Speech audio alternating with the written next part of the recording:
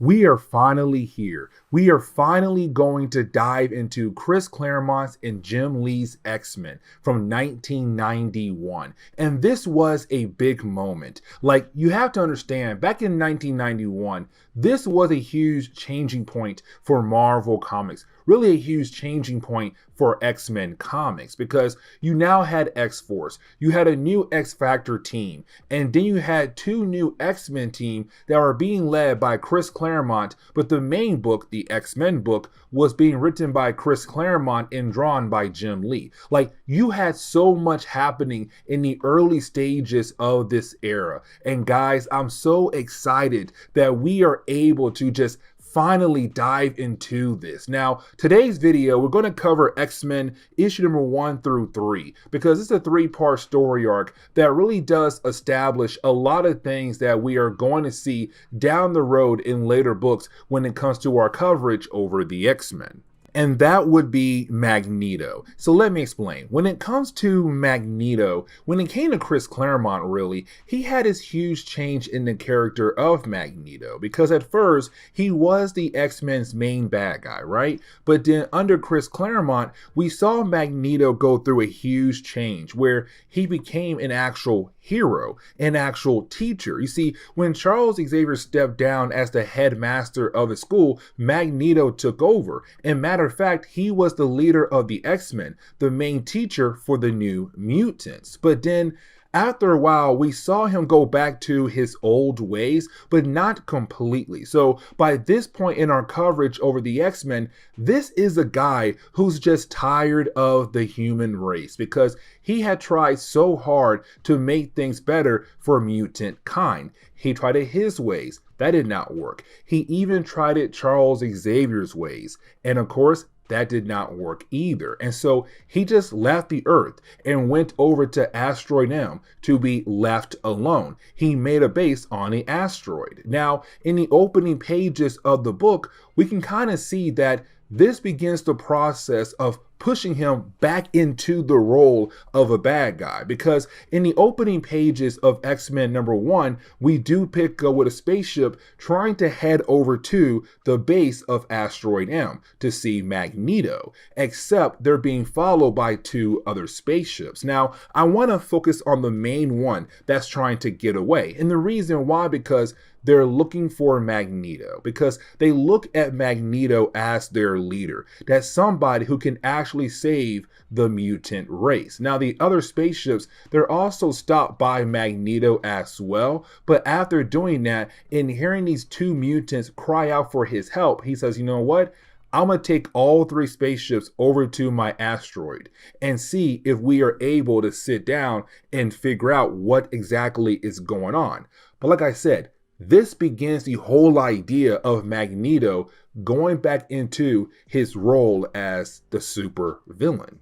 But now we have to jump over to the Soviet Union. And this is really important because there is a long history with the Soviet Union and Magneto. But that history is going to be brought up in later chapters in today's video. But we do see the Soviet Union freaking out. And the reason why, because Asteroid M floats right above their country. Like, yes, it's in space, but it's floating right above their country. And so because of their past with Magneto, they are very concerned about what he could possibly do to them, but also the rest of the world. And so they call up Washington, D.C. to begin the process of the Magneto protocols. Now, we're going to learn more about that here down the road, but just know it's really important. Now, we jump over to Nick Fury, who's talking to the President of America, and he says, hey, we might begin the Magneto protocols. But for Nick, he has a other idea to see if Magneto is actually a possible threat. And of course, he's talking about the X-Men. And so this begins the idea of having the X-Men going up against Magneto, but we're also going to see the X-Men split up into 2 different teams. Because around this point in time in Marvel Comics, you had a good chunk of X titles out there. You had Excalibur, you had X-Factor, you had X-Force, you had Wolverine. But when it came to the Uncanny X-Men, Well, when X Factor, the original X Factor, had rejoined the X-Men, you now had 14 characters. And really, that was enough to have two different teams to go out there on different kind of missions and to handle things at separate times. And so this book right here kind of kicks off the idea of having X-Men Gold and X-Men Blue. So when it comes to X-Men Gold, that will be Storm's team. And Storm's team is going to be taking place in Uncanny X-Men. And yes, we're still going to continue our coverage over Uncanny X-Men as well. Now, the ones who are going to join Storm team is going to be Jean Grey, Archangel, Colossus, and Iceman. Now, for Blue team, which is Cyclops team, is going to be Wolverine, Beast, Gambit, Psylocke, and Rogue. And honestly, Blue team is a whole lot better than Gold team. Like, they are definitely stacked. But the reason why Cyclops and Storm are the two leaders of those two teams, because over the years in Marvel Comics or X-Men comics, those two characters were the two leaders of the X-Men for a very long time. First was Cyclops, and then he stepped down and Storm took over. So it only makes sense that those two characters would be the leaders of the two X-Men teams. Now, we do see the X-Men testing out their new defensive system, but it's also a way for Jim Lee to kind of show us the new outfits that most of the X-Men are going to wear from this point on until the next costume changes down the road. But later on, we see that Nick Fury had called up the X-Men. Now, this is Nick expressing the idea the Soviet Union is very worried about Magneto having his spaceship, or his asteroid M, right over their country. Now, you have Nick say, listen, they're not going to do anything at all, but they're getting very close to just pulling the trigger. But for the X-Men, they're kind of wondering, why in the world are they so afraid of Magneto? Or why are they trying to go after him for? Like, yes, there is a long history between the two parties, but Magneto hasn't done anything at all. The three spaceships that flew towards his asteroid, yes, they were destroyed, but all the people on those spaceships have survived. They're currently being kept on his asteroid at the moment. And so for the X-Men, they're kind of wondering what to do here, because one, Magneto is being peaceful, but two, he used to be an ally. Remember, like I said, he was the headmaster of the school. He was also the leader of the X-Men. Only recently, he has stepped away from both of those roles. And so for our heroes, they're kind of like, we need time to think about this. But getting back over to the process of seeing Magneto slowly turning into a bad guy, we jump over back to his asteroid M. Now, like I said earlier, he was able to take all the people who were in those three different spaceships over to his asteroid.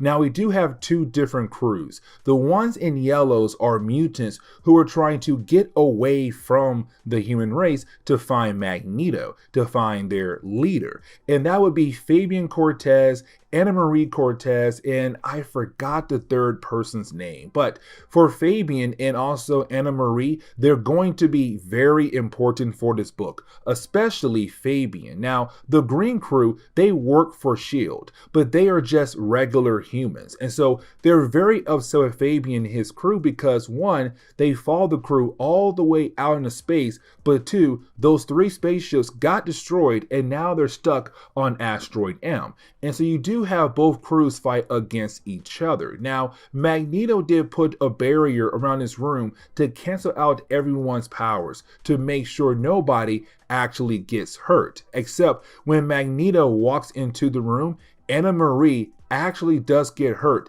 by one of the humans. And this moment right here is really the starting point of Magneto saying, okay, you know what? Forget you humans. Like, you just attacked a mutant who was just trying to get away from you. Like, you brought her down. Even though you're telling me that you work for law enforcement, what right do you have to kill somebody who was not actually attacking you? And so for Fabian, this is also his moment, because he's now telling Magneto, hey, listen, man, right now, back down on Earth, they are gathering up together, teaming up, all these different countries, getting ready to attack you, coming after you. And right now, with what you did earlier by destroying all their spaceships, they took that as a statement of war. And so now you need to give them a bigger statement to tell them that you are somebody to not mess with. And so you then have X-Men realize that Magneto is now coming down to Earth. And so you have Charles say, okay, blue team, you gotta go. And that would be Cyclops team. And so they take the Blackbird and they begin to fly over to where Magneto is at. And this begins us sitting down and discussing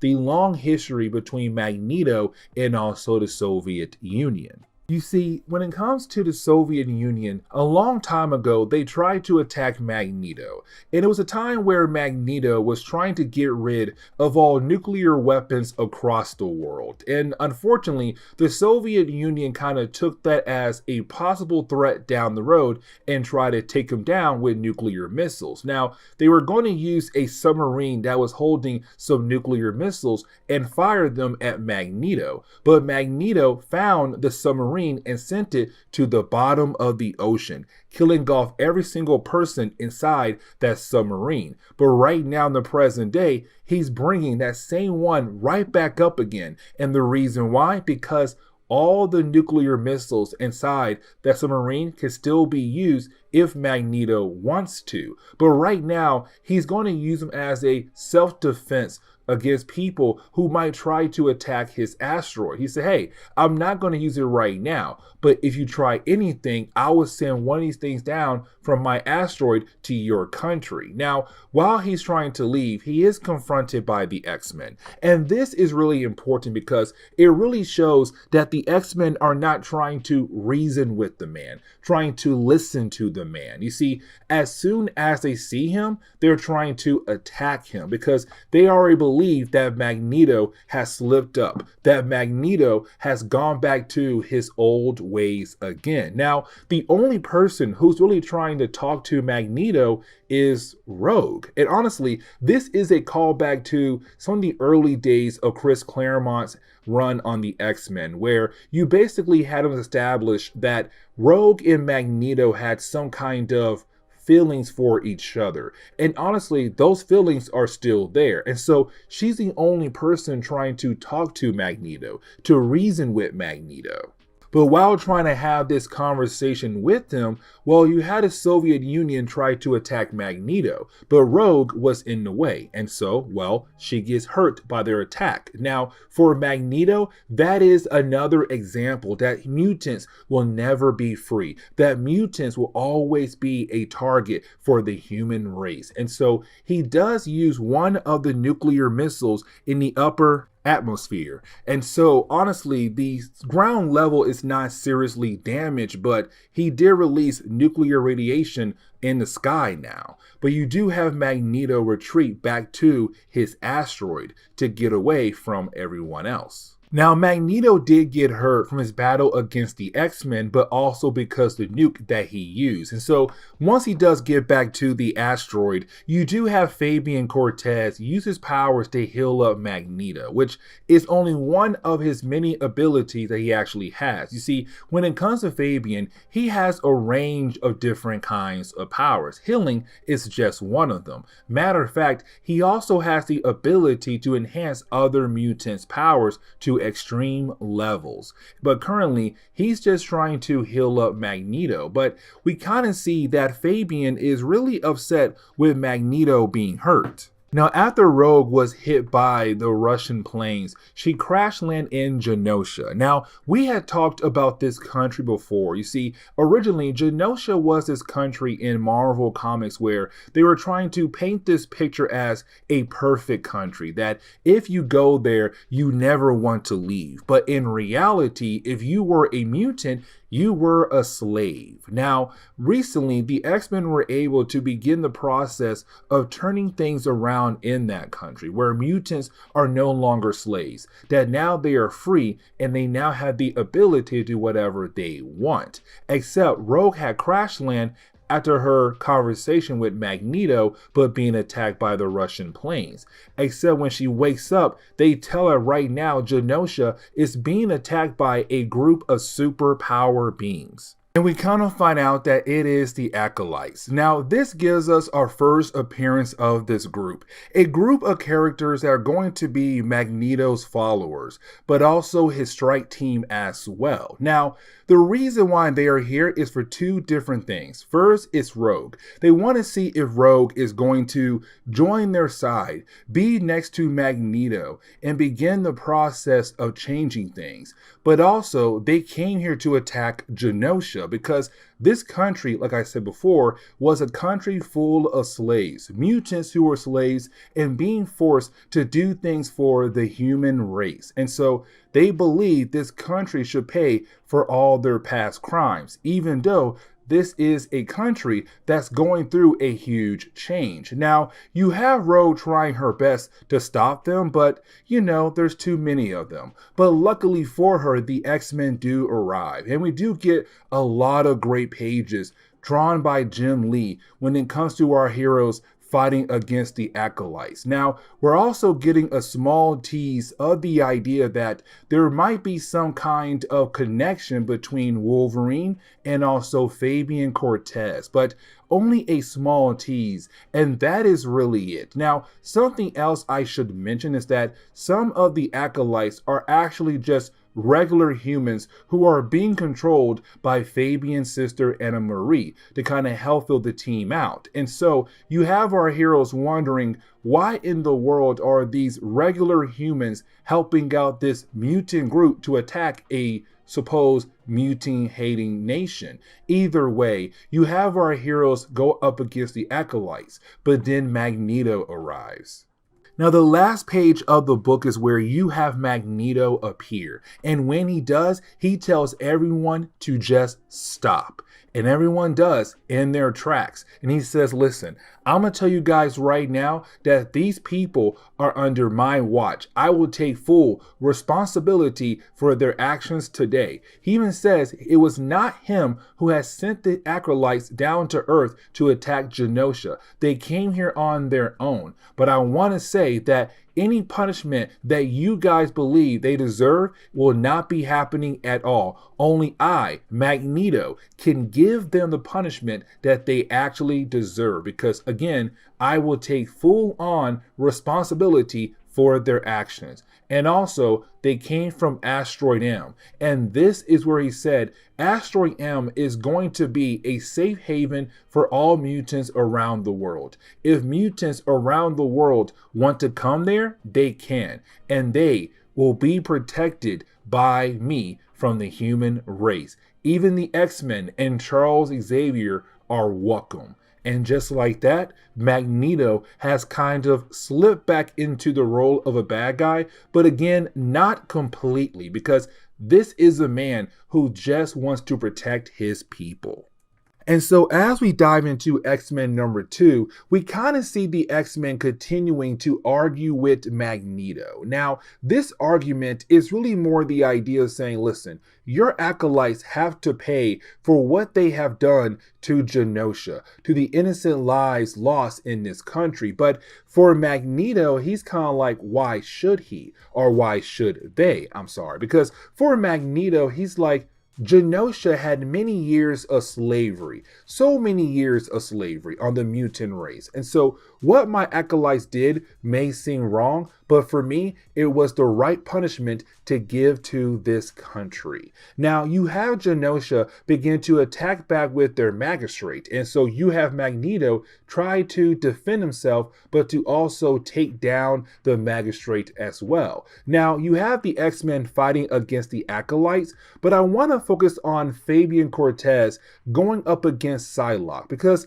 like I said earlier, Fabian has the ability to enhance people's powers to extreme levels. And so when he is able to touch Psylocke, he is able to take her powers to extreme levels, where she is now able to read all the minds on the entire island, in the entire country. And for Psylocke, she's not a powerful psychic like Jean Grey or Charles Xavier, but she's still up there. But also, this is just too much for her to handle on her own. Now we jump over to Nick Fury, who's having a meeting with some of the world leaders, and the world is watching what's happening in Genosha. They're watching what Magneto is doing over there. He is destroying the entire country. And so you have Genosha freaking out because thanks to the whole extension agenda where they almost went to war against America, but also show what they did to the mutant race, there were a lot of restrictions put down on Genosha by other countries. So they don't have the right resources to actually fight back against Magneto. They're calling out for help. But while they're doing that, you have these world leaders technically tell Nick Fury that it may be time to go ahead and use the Magneto protocol.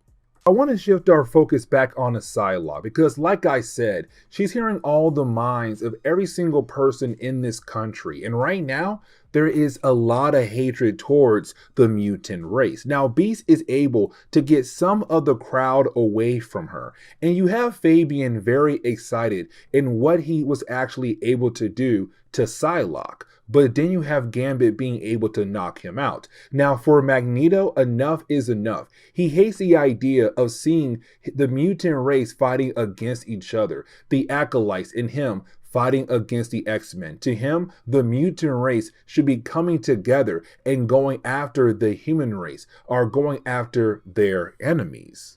But as we go back to the base of the X-Men, we see Charles Xavier, Banshee, and Forge just watching and seeing what is happening over in Genosha. And for Forge and Banshee and Charles Xavier, they do know that some of the countries are actually talking about using the Magneto protocols. But the problem is Forge has no idea what those actually are. Now, for Charles Xavier, he's kind of wondering where Moira McTaggart is at, because at this point in time, her and Banshee and Forge were staying with the X-Men. And so you have Banshee say, hey, I don't know. She's not in the secure area of the school, so I should go find her. But you have Charles say, no, I'll go find her because I need to talk to her. Now, for Banshee and Forge, they're kind of worried of Charles Xavier leaving the secured area, but he wants to talk to Moira McTaggart. But getting back over to the battle with the X-Men, they're still battling against Magneto. Now, while battling against Magneto, we cannot forget that Psylocke had her powers enhanced. And so with her powers now being brought up to an all-new high of level, she was able to use her psychic knife on the mind of Magneto. Now, Magneto is a well-trained mutant. He knows how to protect his mind from different kinds of psychic attacks. Now, even though it is a powerful one, she can't completely bring him down. Now, before Rogue is able to give out the knockout punch, well, unfortunately, the entire X-Men team are turned to chrome statues by another acolyte that had arrived a tad bit too late. An acolyte going by the name Chrome. And of course, their ability is to turn people or objects into chrome. And so with the X-Men now being statues, you then have Magneto say, you know what, let's go ahead and bring them over to Asteroid M, where I will decide what should be their punishment for going against us and our goals. Now, once you have Magneto being able to get back over to Asteroid M, we do learn that Fabian Cortez, while he was healing up Magneto, he found something wrong with the DNA code of Magneto. Like, there was a part of genetics that was actually engineered by someone else. And the question is, how is that possible? How was somebody able to change a part of Magneto's DNA? But apparently he does know where it could have came from. Now, we also learned that Russia had just launched a weapon into space, a plasma cannon. And this plasma cannon would have usually scared America, but now America is cheering on Russia, because right now they're going to use that weapon against Magneto. But now you have Magneto heading over to the school of Charles Xavier and also Moira Taggart. Now, this is Magneto questioning Charles Xavier, questioning Moira Taggart, because he believes that they had done something to his genetics. And so he has taken them into space so that they have nowhere to run. But this is Magneto saying, I know that one of you guys did something to my genetics, did something to my DNA. Now for Charles, he has no idea what Magneto is talking about, but Moira Taggart, yeah, she does. You see, there was a point in time where Magneto was a baby. Yeah, you heard that right. We had a baby Magneto, but he was then turned back into an adult by Eric the Red. But in that short period of time where he was a baby, he was staying with Moira Taggart, which means it had to be her. She did something to him. And so you have Magneto take Charles and Moira Taggart over to Asteroid M so that she's able to explain what she had done to Magneto in the past. You see, we do learn that when Moira Taggart had Magneto when he was a baby, she kind of realized that there was something wrong with his nervous system. And so she felt like if she was able to alter it or fix it, then most likely when he would grow up, he would not become a villain once again. Now, as we all know, when it came to Eric the Red, he was able to age up Magneto back into an adult. But as we saw over time, Magneto began to become a good guy, a leader of the X-Men, a teacher for the New Mutants. And so you had Moira Taggart believe at first that what she did actually worked. But the only reason why she did that to Magneto because she was hoping to find a way to save her son. Now for Magneto, he now feels like all the moves he made over a short period of time in X-Men comics were no longer his own moves. That technically they were the moves of Moira Taggart because she changed him. She altered him. And so because of that, he said, listen, you are now going to work for me. You're going to help me make the X-Men follow my commands, follow my orders, and you better not tell me no, because if you try to tell me no, I will kill you. And so unfortunately, Moira Taggart has no choice but to go ahead and help out Magneto to make Cyclops' team follow his commands. But then we get a small glimpse of Omega Red, and this is really big because you have the general of the Soviet Union handing over this container that contains Omega Red, a character we're going to see in our next X-Men video. But while you have him handing over this container, we see him handing it over to Matsuo. Now, Matsuo is actually a member of the Hand, a ninja organization. And by this point in Marvel Comics, he's one of their higher up leaders. But apparently, he wanted Omega Red for some unknown reason. And now he has it. He tells his guys to go ahead and kill off the general as he leaves with the container containing Omega Red. But now we have to jump over to the Gold Team. Now the Gold Team, they're running a simulation trying to figure out how are they going to save the Blue Team and Charles Xavier. But while they are doing that, they didn't get a message from Nick Fury. Now this is Nick saying, hey guys, I want to tell you that the Soviet Union had launched a weapon that's basically a plasma cannon, and it has the ability to punch a hole into a planet. They plan on using that cannon on Magneto's Asteroid M, which means if it does hit the asteroid, everyone on that Asteroid M base is going to die, including the Blue Team and Charles Xavier. So now the Gold Team has to hurry up and find a way to save their friends before Asteroid M gets blown out of space. And so getting into the third chapter for today's video, we do see, well, the X-Men heading over to Asteroid M. Now this is the Gold Team, and they're in a spaceship that's trying to not be detected by Magneto or any of his defenses at all. But we can see our heroes are kind of wondering, how in the world are they going to be able to pull something off like this?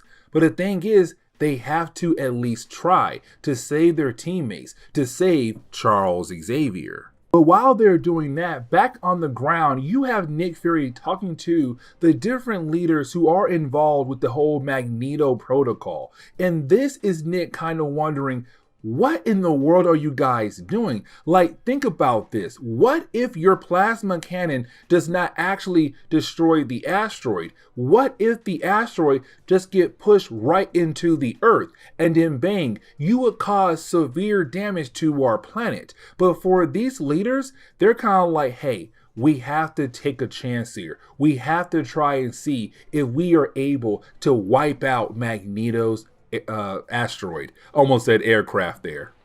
Now we do see Fabian Cortez kind of questioning Magneto on why haven't he tried to have Charles Xavier also be under his control like the blue team is. But you have Magneto say, I don't want to have Charles under my control. I want to see him broken. I want to show him what I am able to do and what I did to his dream, but also to his students. Now you have Moira McTaggart once again try to talk back to Magneto by saying, listen, Charles is innocent and so is his X-Men team. The only person that you should be mad at right now is me. I was the one who was playing with your genetics. Now Magneto knows that, but he does not care. But he does get very upset that she had decided to raise her voice at him. But the problem is, in the middle of him yelling, he begins to feel weak once again. Now, there is something I did forget to mention in this story, that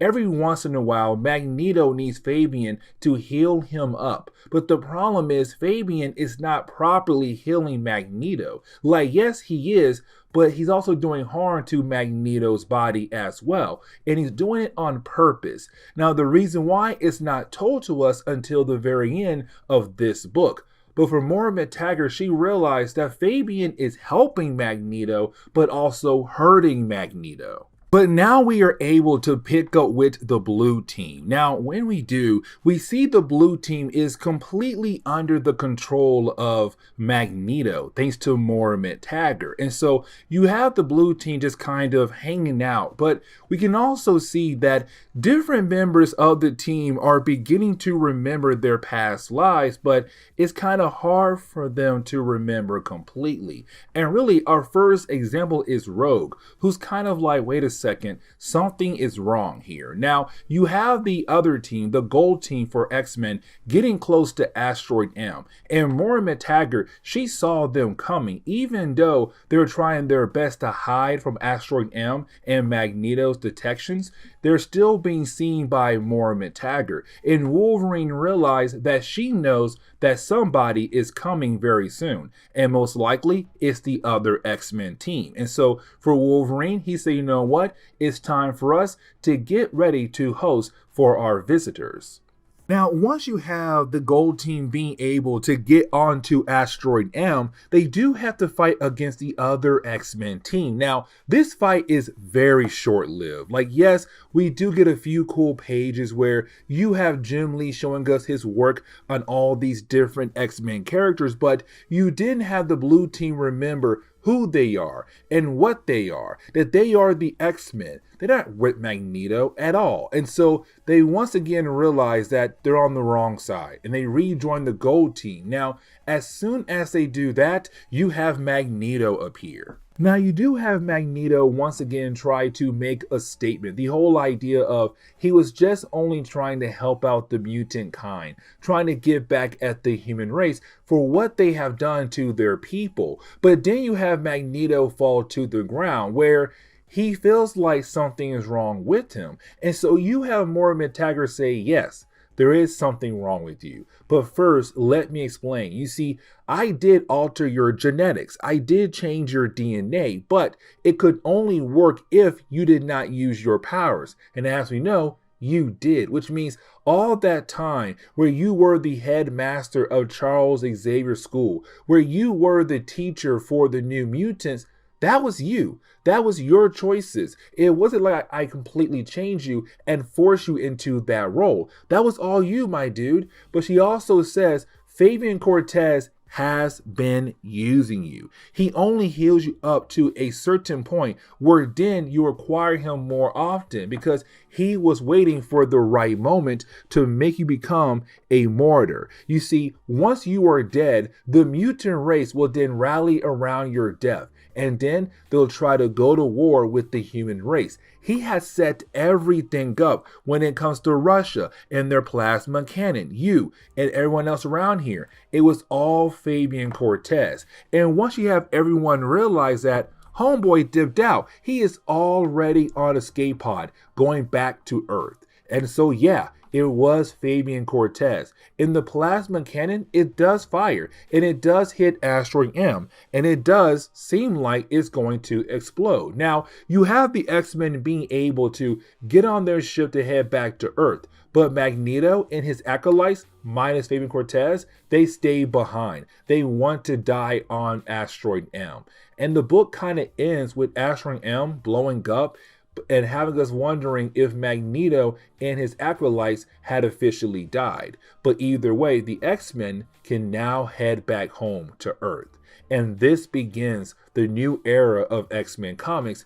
But unfortunately, the new era goes on without Chris Claremont, because this was the last book he wrote for X-Men comics at this point in time in Marvel Comics. He left Marvel completely. But this is where we are going to end. Okay, so getting back into our coverage over the X-Men, we have reached a point where Chris Claremont had officially left the company behind. I mean, the man left in 1991. And really, that was a big year for Marvel Comics because around that time, they had 6 different X titles. You had 5 different X teams: Excalibur, X-Factor, X-Force, X-Men, Uncanny X-Men, and then you had Wolverine, his solo series. That was 6 different X titles coming out in 1991. And for Chris, he didn't care. He dipped out. And so it came down to Marvel saying, you know what?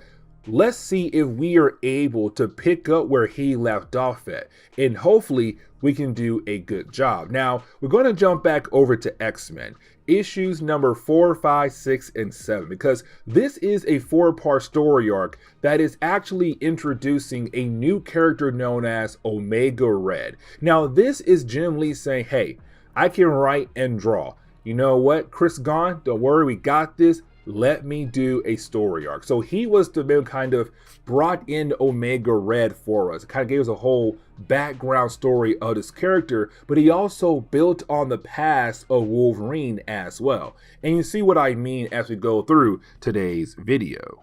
And so getting into X-Men issue number 4, we do pick up with a small island. Now really, this small island is actually a base for the Hand. Now we had talked about the Hand before in our other videos. The Hand is a not small, they're a very big ninja organization, but they usually go out of their way to worship a demon known as the Beast. Now for the Hand, there were many different factions in the actual organization, and each faction is being led by a certain kind of leader, and usually that leader has their own kind of goals they're trying to reach. And so getting over to this small island that does belong to the Hand, this is only a faction of the Hand, and they're being led by a character known as Masuo, and I really hope I pronounced that first name correctly. Now Masuo, we've seen him before, and really he is the reason why Psylocke is no longer in her original body. He was the reason why she was now placed in an Asian woman body. But for Masuo, we see him doing some kind of ritual where he is sacrificing 20 people to bring back a certain character. And that certain character is Omega Red. And this is Masuo telling Omega Red, like, hey, I brought you back to life to get something we both need. And I feel like you want revenge on the person who may know where that item could possibly be. And as soon as Masuo says that, Omega Red knows who he is talking about: Wolverine. But now we are able to jump over to the school of Charles Xavier. Now, for me, I kind of like this section a lot because we get the chance to see the X-Men have some downtime. I mean, when it came to Chris Claremont, he did this as well. Matter of fact, there was a book we covered where you had Storm and the girls kind of have a girls' night. So the X-Men usually get a book or two where they are able to have some kind of downtime. So we do see Rogue and Wolverine going up against Gambit and Jubilee in a game of basketball. Now, the problem is they're not supposed to use their powers, but Gambit is just too good in the game of basketball to the point where he ticks off Rogue and she begins to use her powers to kind of help them win the game of basketball. And so for Gambit, he's all like, well, if you are going to use your powers, then I'm gonna use my powers as well. And so we see Gambit begin to charge up the ball with his powers, which means that ball is going to explode very soon. Now, while you have the X-Men outside playing basketball, inside we do see that Moira McTaggart is having a nightmare. Now, this nightmare is a callback to our last video. You see, in our last video, we had learned that when Magneto was a baby, Moira McTaggart was left in charge to raise the young man. Except while doing that, she altered his DNA to make sure when he grows up, he'll become a good guy rather than a bad guy. Now, here's the catch though. You see, you did have a character known as Eric the Red appear. And when it came to Eric, he was able to age up Magneto back into his prime years. But shortly after, we begin to see Magneto become an actual good person. You see, when Charles went to space, he left his school behind for Magneto to take over. And you also have Magneto become the leader of the X-Men. And he taught the New Mutants for a short period of time. And so in that time period for Marvel Comics, it really did seem like Magneto was actually a good person. Now, shortly after that, he did go back into the role of a bad guy. But then he learned that his DNA was altered by Moira McTaggart. Now, her actual plan did not really work out. You see, she tells us that if it did work out, he would not been able to use his powers, but he had been using his powers, which means that the entire time that he was out there being a good guy, it was his choice. But when he found out that Moira McTaggart had altered DNA, he felt like those months, days, years, whatever, was not actually his choice. It was her choice because she played with his DNA. And so, getting back over to her nightmare, she feels so guilty for what she has done to Magneto. Now, you have Charles and Banshee in there trying to calm her down, but unfortunately, she feels very guilty with the idea of playing with someone else's DNA. But now we jump over to Berlin, and we do pick up with Masuo. Now, Masuo is having a meeting with the Von Strucker twins. Now, we had talked about the Von Strucker twins before. They are the children of Baron Von Strucker, a well-known enemy of Captain America. But for the Von Strucker twins, they are mutants, but the problem is their powers only work if they have physical contact with one another. But we do see that they are meeting up with Masuo to work out some kind of plan. And apparently, for their plan to actually work, they need the help of Omega Red, who is currently being used by Masuo. But apparently, their goal is to gain immortality. And so we're kind of left to wonder, what are they actually up to?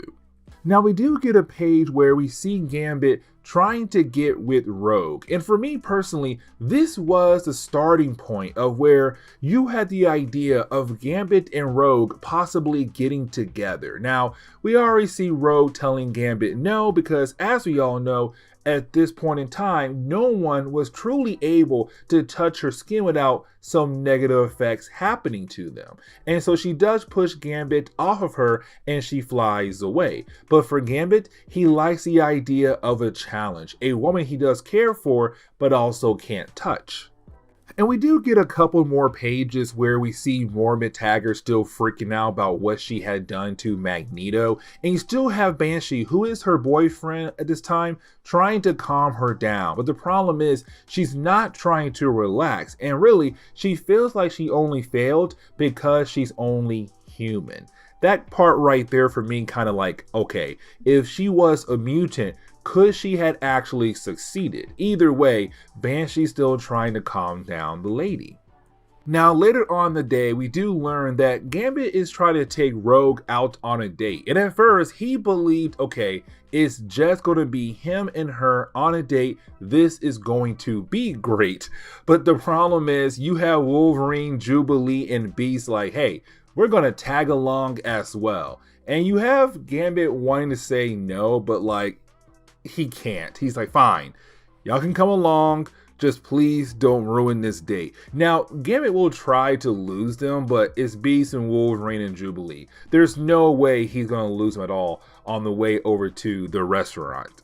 But while you have everybody leaving, we do see that Morbid Tagger had decided to lead the school of Charles Xavier. She wants to be left alone. Now, Banshee, he wants her to stay behind, stay with him and Charles and the rest of the X-Men because this man truly loves her. But unfortunately, she's all like, I can't, I gotta leave. And so we see her get in a cab. And so at the same time you have the X-Men going out on their fun night at the restaurant, she's also leaving in a cab as well.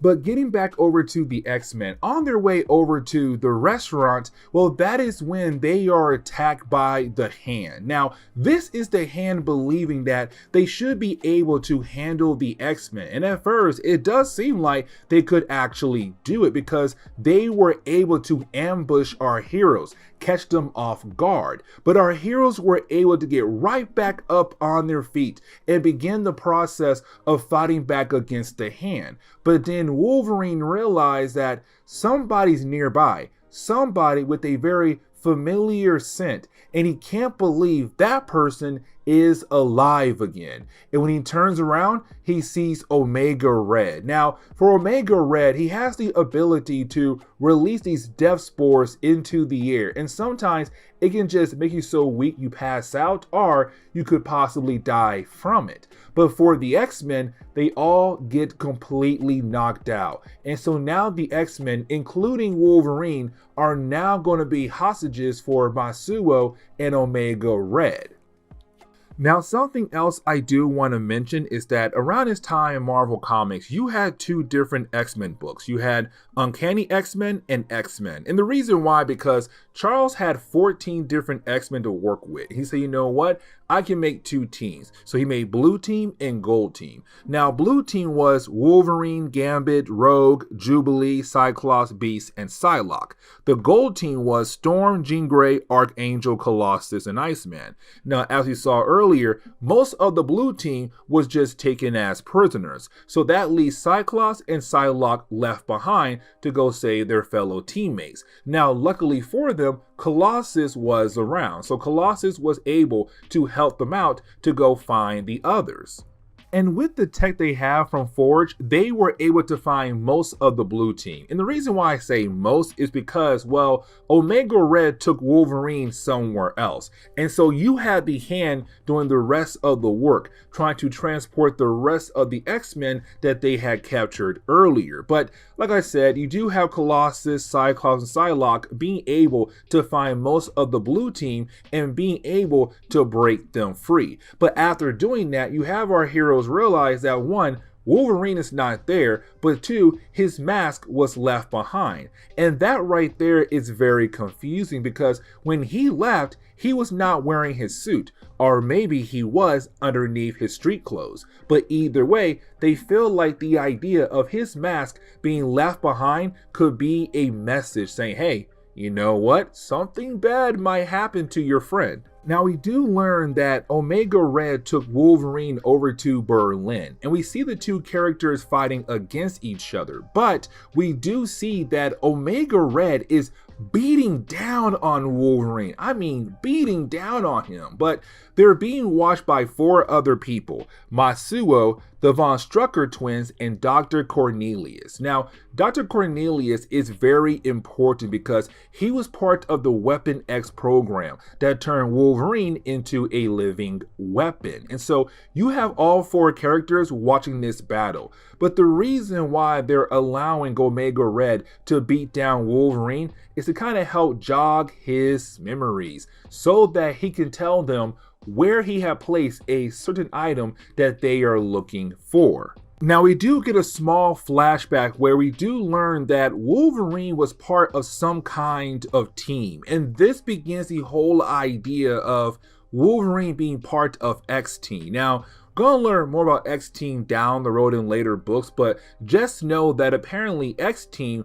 was Wolverine and Sabretooth. There was somebody else, but I'm gonna save that for a tad bit later. Now, with that flashback, it's very short, but it tells us like, hey, Wolverine and Sabretooth were partners on this team called X-Team. But then we see Omega Red drag Wolverine back in the present day into a different room where you do have our bad guys here basically hook Wolverine up to some device where they're going to torture him. And the reason why, because they want this certain item, and it's very special for Omega Red, but for everybody else. And it's called the Carbonadium Synchronizer. They need this item to help with their master plan. But apparently Wolverine is the only person who knows where it could actually be at.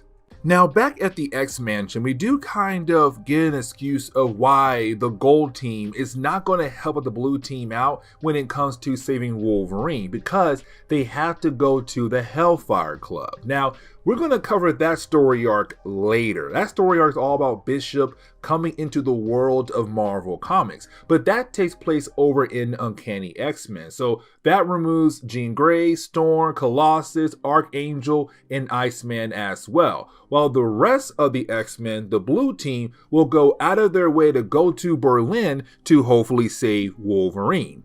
Now, a day later, we do see Omega Red transporting Wolverine into a different part of the Berlin facility. But while doing that, we see that our 2 characters are being watched by somebody else. Now, that character, his name is Maverick, and he is going to be really important. This book is not just about Omega Red, it's also about Maverick as well. But you have Maverick working for somebody else, and they tell them, you have to help Wolverine. And so you have Maverick being able to turn off the lights and get Wolverine out of his restraints. Now, while you have Logan being out of it, his main goal is to get the heck out of there. He knows that he is not ready to deal with Omega Red at the moment. But while trying to get away, he does slip back into a flashback where apparently he did break into a base in Berlin, most likely this one right here, when he was part of X-Team,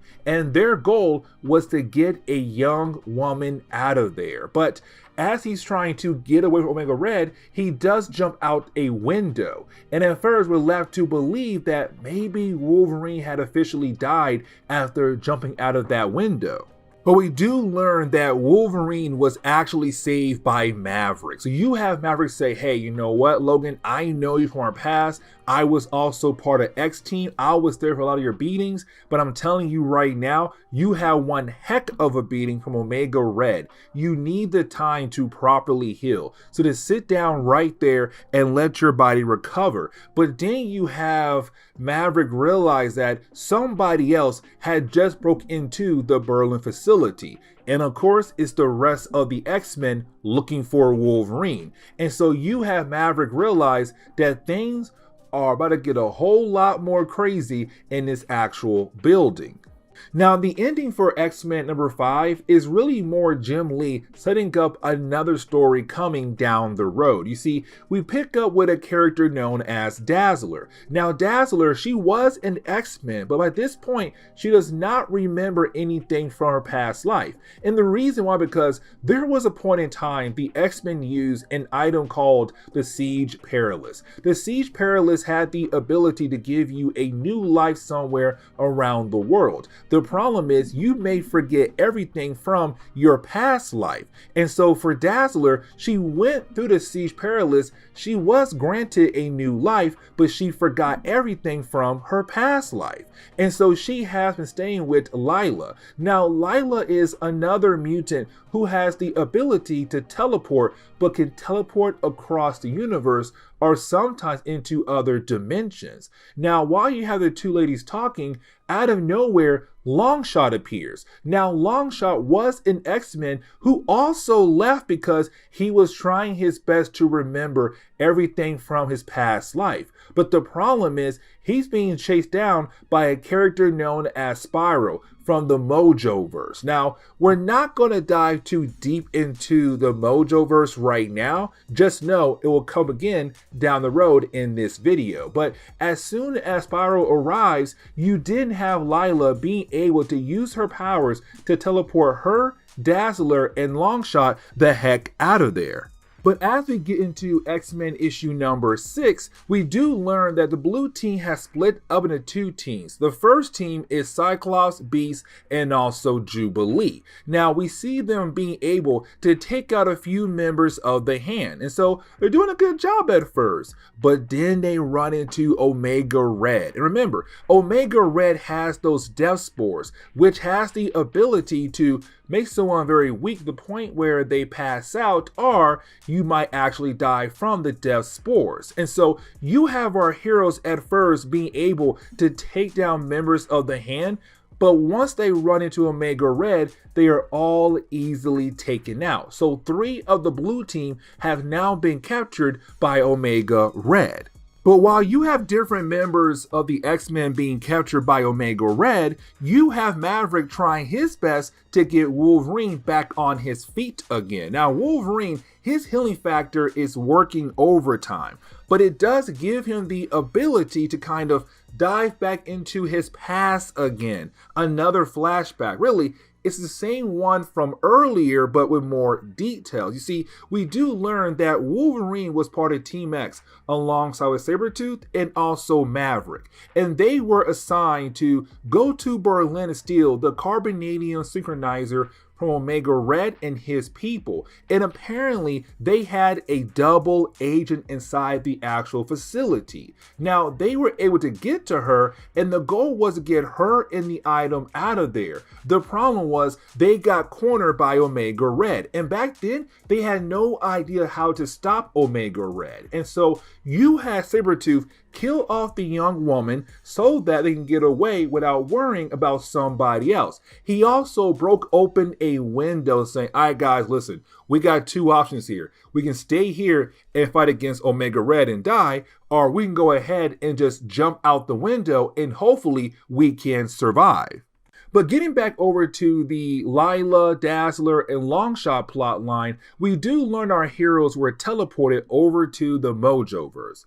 Now, the Mojoverse is a pocket dimension that's being ruled by, well, Mojo. Now, when it comes to Mojo, he's really big on live entertainment. He loves the idea of having people do all these different kind of things in front of people. The problem is, most of the people who work for him are basically slaves. And really, Longshot was a slave who was able to get away and went back to Earth. But apparently, when he got to Earth, he forgot everything about his past life. And so, with him being back here, you would think he would remember everything, but he doesn't. But he does know one thing: him, Dazzler, and also Lila gotta get the heck out of there. And so they tried their best to get away. And luckily, they do run into a creature who tells them, if you follow me, I can most likely get you out of here safely. And they do.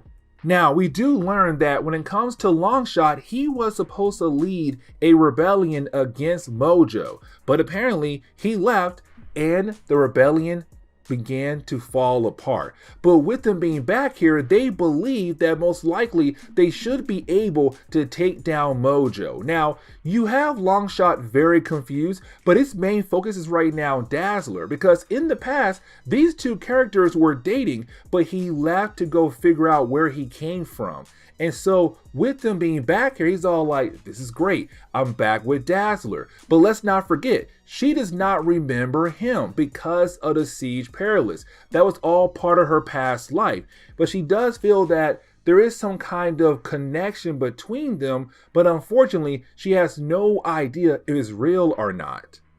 But getting back over to the main story, we do see the rest of the X-Men team still able to move around. So Rogue, Gambit, and also Psylocke.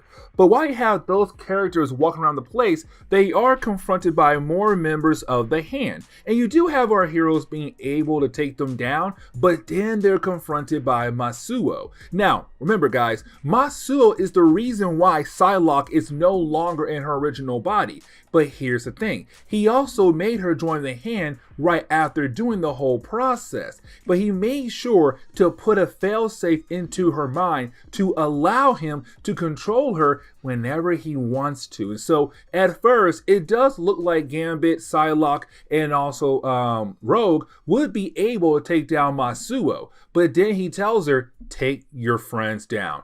And just like that, there goes Rogue. There goes Gambit. All because of Psylocke, who's now being controlled by Masuo.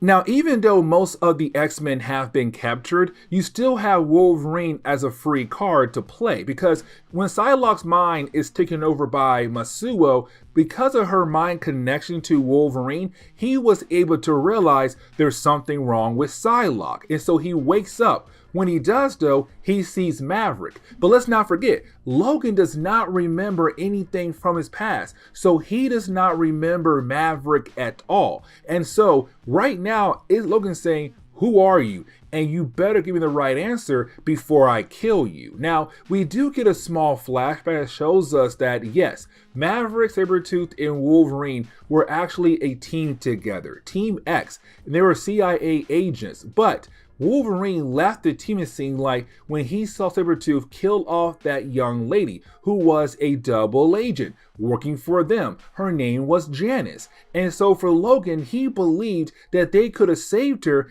and saved themselves against Omega Red. But unfortunately, Sabretooth said no and had killed her. And so for Logan, he's kind of like, I cannot work with that man right there. And he walked away. And he told the higher ups what went down on that mission. But getting back over to the present day, you have Maverick tell Logan that, hey, listen, my name is Maverick and I work for the German government. And that is really it. That's all you need to know. But after saying that, Logan realized he sees somebody very familiar on Maverick's screen. Somebody else is now getting involved in this mess, and that would be Sabretooth. And we do learn that Sabretooth was brought here by Masuo to help out to find Wolverine. Now, this one page is really important because, yes, it does remind us that there is a connection between Wolverine and also Sabretooth. But we also learned that apparently there is some connection between Sabretooth and also Gambit. Apparently, he knows Gambit very well, and they got a long path with one another. But you didn't have Masuo say your goal is to find Wolverine, so go.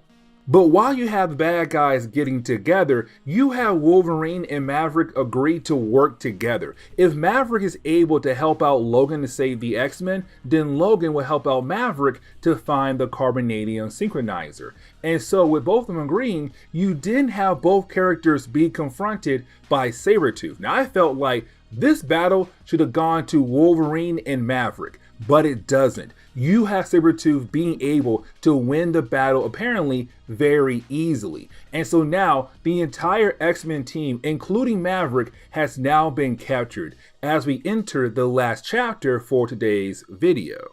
Now I kind of want to sit down and talk more about Omega Red for a brief moment. You see, Omega Red is basically a character from Russia. You see, when it came to Russia, they were trying to create their own super soldier, which they were able to do. Omega Red but they were also creating their own special kind of metal known as carbonadium. Now, carbonadium is somewhat similar to adamantium. The only difference is carbonadium can be very poisonous to you, and they gave it to Omega Red. Now, Omega Red, he took it and he loved it. The problem was, like I said, it was very poisonous to people, and so it began to slowly kill him. Now, when they gave him carbonadium, they also gave him offensive weapons that was made out of that special kind of metal, these tentacles that he could use on different people. And when he did, he would drain their life energy as a way to stay alive, but to fight back against the poison that was in his body. And the reason why he wants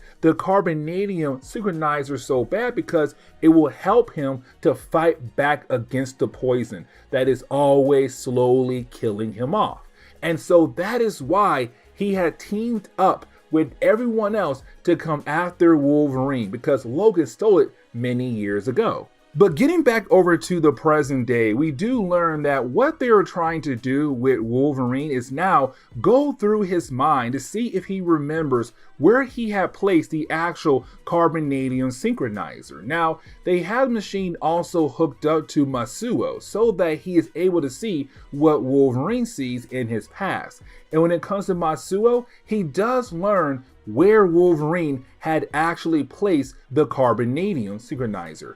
But before we are able to learn where, that is when you have Psylocke scream.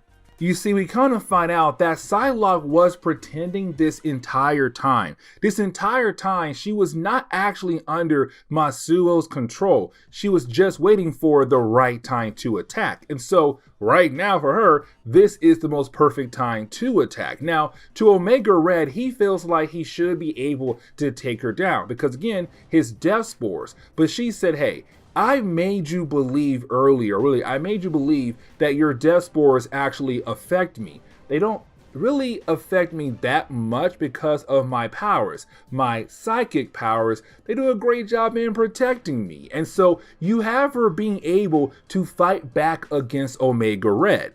Now, getting back over to Maverick. Maverick is about to get ready to help out as well too. You see, this is all part of some crazy plan. When Wolverine and also Maverick fought against Sabretooth earlier, Psylocke was there, and they allowed themselves to get captured. But while fighting against Sabretooth, she was able to tag his mind. And so, you have Maverick being able to break free, take down the guards, but Sabretooth is currently under Psylocke's control and has no choice but to help out Maverick to fight back against Omega Red and all the other bad guys. Now, unfortunately, the plan does fall apart a tad bit because you do have Psylocke get taken out very easily by Masuo, and even though she just went one-on-one with, Omega Red, for some reason, she got taken out so easily by Masuo. But with her gone, that means she's no longer controlling the mind of Sabretooth, which means he's now allowed to attack Maverick. And really, him and Maverick were about to free the X-Men. And so at first, it does look like, okay, there goes Maverick. He is about to die. But luckily for Maverick, the X-Men were mostly free. And so they were able to get free to help him out to fight back against Sabretooth. Now, this is where we see the story begin to wrap up very quickly because you do have Wolverine being able to break out of his restraints and being able to go toe-to-toe with Omega Red. Now, the rest of the bad guys, they still believe that right now they have the upper hand on Wolverine until you have the rest of the X-Men arrive. And so with our heroes working together, they are able to take down all the bad guys very easily. But now they have to leave the place because right now the place is about to explode. And so you do have our heroes being able to get over to their Blackbird and fly away before the place blows up. And so our heroes were able to get all their teammates back together after a very hard fought mission. Now, for a brief moment, we do jump back over to the Mojoverse to learn that you had Longshot, Dazzler, and also Lila try their best to lead the rebellion against Mojo, but apparently the entire rebellion was defeated by Mojo and his forces, and Longshot is now a prisoner. Now, Dazzler, she's still free, and her goal right now is to bring some of the X-Men over to the Mojoverse to help out to fight against Mojo.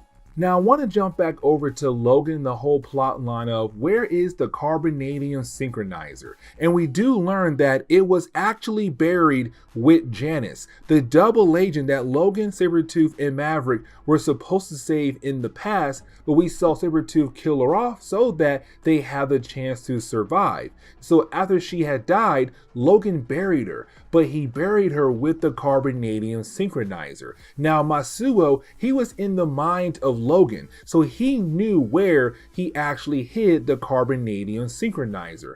And so we see Masuo trying to dig up her grave to actually grab it. But you have Logan being able to come up from behind to take down Masuo. Now, it does look like Masuo might get the upper hand, but then Maverick appear. And so once you have Masuo run away, you have Logan being able to hand over the carbonadium synchronizer over to Maverick, who again supposedly works for the Germany government. But either way, the book kind of ends on that note, but also tells us that Logan does not completely remember Maverick just yet.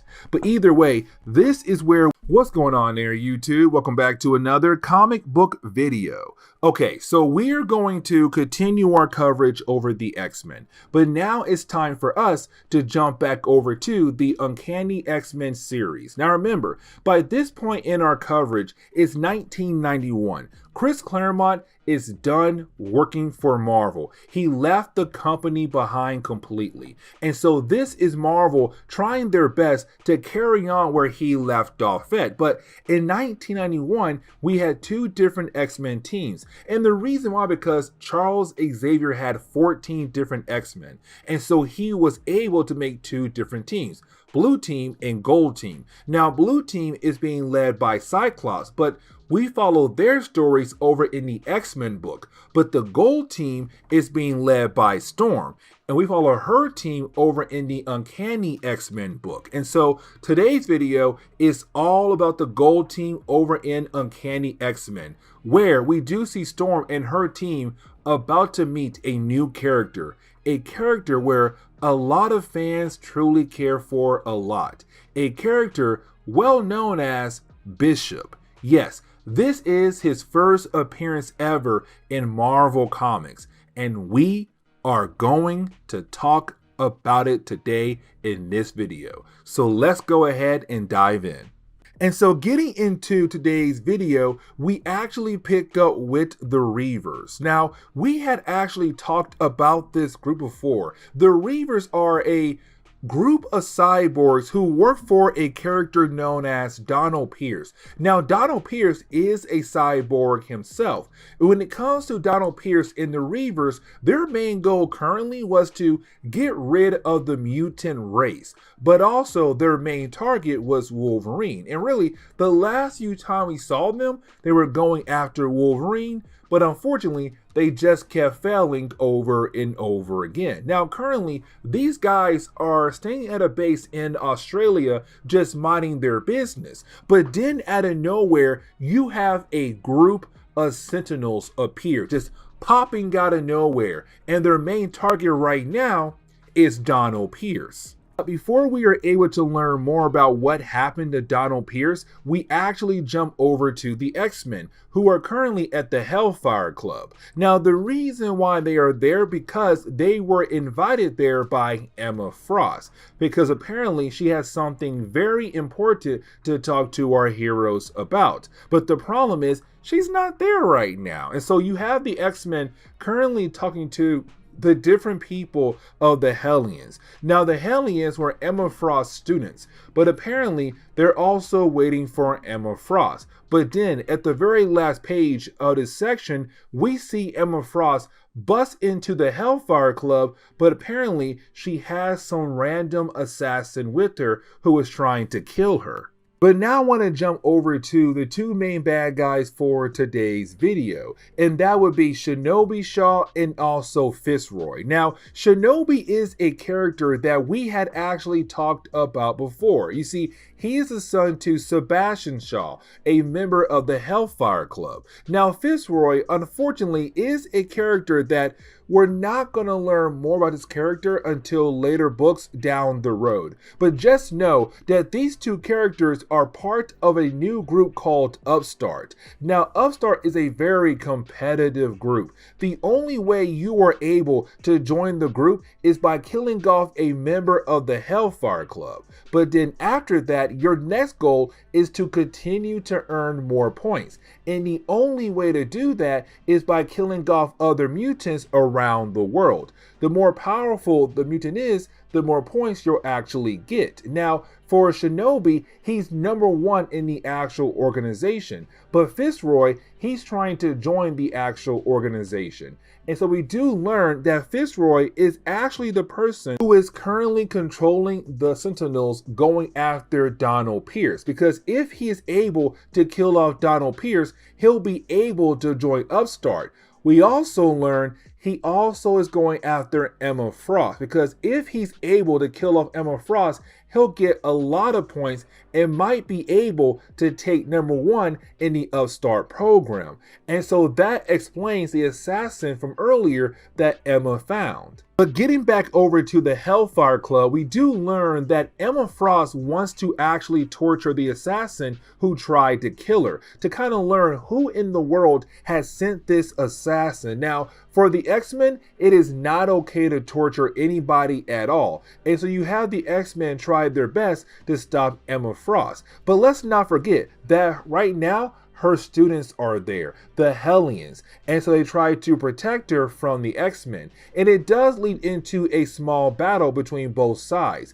But then you have Jean Grey say, "Stop, everyone. We came here because she invited us, and we have to learn why." And so this is where you have Emma tell the X-Men that, listen, somebody is coming after the different members of the inner circle of the Hellfire Club. I'm not going to tell you who has been attacked, but I'm telling you right now, somebody is coming after us, and we have no idea who.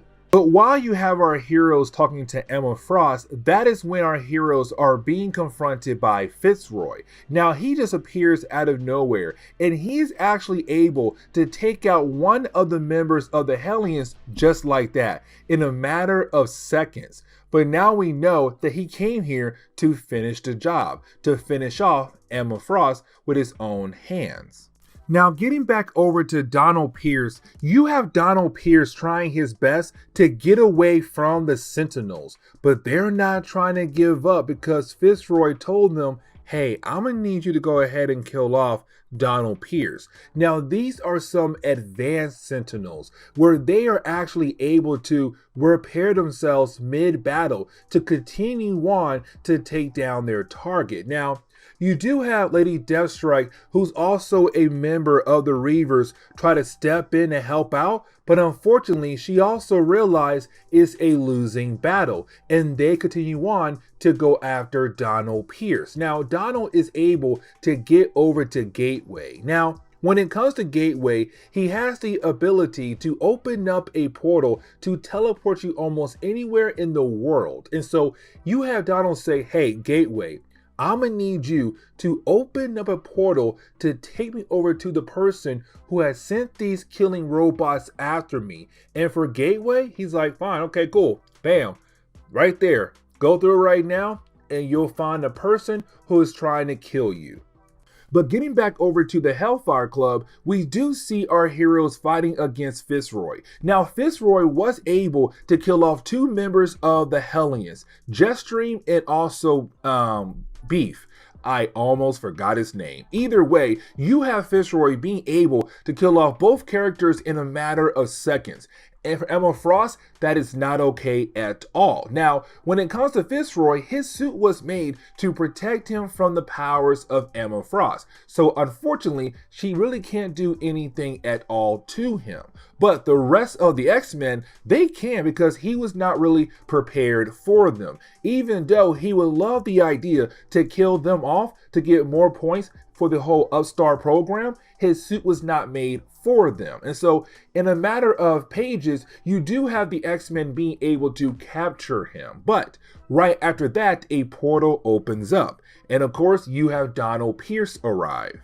Now, when Donald appears, he believes it was Emma Frost who is responsible for him being attacked by the Sentinels, even though it's actually Fitzroy who's only a few steps over and currently being held by the X-Men. Now, you have Donald Pierce trying his best to express his anger towards Emma, but the problem is the portal is still open. It stayed open too long. It allowed the Sentinels to follow through, and they killed off Donald Pierce in a matter of seconds. Now, after his death, you didn't have Fitzroy tell the robots, hey, I'm gonna need you to go ahead and kill off the X-Men and kill off the Hellions and attack Emma Frost as well. And so they do. So you have our heroes trying their best to work alongside with the Hellions to fight against the Sentinels. Inside the Hellfire Club building, it's complete chaos. Now, the X-Men are able to hold their own at first, but after a while, we do see different members of the Hellions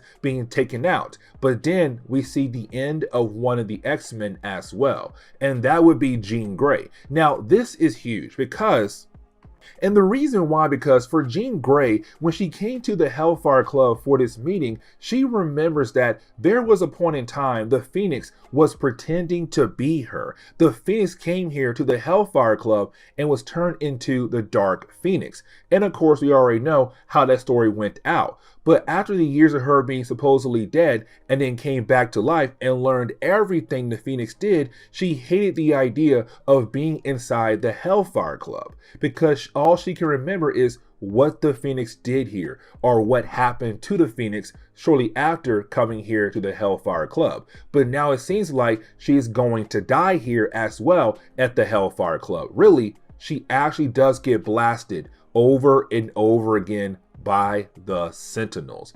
And once they do leave, you then have Storm, Colossus, and the rest of the X-Men. They run over and they see that Jean Grey is possibly dead.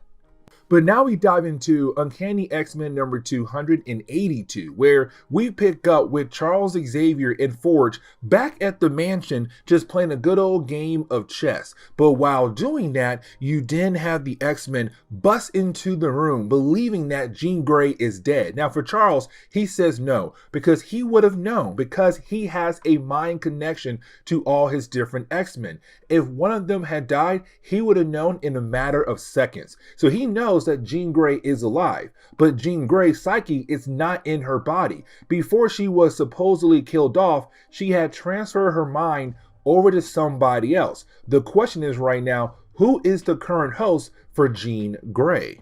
But now we have to jump over to the home of Shinobi Shaw, because you have Fitzroy head straight over there to kind of gloat in the idea that he was able to kill off Donald Pierce. And with the death of Donald Pierce, that means that, well, Fitzroy can join the Upstart organization. Now, he also believes that he'll become number one in the whole entire organization now, because he's currently holding Emma Frost and he's also holding her Hellions as well. Once he kills them off, he'll have enough points to replace Shinobi at the top. Now for Shinobi, he's kind of like, nah, there's no way it's going to actually happen. Now for Fitzroy, he also wants the ring of Sebastian Shaw that's currently being held by Shinobi. And so you have Fitzroy say, hand over the ring right now, or I can have my Sentinels go ahead and take those rings off your hand. Now for Shinobi, he's all like, there's no way I'm going to give you my father's ring. But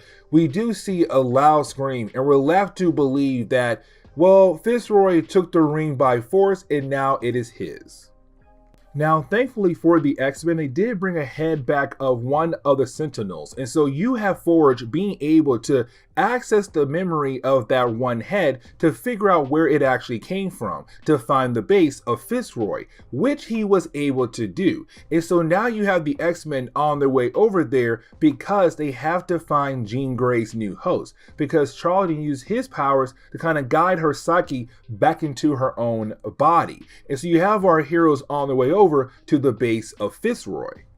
Now, I kind of want to sit down and talk about the powers of Fitzroy, because his powers are very important for the rest of today's video. You see, when it comes to Fitzroy, he has the ability to open up a portal that allows people to time travel. The problem is, it is a one-way trip. Now, if he's with you, then yes, he can bring you back. But here comes another problem. You see, the only way he's actually able to open up these portals is by draining the life energy of other people. And once he does that, he's then able to open up portals to allow people to time travel. But wait, guys, there's even more. You see, let's say he only absorbs 2 people's life energy. That means the portal he opens up can only take 2 people, and that is it. So that is one huge thing about his powers. And so when it comes to Fitzroy, he's walking around, and apparently one of his portals that he left open, most likely from his time, has stayed open, and you had 2 people trying to come through it. But the problem is that portal only had enough life energy for 1 person, not 2. And so they were merged together and they were heavily deformed. And so Fitzroy had to kill them off. And so we do learn a tad bit more about his powers.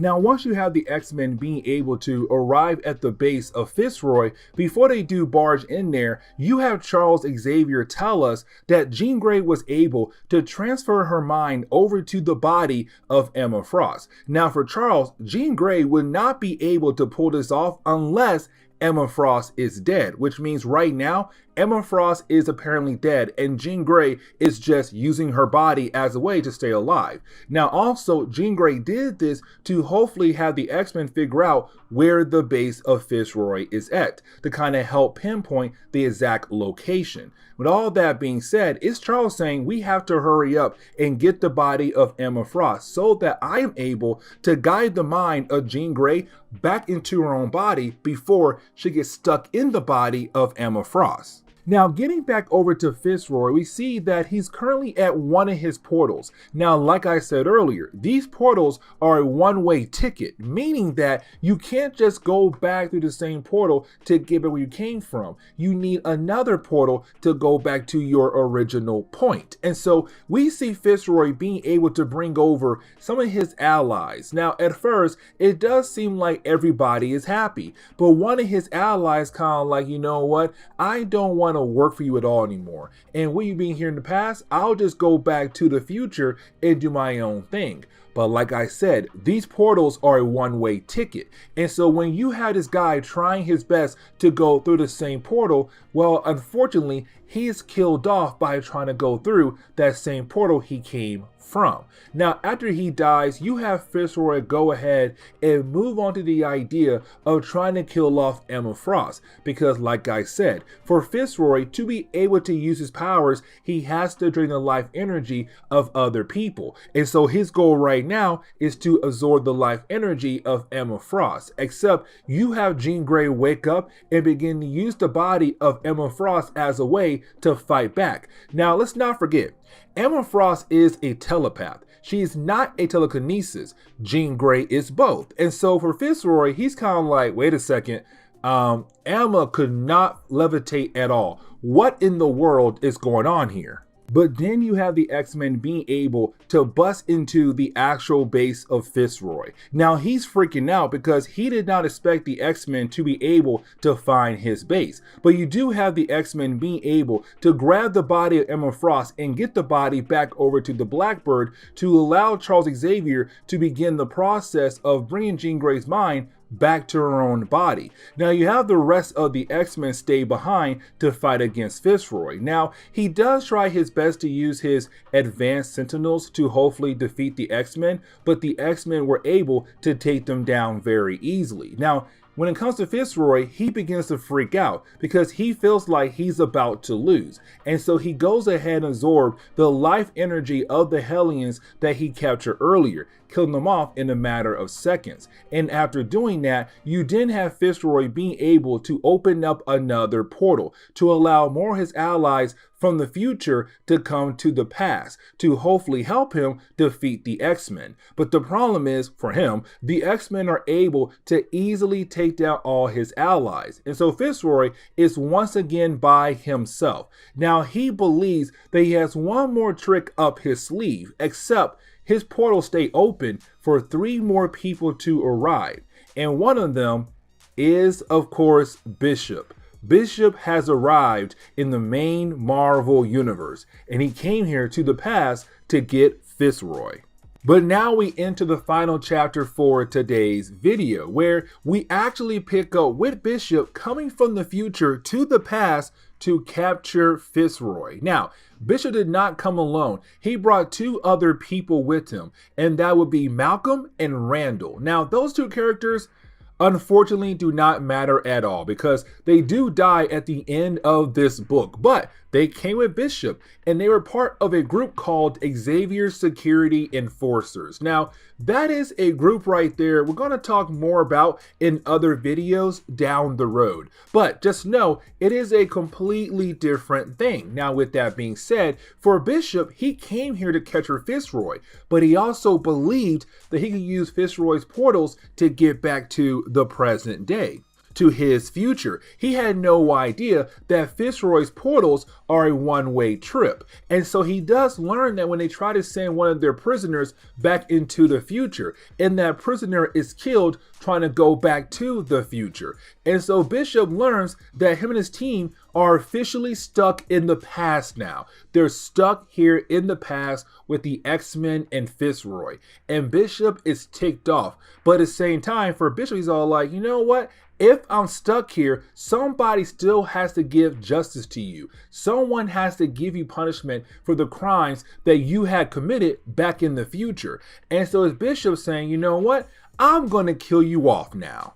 Now, you do have Fitzroy go ahead and release all these different doppelgangers as a way to confuse everyone in the room so that he'll be able to sneak away. But for Bishop, he doesn't care. He tells his team, shoot every single Fitzroy you see. Kill them all. And so for Storm, she has to step in because she does not like the idea of killing off people. Even though back in the Mutant Massacre, they did kill off a few members of the Marauders. Either way, you do have Storm step in. Really, you have Colossus step in and punch Bishop to the wall. Now, you didn't have Colossus introduce the X-Men to Bishop, but he can't believe the X-Men are actually here. He can't believe that he's really meeting the X-Men at this moment. But while you have those 2 groups talking, you didn't have a group of random agents come in and grab Fitzroy and take him out of the base. And the reason why? Because they work for Shinobi Shaw, and he is very upset with Fitzroy. But for Bishop, he still does not believe that he is meeting the X-Men. This man truly believes that he's meeting somebody else at the moment. And so for Bishop, he's kind of like, no, this must be some kind of trick that somebody is trying to pull. Because the Bishop, he read a lot of different stories about the X-Men. He was told a lot of different stories about the X-Men. And so he believes he knows the X-Men very well. He believes that what he's saying right now is not the X-Men. It must be other people pretending to be the heroes that he cares and loves for so much in his future. And so he does continue to fight against the X-Men. But you have Storm being able to use her ability. Also, she's a great fighter, to disarm Bishop, grab his gun and point his gun to his body and say, you and I are going to have a small little chat with one another because I need you to understand who we are, but I also understand who the heck you are. But getting back over to Charles Xavier, you have Charles being able to transfer the mind of Jean Grey back into her own body. But after doing that, you have Charles kind of tell us that he had detected someone else in the body of Emma Frost. It seemed like there's a third person in there. But the question is, who is that third person that he was talking about? Also, we do learn that Emma Frost was not truly dead at all. It was just that she was unconscious, and Jean Grey was able to easily transfer her mind into the body of Emma Frost. But Jean's mind is now back in her own body again. But now we have to focus on Shinobi and Fitzroy. Now this is Shinobi telling Fitzroy that he is no longer number one in the Upstart organization. That Shinobi was able to regain that spot because the rules are constantly changing. The man in charge of the entire organization, better known as Game Master, he said, hey, I believe the rules have changed once again, and I believe that Shinobi is now number one again, and Fitzroy, you're number two, or possibly lower. And so you have Shinobi being able to get the ring back from Fitzroy, but also he tells Fitzroy, we are about to blow your base up, leaving nothing behind for you. Now, getting back over to Storm and Bishop, those two characters are still arguing with one another because you still have Bishop believing that these guys are not the X-Men, that this must be another trick for Fitzroy to allow him to escape. Now, Shinobi said he is going to blow the base up. And so while you have Bishop and Storm arguing, the base begins to blow up. And you have the X-Men having no choice but to go ahead and retreat. And Bishop and his team, they also have no choice but to go ahead and retreat as well. But for Bishop, he makes sure that the X-Men cannot follow him nor his teammates for the time being. But his next goal is to figure out if that was really the X-Men or not. And if they are not, to him, he has to take care of those actors. But the last page of this book, we do get a look at Game Master, the character we were left to believe who was in charge of the whole Upstart organization. Well, we do learn there is another character, a young lady, and apparently she's the one in charge of Upstart. But these two characters, they got some big plans coming down the road.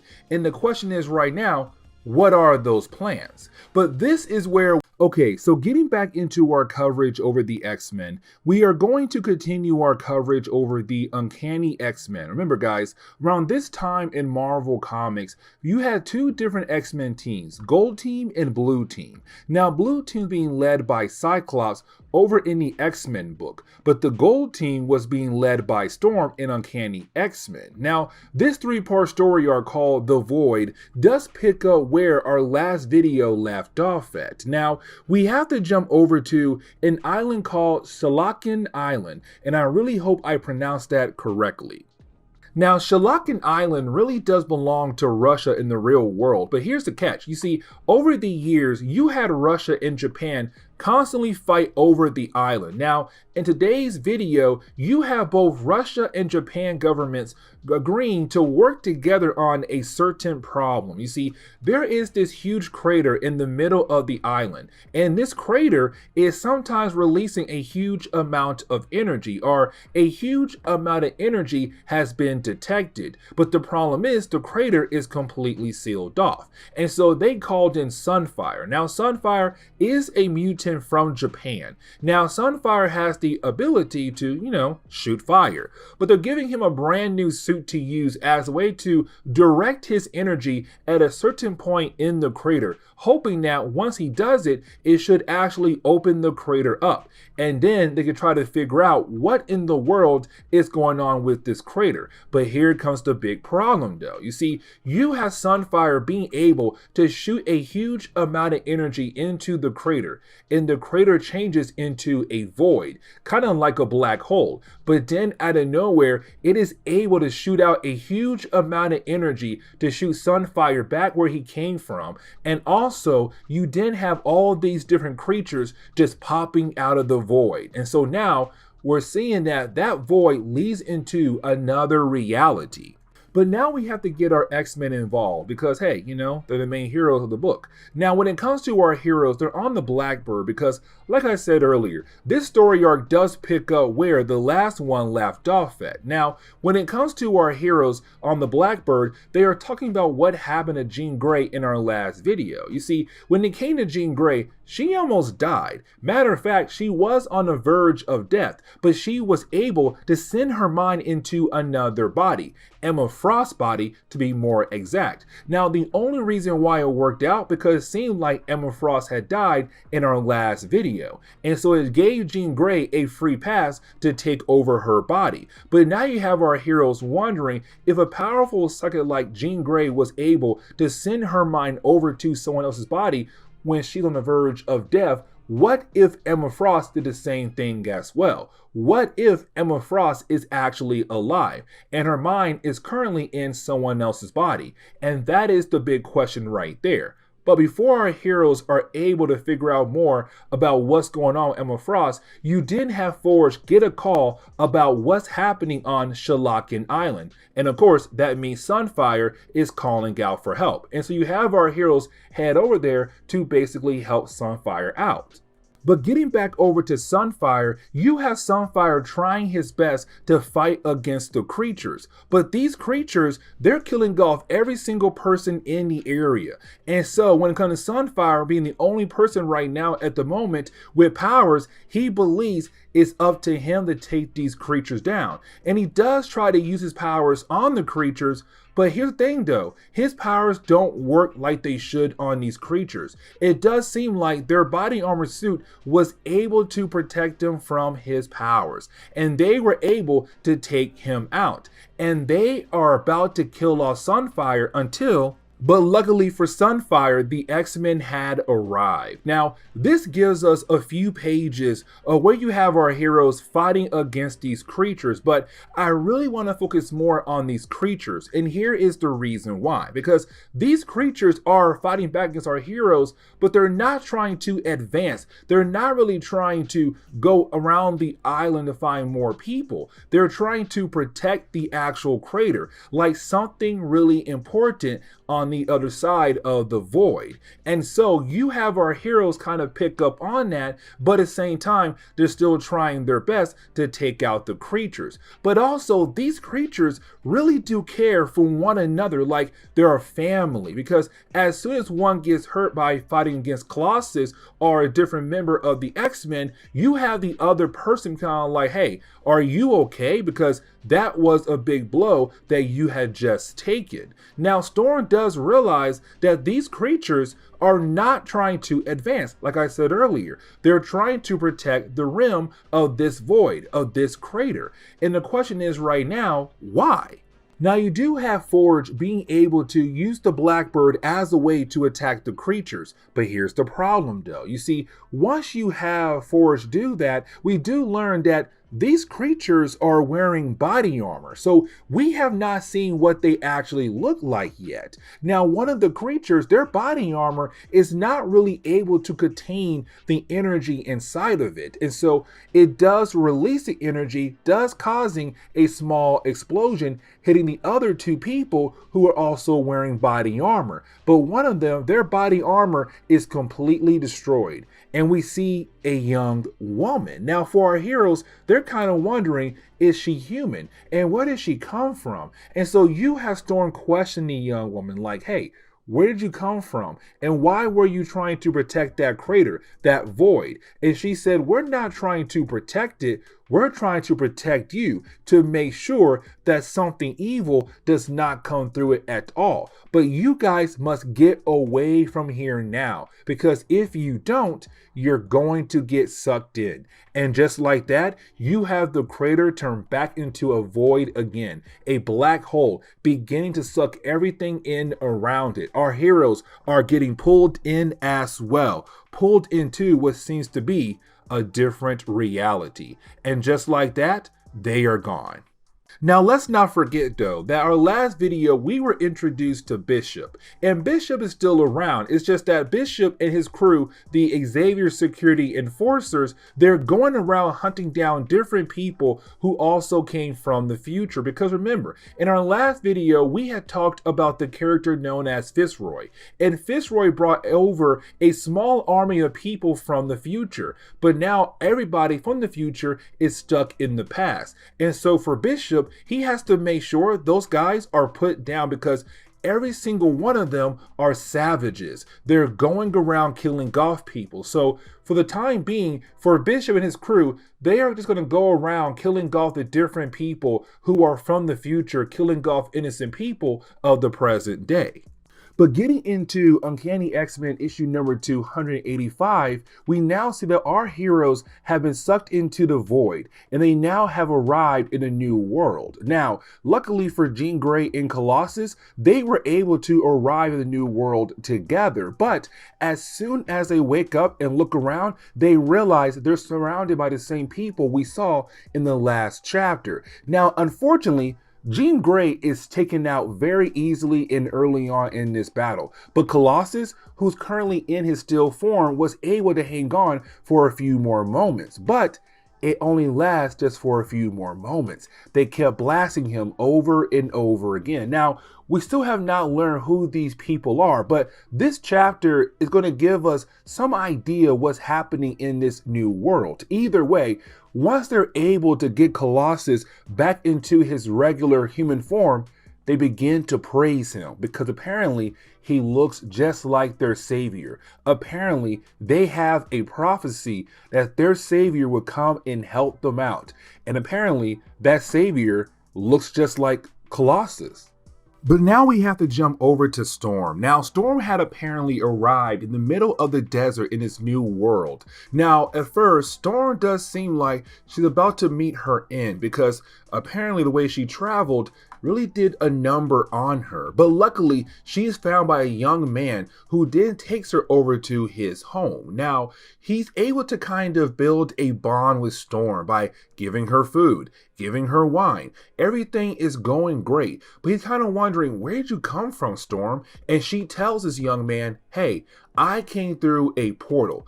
Now this guy, he instantly freaks out because he knows about the portal, and he knows that something big is about to come down the road when it comes to the actual portal. Now this guy is going to be really important, not just because of the portal, but also other things as well in later parts of this story. But now we begin to learn a tad bit more about this world. You see, in this world, you have a civil war going on. And currently, you have the rebels trying their best to fight against the rule of the queen of this world. Now, we do see a small battle taking place from both sides, but we also pick up with Archangel, who's currently unconscious, but his wings are not. Remember, when it came to Apocalypse, he wanted to make sure that Archangel was the perfect weapon for him to use. And so the wings, they have a mind of their own. And Archangel had tried his best to control his wings whenever, but right now he's unconscious, and the wings, they're able to do whatever they want to do. And so you have the wings begin to kill off every single rebel in this area. He is covered in blood. But the people who are working for the queen, who are part of the queen forces, they look at him as a hero because they were about to lose that battle against the rebels. Now, Archangel wakes up and realizes that he just killed a bunch of people, but he has no idea how and why in the world these soldiers are praising him like some kind of hero. Now we do learn that Iceman and Sunfire were actually lucky to arrive in this new world together, but apparently they had crashed through the ceiling of some random bar in this world, and so you have some people who love going to that bar get very upset when the owner of the bar gets upset there's a hole in his ceiling, and so they are actually thinking about beating down on Iceman and Sunfire, which we already know that our heroes are going to easily take these guys out. Now, getting back over to Storm, we do learn from her mysterious friend what's going on with the Void. You see, the Void is basically connecting the two worlds, this one in the main Marvel Universe, Earth. But here comes the big problem. The Void is getting bigger and bigger, and sooner or later, both worlds are going to be sucked into the Void, and both will be completely destroyed. And so it's up to Storm and the X-Men to actually find a way to make sure that does not happen. So now Storm and her new friend have to find the rest of the X-Men, but also make sure that Void does not get any bigger, because if it does, it's going to bring the end of both worlds. But now we can finally jump back over to Jean Grey and Colossus. And this is kind of funny because you have Colossus being heavily praised as this savior, that all these different people are looking up to him to hopefully save them. Now we do learn that Colossus and Jean Grey, they are with the rebels, while you have Archangel with the forces of the Queen. Either way, you have Colossus kind of wondering, why in the world are these people believing that I can actually save them? Now, Jean Grey is trying her best to use her powers to get a better idea. But for right now, Colossus has no choice but to go ahead and go along with these people's wishes. But getting back over to Iceman and Sunfire, like we already knew, they took those guys down who said they're going to beat them up for making a hole in the ceiling of that bar. But after doing that, you have Sunfire and Iceman get word that apparently the rebels were able to find their savior. Now in the news, they do hear that the savior is someone who had the ability to turn to steel. And of course, our heroes knew it was Colossus. And so now their goal is to head that way to find their friend. But getting back over to Archangel, we do see that he is able to meet the queen of this world, and her name is Shahariyath. Now, Shahariyath, and I really hope I pronounced that correctly, is actually the leader of the Triumvirate. Now, this group right here are technically the rulers of this world, and they're fighting against the rebels. Now, they look at Archangel as their future leader, their protector, to help them get rid of the rebels. Now, while you have the queen, beginning to praise Archangel, she gets word that the rebels have their savior. And of course, they're talking about Colossus. And so now she believes that the reason why Archangel is here is to take down the rebel savior, which is Colossus. But getting back over to Colossus and Jean Grey, you have Colossus kind of enjoying the idea of being praised as some kind of savior, but at the same time, he is somewhat nervous. But he's also wondering, how is he their savior? Now we do learn that apparently there was somebody else before Colossus who looked very similar to Colossus, and that is why they believe that he is their savior. And so while you have Jean Grey and Colossus talking, well, you have Storm arrive, but she brought her friend, the friend from the desert, and her friend from the desert is actually Colossus' brother. It's Mikkel. And so we now kind of get the idea of why in this world they believe that Colossus was their savior, because Mikkel, his brother, who been long lost for many years, was actually here in this reality, in this dimension. And apparently he was being a hero maybe. But now we have to jump over to Trish Tilby. Now, Trish Tilby is actually a reporter in the world of Marvel Comics. She was a love interest for Beast early on in X Factor Comics, but things did not work out. Now for Trish, we see her currently reporting that 2 dead mutants were found in the middle of the street. Now, these 2 dead mutants, they have markings on their face, and that tells us they came from the future, Bishop future. Because remember, in the last chapter, we saw Bishop say he's gonna go around and hunt down all the different mutants from the future and kill them all. And so these 2 mutants were from the future. But the problem is the public does not know that. And so when they found these 2 mutants, they're like, oh my God, they're 2 dead mutants, but they also have markings on their face, which means they most likely belong to a gang, which could possibly mean we now have gangs in New York. Gangs that are all full of mutants, and that could be very dangerous because mutants have a range of different kinds of powers. And so now this kind of does built up the fear for humans about the idea of mutants. And so you have Bishop and his crew overhear what everyone is saying about the mutant race. And so now Bishop realized that what he had done is completely wrong, but he wants to make sure that this timeline does not end up like his timeline, where apparently things fell apart for the mutant race. And so as we dive into the final chapter for today's video, we actually pick up with Colossus being very surprised that his brother is alive, because the last time we heard anything about the brother of Colossus and also magic, well, Colossus told us back in Uncanny X-Men issue number 99 that his brother had died because his brother was a cosmonaut, and apparently he died on one of their last adventures, one of their last space adventures. And so he believed this entire time his brother was dead, but in reality, his brother was in this other dimension, this other reality. Now, we also learned the void is getting bigger and bigger, which means the two Earths are about to be sucked into this void, and both realities are about to be destroyed. And so you have the people who believed that Colossus was a savior begin to ask Mikkel to save the world once again,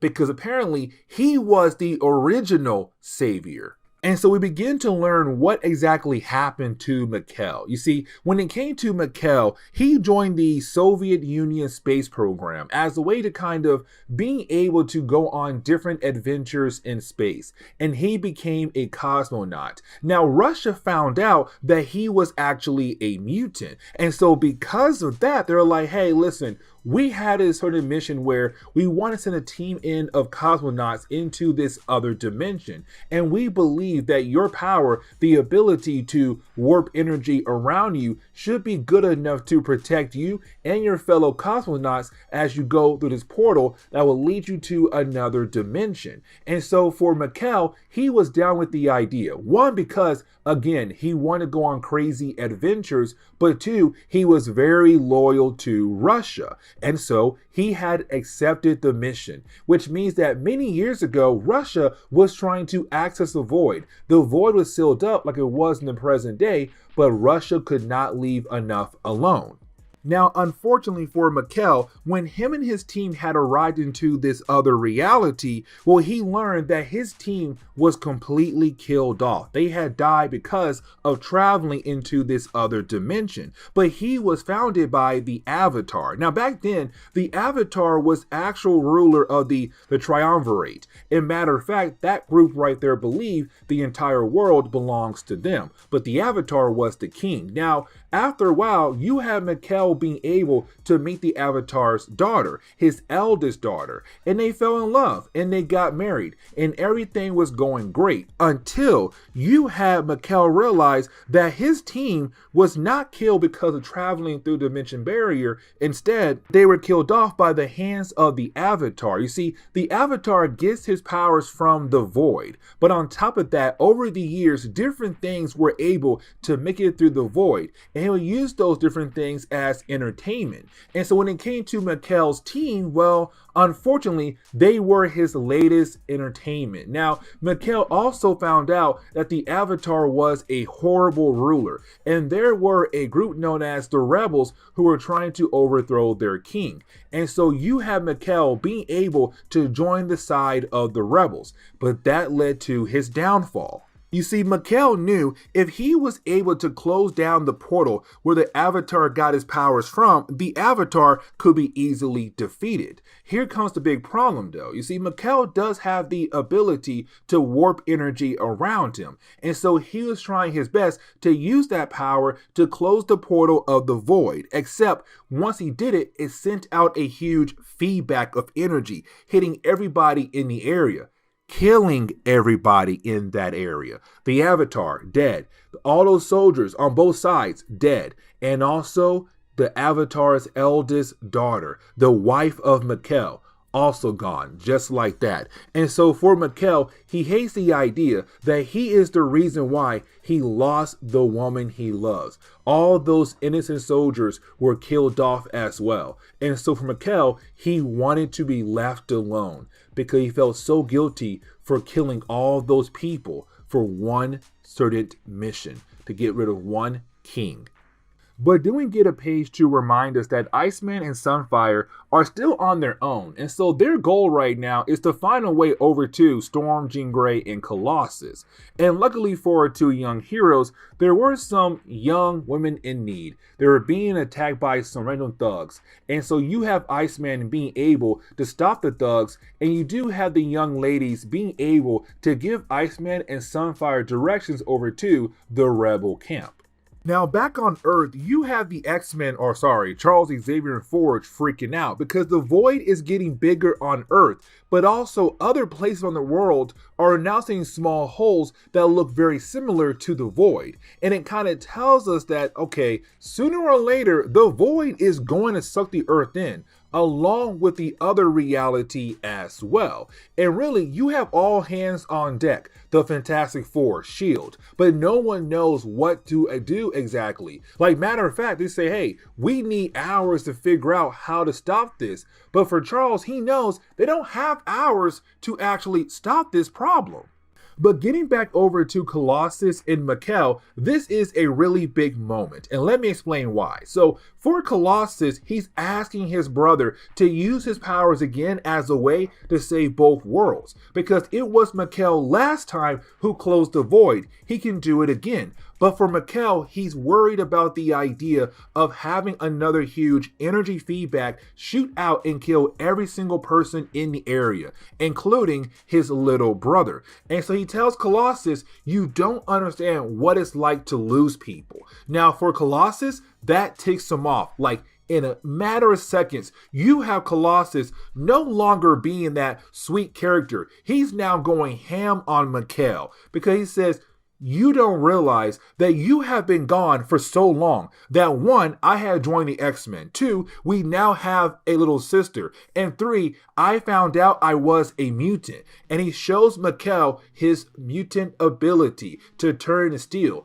But it's Colossus saying, ever since I joined the X-Men, all I had experienced is loss. And technically, he is correct. Thunderbird, when Jean Grey had supposedly died in the past, and other people who were close to the X-Men had died over the years. And so for Colossus, he knows what it's like to lose people. But the thing is, he hates the idea that he used the spirit of his brother as a way to push on in life, to only find out that 1, his brother is alive, but now his brother is being a coward. And so you have Colossus just walk away. And for Mikkel, you have Storm tell Mikkel, you have to realize that your brother looked up to you. And now you're showing him being the opposite of the man he thought he knew, the man that he respected. And also, you have to understand that that's not just your baby brother. That's Colossus. He's a grown man. He went through a lot.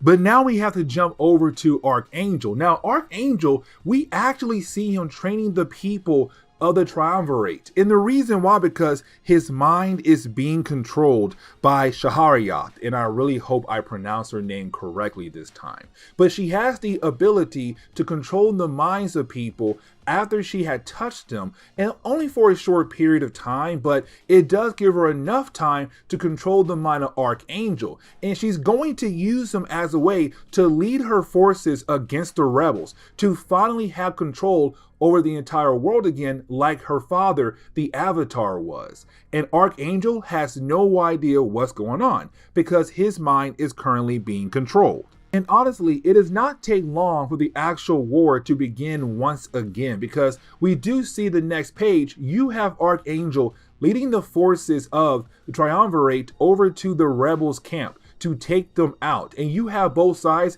going back and forth for a good amount of few pages.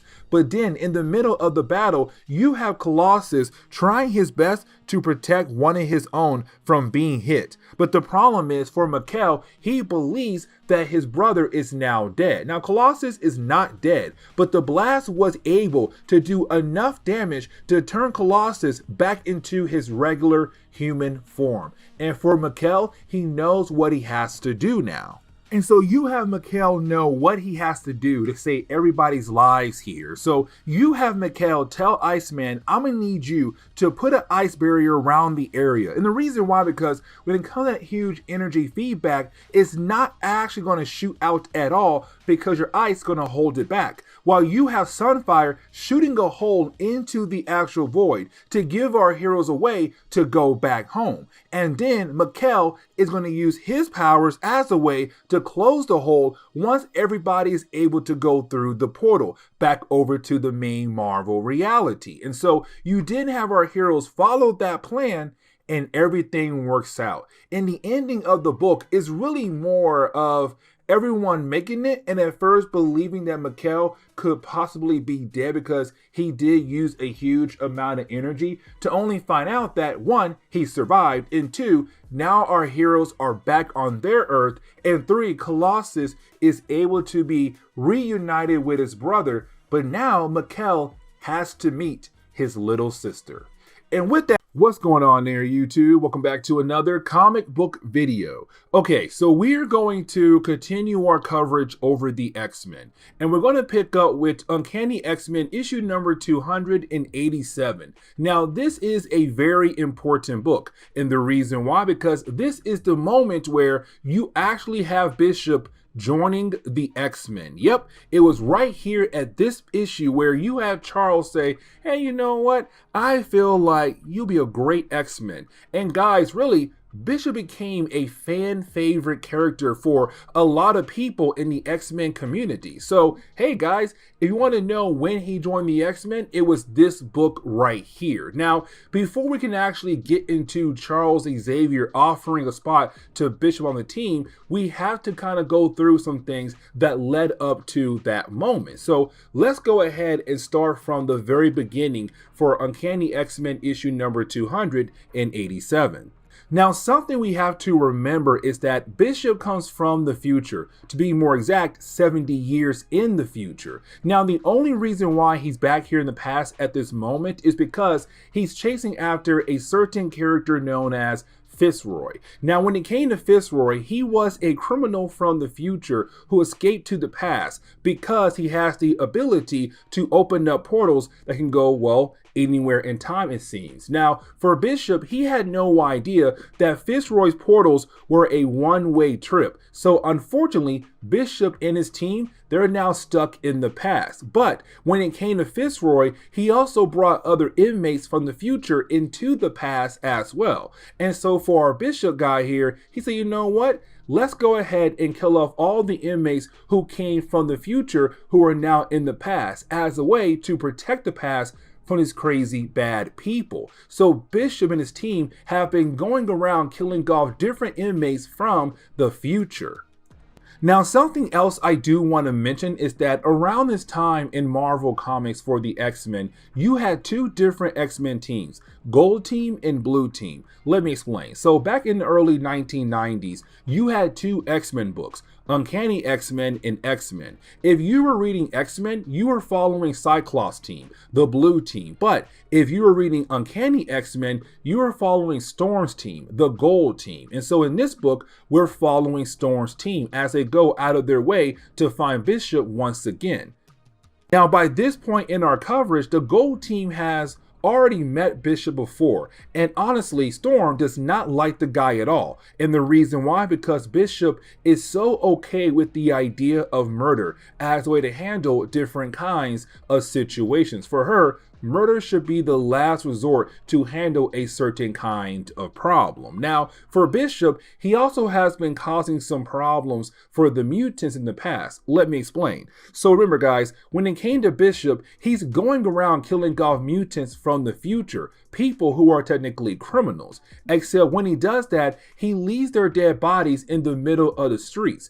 And so in our last video, we had talked about the idea that Trish Tilby, a reporter, had found two dead bodies of criminals from the future just laying in the middle of the street. But because those inmates had markings on their face, you had the public believe that those mutants belong to some kind of gang. And so to the public, they're now believing in the idea that there might be multiple gangs out there of mutants, and sooner or later, we're going to have a mutant gang war. Who knows? But either way, when it comes to the X-Men, they're hearing the latest report of Bishop and his crew right now going after a few more inmates. Now, one last thing I do want to talk about is the whole idea that Bishop team calls themselves Xavier Security Enforcers. Now, we don't know much about that whole concept just yet. All we do know is that apparently in the future, they're trying their best to carry on Charles Xavier's dream. And that's really it. Now, as we go through our coverage over the X-Men, we're going to learn more about the whole idea of Xavier Security Enforcers. But for right now, all we know is that they're trying their best to carry on Charles Xavier's dream. But getting back over to Bishop and his team, we're seeing them going after, well, some more criminals from the future. The problem is the battle gets way too intense, to the point where there is a small explosion that does kill off the other two members of Bishop's team, leaving him as the sole survivor of his team now. And Bishop is really ticked off because now he lost his whole entire team, people that he was actually very close to. And he wants revenge against the people who had actually killed off his team.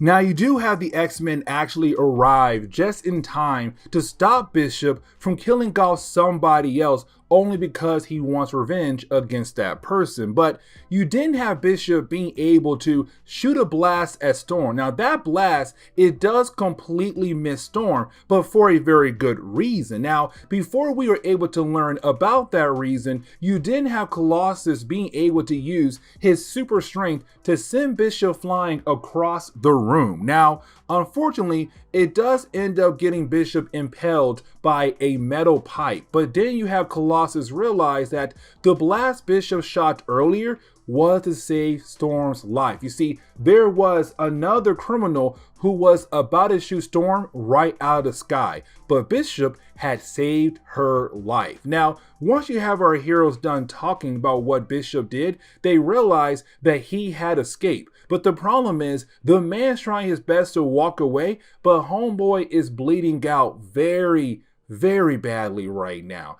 And of course, it could lead to him actually dying. But then we get a flashback that kind of tells us the whole complete story of how Bishop came from the future into the past. And so getting into the flashback, we actually pick up in the future where we have Bishop and his team chasing after Fitzroy. Now, we do learn that when it comes to Fitzroy, apparently his father is heavily in politics. And because of that, you have his father being able to protect him almost any time he does commit a crime. But his dad said, if you do anything else that brings more shame to our family, I'm going to do some horrible things to you. And so this is Fitzroy trying his best to get away from Bishop and his team before he gets arrested. Now, we do learn a tad bit more about the Xavier Security Enforcers. We do learn that apparently it was put together as a way to police mutants,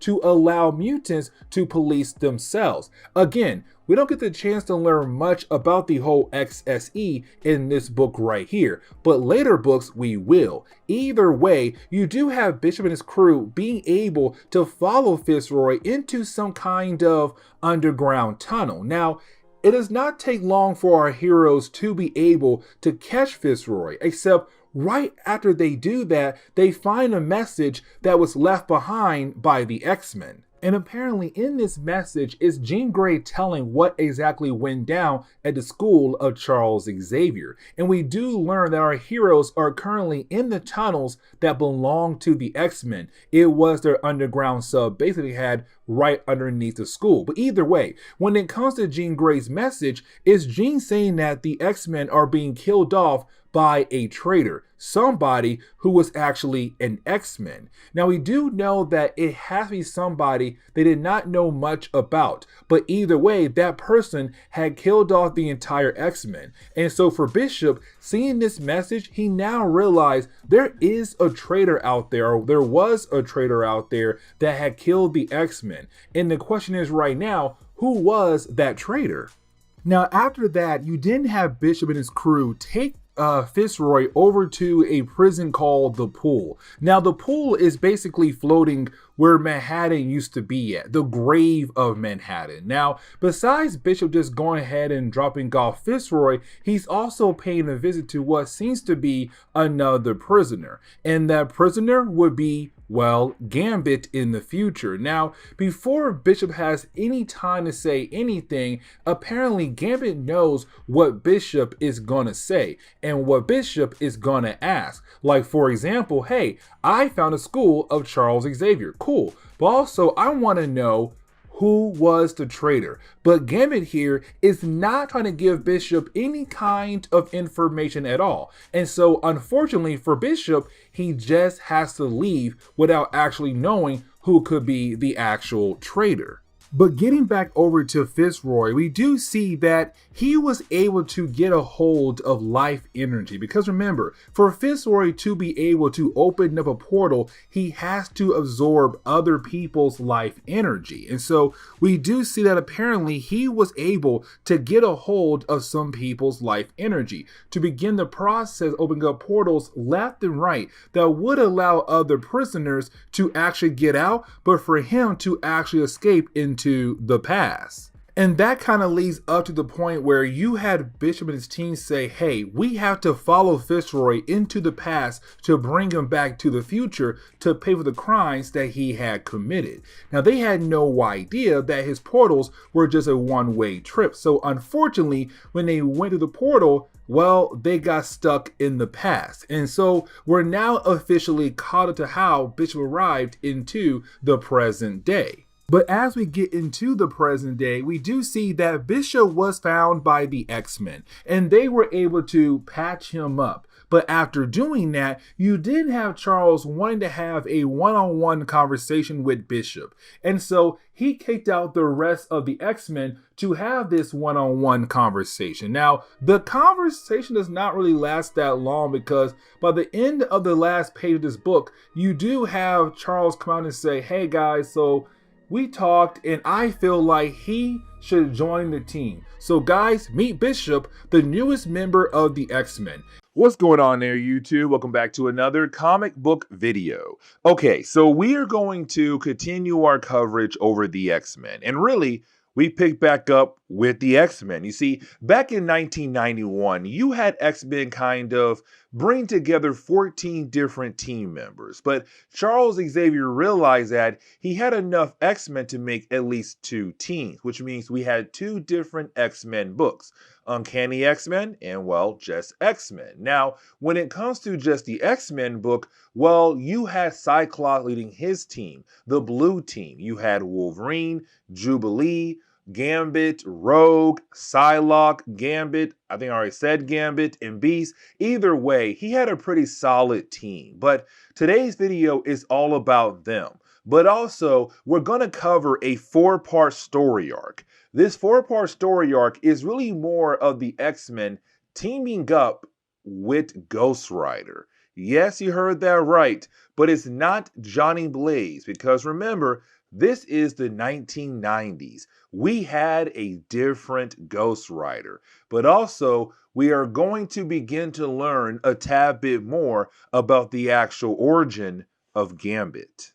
Now, something we have to mention is that around this time in Marvel Comics, Marvel was actually beginning the process of trying to tell us a tad bit more pieces of the origin of Wolverine. Now, honestly, his origin is not really important for today's video. All you need to know is that you do have Wolverine still trying his best to learn more about his past by using the computer at the school of Charles Xavier, hoping to tap into some random sources out there that could possibly help him know more about his past. Now, something else we have to remember around this time in Marvel Comics is that Bishop had just joined the X-Men. You see, if you saw my other videos I did where we had actually talked about the first appearance of Bishop, you would know that at first he was actually the enemy, and then later on, Charles said, you know what? Go ahead and join the team. Join Storm Team, by the way. And so you have Bishop being introduced to the other team, the blue team that's being led by Cyclops. Now, right off the bat, he tells everyone that in his future, the X-Men are basically dead. The last one alive is Jubilee, but also Gambit. And on top of that, he believes that Gambit is the traitor because he saw a video in his future where Jean Grey said one of their own is killing off the different members of the X-Men. And like I said, there's only two alive, Jubilee and apparently Gambit. And we saw Gambit. And so it's Bishop kind of saying, no, I believe you're the traitor. But you have the rest of the X-Men telling him, like, dude, you gotta relax. Like, first off, you don't actually know he is the traitor. You think that, but you don't have any actual proof. But also, you just got here. So if you want us to like you, you have to work with us. Now, with all that being said, you have Charles say, hey, you know what? It's time for our good old picnic that we had already scheduled. And Bishop's all like, are y'all serious? I just told y'all that somebody on your team might be a traitor, and you guys want to have a picnic? Now, something else I do want to mention is the whole idea of the possibility of Cyclops cheating on Jean Grey, but not with Emma Frost, but of course with Psylocke, because you have Psylocke who's currently in the body of an Asian woman walking out of the pool, and she's wearing an outfit that does seem a tad bit, hot for her. And so Cyclops is in a huge trance. Like he's all like, oh my God, she's beautiful. I want her. I want to be with her. And so while you have Jean Grey trying to talk to him, he's not paying attention. He's looking at Psylocke. And Jean Grey can tell that homeboy is just in love. Not in love, but kind of like, oh, you're over there being googly eyes for her, not me, your girlfriend. Now, you do have Storm try to talk to Bishop once again because with him coming from a future where, he had to be on guard almost all the time, she's telling him, like, you're not in a world like that. Now, sooner or later, it's going to be a world like that for the X-Men, but at this time, it's not. And it's her saying, you can relax right here, right now. Like, just be here with us as an X-Men and not be in guard all the time, because with you doing that, you're not going to be really welcomed by the others, but also you're not going to be okay mentally and physically because you're always on guard and not getting that proper rest. And it kind of gets proven here because you have Jean Grey, still mad at Cyclops, so she's using her powers against him. He screams out her name, and Bishop believes that Scott's in danger, but in reality, no, he's not. It's just that Jean Grey is upset with him, and Scott will be okay. And that Storm's saying, just relax, Bishop. Look at you. You went all crazy wanting to help him, not realizing that he does not need any help. Now, for Bishop, he doesn't really, slow down. He does not really try to relax. And the reason why I'm saying that, because you actually have Bishop kind of go after Gambit. Now, around this time, Gambit was trying to be with Rogue, even though he really could not be with Rogue like he wanted to, because he wanted to touch her, kiss her, all of that. But as we all know, if you touch Rogue, her powers are going to activate. But the reason why I'm bringing that up, because you have Rogue and Gambit just having some alone time, and here comes Bishop wanting to attack Gambit because he still believes that Gambit is going to be the traitor. Now, while you have the two guys going back and forth against one another, well, you didn't have Rogue kind of get hit by one of their attacks, and she does get ticked off, and she wants to attack Gambit and also Bishop. But before she's able to do anything, you do have Gambit being able to calm her down, but then somebody else blasts all three of them at once. And this begins the adventure of us learning the pieces of the origin of Gambit. This is where we get the introduction of Belladonna, the wife of Gambit. You see, we begin to learn that apparently back in New Orleans, when it comes to Gambit, he was part of the Thieves Guild. And really, there were two different guilds, the Assassins and the Thieves. And apparently, they were kind of like at war against one another. But to kind of work things out, you have both guilds agree to allow Gambit and Belladonna to get married, to kind of build an alliance. But her brother, his brother-in-law, did not like the idea of the two guilds working together. And so he attacked Gambit, and Gambit had no choice but to use self-defense. And unfortunately, it ended up killing off Belladonna's brother. And so with his death, the two guilds were kind of at war against each other once again. But to kind of keep peace, Gambit had no choice but to leave. But apparently, something big is now happening back in New Orleans, where the war has now picked back up again, where you now have the assassins going after the Thieves Guild once again. And so now it's Belladonna saying, Gambit, I need you to come back to New Orleans to kind of help make things better for everybody. And so, unfortunately, Gambit has no choice but to go ahead and, well, go back home. But luckily, he now has the X-Men. Now, we also see that back in New Orleans, well, there is another character who's also making their arrival, and that will be Ghost Rider. So this begins the whole Ghost Rider X-Men crossover with this part right here.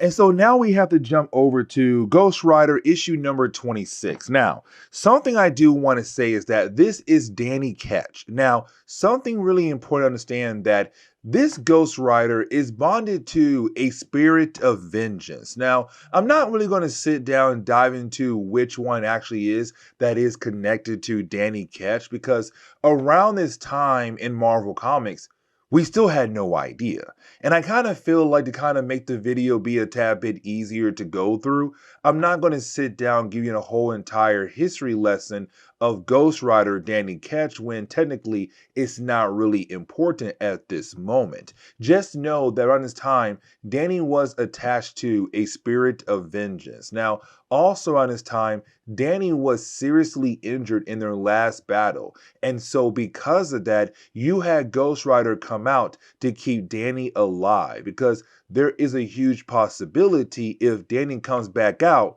he's going to die. And so you have the spirit of vengeance just trying to keep Danny alive long enough until they are able to figure out a way to save his life when they turn back into, well, the Danny form.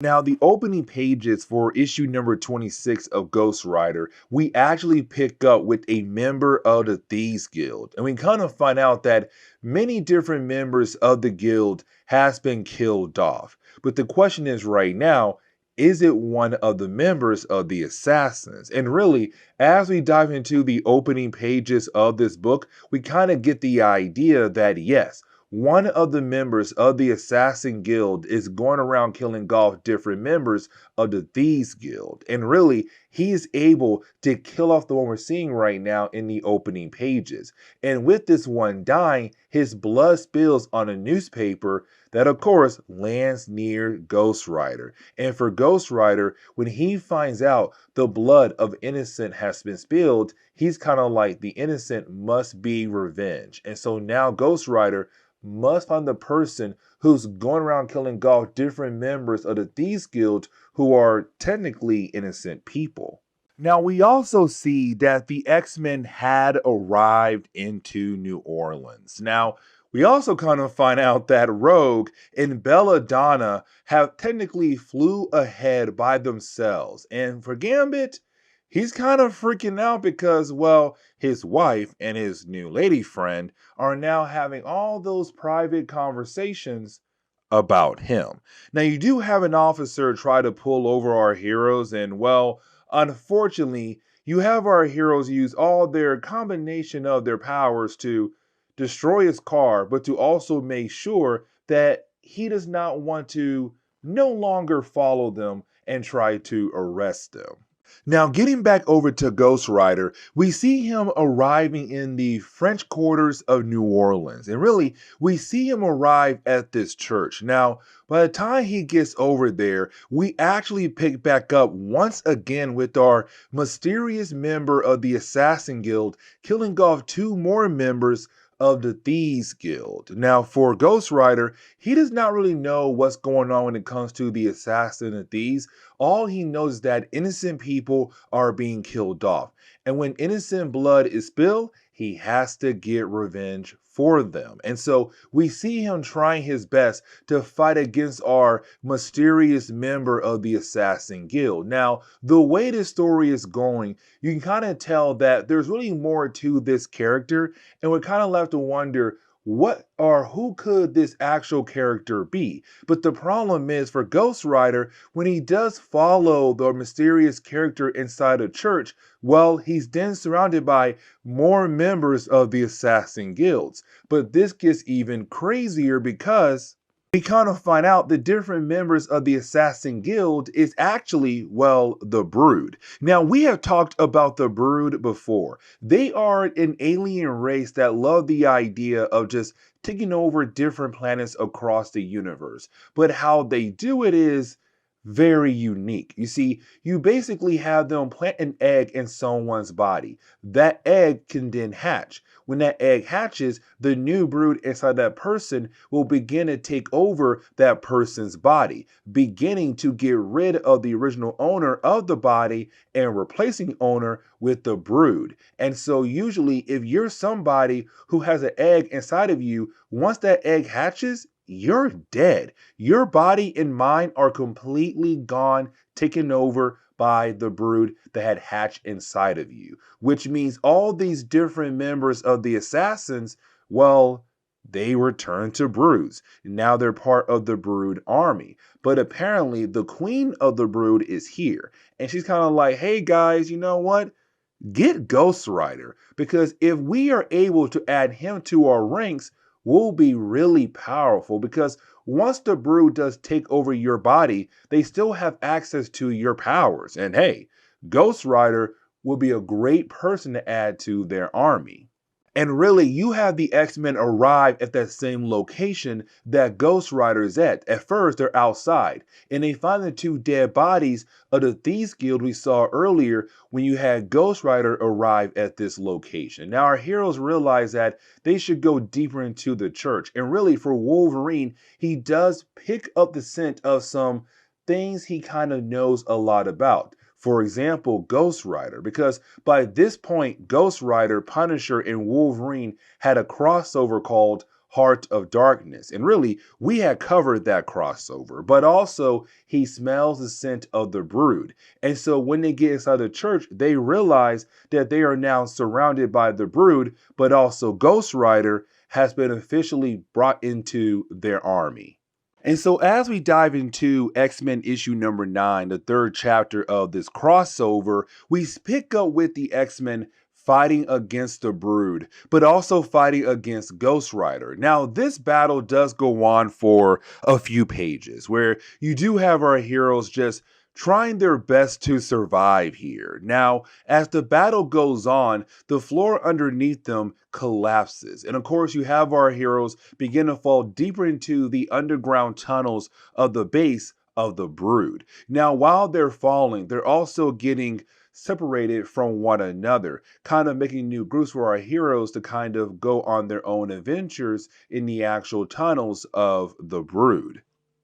And it kind of gives us the opportunity to see some couples trying to reestablish their feelings for one another, like Gambit and Belladonna, because they fell away from the rest of the heroes. And with that happening, we kind of see her explaining why she's so mad with Gambit. Now, the reason why is really more because she's saying, listen, I know you left because you were exiled as a way to keep peace between the two guilds, but she felt like she should have left with him.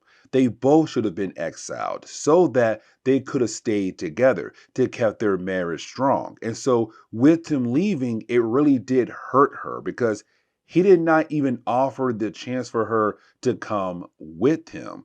But it also shows that he does kind of regret not bringing her along. So you're kind of like, oh, wait, are these two characters going to possibly get back together? Now, I want to jump back over to Beast and also Wolverine, who were separated from the rest of the group. Now, those two characters, they are actually confronted by Ghost Rider. And you have Wolverine, going to battle against Ghost Rider. And you have Beast kind of like, hey, maybe we should slow down. And the only reason why he is saying that because you have both of our characters realize that maybe, well, Ghost Rider is not completely taken over because the Brood only took over Ghost Rider, but not taking over Danny's mind, which means there's a chance the body of Ghost Rider can actually fight the Brood out of it and then be able to turn back to normal. But you didn't have the Brood being able to get somewhat control of the body of Ghost Rider to make him run away. But you have Wolverine say, hey, I'm going to follow him, but Beast, you're the brains of this operation. Try to find a way to save Ghost Rider. And there is this weird, like, small, awkward moment where you actually have Cyclops pulling up Psylocke from a cliff, and she's kind of flirting with him, and he's trying to not flirt back, but you can tell Homeboy wants to, but also Homeboy wants to get with her as well. But you did have the two characters go find the other members, which leads us over to Rogue and Jubilee, where you have Jubilee and also Rogue being able to find all these cocoons. Now, inside of them are different people who are actual members of the Thieves and also the Assassin Guilds. And so it does seem like the Brood were keeping them for a special reason. But the question is right now, why? Now, as soon as you have Rogue and Jubilee being able to regroup with Cyclops and Psylocke, you then have more of the Brood being led by Ghost Rider trying to attack our heroes. And so you do have our heroes begin to work together. And you didn't have other parts of the team begin to rejoin the main group. So Gambit appears, Belladonna, Wolverine, Beast. But with the combination of all our heroes working together, they were able to bring down all the Broods in this room, but to also bring down the Ghost Rider Brood as well. Now, with that happening, you didn't have Psylocke use her psychic knife to connect her mind to Ghost Rider mind to hopefully help Ghost Rider fight against the control of the Brood. And so we do see Psylocke not kind of, she does. She enters the astral plane. Now, with her doing that, she does begin to kind of cut the connection between Danny and also the Brood inside the body of Ghost Rider. Now, unfortunately, at first, she's not really able to cut that bond, but luckily for her, Belladonna is able to enter the astral plane with her. And so we begin to kind of learn a tad bit more about the powers of Belladonna, but unfortunately, it's not really going to be important for the story for us to learn more about her powers. And here is the reason why. Because right after you do have Psylocke and Belladonna being able to cut that connection between Ghost Rider, Danny, and also the Brood, you didn't have Ghost Rider and Danny being able to turn back to normal, but you didn't have Psylocke and Belladonna being able to go back into, well, the main reality. And when they do, well, Belladonna, she took some injuries on the astral plane that carried over to her actual body. And so when she came back to her actual body, those injuries led to her death. And that's why I say, unfortunately, it does not matter for us to learn her powers because she dies right here in the arms of Gambit. But with the connection now being broken between Ghost Rider and also the Brood that was inside of him, well, now Ghost Rider is able to rejoin the side of good, to help out the X-Men to go after, well, the last few survivors of the Brood, but most especially the Queen of the Brood, who's currently here in New Orleans. And so now you have our heroes beginning to leave this area to go find her. And this leads into the final chapter of this crossover.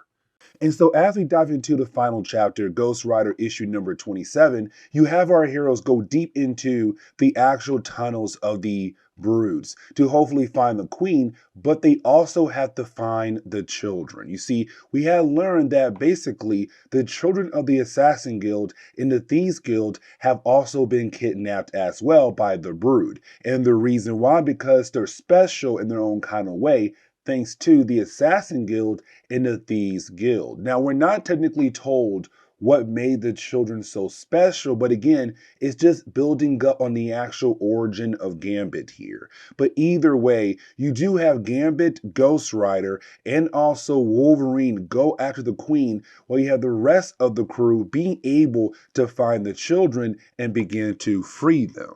Now, for a brief moment, we have to jump over to Johnny Blaze, and here's the reason why. Because around his time in Ghost Rider, like I said earlier, Danny got seriously injured. And so to save his life, you have the Spirit of Vengeance just staying active while you kind of have Danny locked away to keep him alive. And so for the Spirit of Vengeance, his main goal is to find Johnny Blaze, to hopefully find a way to save the life of Danny. And so Johnny gets word that Danny, Ghost Rider, is technically in New Orleans as well. And so you have Johnny head over there to see why in the world is the Spirit of Vengeance is in New Orleans for. And really, the ending of this book does get wrapped up very quickly here because you do have Ghost Rider, Wolverine, and Gambit being able to find the Queen. And while they're being able to find the Queen, the rest of the team was also nearby. And so you have our heroes work together to fight against the Queen. Now, really, when I say fight together, I really mean more that at first they do work together, but then you have Ghost Rider say, no, this time is up to me to take down the Queen, because in reality, this chapter is his book, Ghost Rider issue number 27. We have to make sure that Homeboy gets the light here. And so he is able to, grab the Queen, take her outside, and begin to beat down on her. Now, the rest of the X-Men are nearby, and you also have Johnny Blaze appear as well. Now, we do get this weird thing where the Queen does get back up like 2 more times after you have our heroes believe that the Queen of the Brood is officially dead, but every single time they kill her off, or they believe they kill her off, she gets right back up. And so you have Ghost Rider and Johnny being able to work together using Hellfire to kind of put her down permanently. And you then have the rest of the X-Men use their powers to make sure that she stays down this time. But the book really ends on the X-Men kind of going back home to the X-Mansion. Gambit is sad about the idea that his wife, Belladonna, is officially dead. And you have Ghost Rider and Johnny begin to work together to hopefully save the life of Danny. Now, let's not forget that there was a mysterious assassin earlier. And this assassin, we have no idea who he is. But apparently, he could be a very important character for both the X-Men and also Ghost Rider. Okay, so getting back into our coverage over the X-Men, we now jump into X-Men issues number 10 and issue number 11. We're now going to cover a 2-part story arc that actually takes place back on Mojo World. And of course, it's bringing back another character that has been gone for a short period of time, and that'll be the character known as Longshot. Now, before we are able to dive into today's video, we have to recover some things that are going to be somewhat important for today's video. Like, for example, the actual origin of Longshot. Now, we don't know much about the character just yet. As a matter of fact, we are going to learn more about the character down the road when it comes to Shatterstar as well. But for Longshot, we do know that he comes from Mojo World. Now, Mojo World is a pocket dimension in the main Marvel universe. And really, in that dimension, it is completely ruled by a character known as Mojo. Now, for Mojo, when he actually took over this dimension, he wanted slaves to actually control. And so he called a guy named Arise. And he asked Arise to create a bunch of slaves, a bunch of human slaves. And one of those slaves was Longshot. Now, when it came to Arise, he also wanted to make sure the slaves had the ability to fight back against Mojo and possibly free the world from his control. And that is where Longshot comes in, because Longshot was technically created to kind of lead an army against Mojo to hopefully free the world. Now, a couple of videos ago, we had actually talked about the idea of Longshot trying to free the world that's currently being controlled by Mojo. He actually led a resistance against the army of Mojo. The problem is, well, he lost. Now, he did had a tad bit of help from two people, Lila and also Dazzler. Now, Lila is not really important, but Dazzler is. And here's the reason why. Because Dazzler was the woman he loved around his time in Marvel Comics. Now, at this point in time, Dazzler does not technically remember everything from her past life. And let me explain. You see, there was a moment in time where you had the X-Men actually go through an item called the Siege Perilous. Now, the Siege Perilous had the ability to give you a new life. But there was a catch. You see, you might remember everything from your previous life, or you may forget everything from your previous life. So for Dazzler, when she had walked through the Siege Perilous, she had forgotten everything from her past life. Now, over time, she had begun to remember different things, like, for example, the idea of being in love with Longshot. But she was there with him where they had tried to lead an army against Mojo's army, and they had officially failed. Now, the last thing I do want to talk about is actually Mojo himself. Now, Mojo is the actual ruler of Mojo World. But here's the catch. Mojo is really big on entertainment. And so every single time we see this character, he's always trying something new, something big as a way to turn it into a TV show to entertain his people, to get the good ratings for all his different shows. And that is going to be very important as we dive into X-Men issue number 10. And so getting into X-Men issue number 10, we actually pick up with Longshot first. Now, you have Longshot walking around the area of where the X-Mansion used to be at. And the reason why I say used to be, because it had just crashed on top of somebody. It's kind of walking around wondering where in the world is he? Because Longshot does not completely remember everything about his past. Now, for Longshot, he's kind of wondering what in the world is going on, but he's then confronted by four members of the X-Men: Cyclops, Rogue, Wolverine, and Beast. Now, these four characters are technically not themselves. In reality, they have been changed into different versions of themselves that kind of works for Mojo and one of his new TV shows they are currently in. For example, Wolverine is a coward right now. Cyclops, he continues to doubt himself every single time. Now, for our heroes, they do tell, Longshot their master Mojo put them there. And so it kind of helps Longshot remember a tad bit of what's happening at the moment. That he was an X-Men. That these guys are the X-Men. That, matter of fact, he's on Mojo World, and now he knows he has to save them and also save himself as well. And now we jump over to, well, Mojo. And like I said earlier, when it comes to Mojo, he's really big on entertainment in his world, in his dimension. And so we learn our heroes are currently in a new kind of TV show.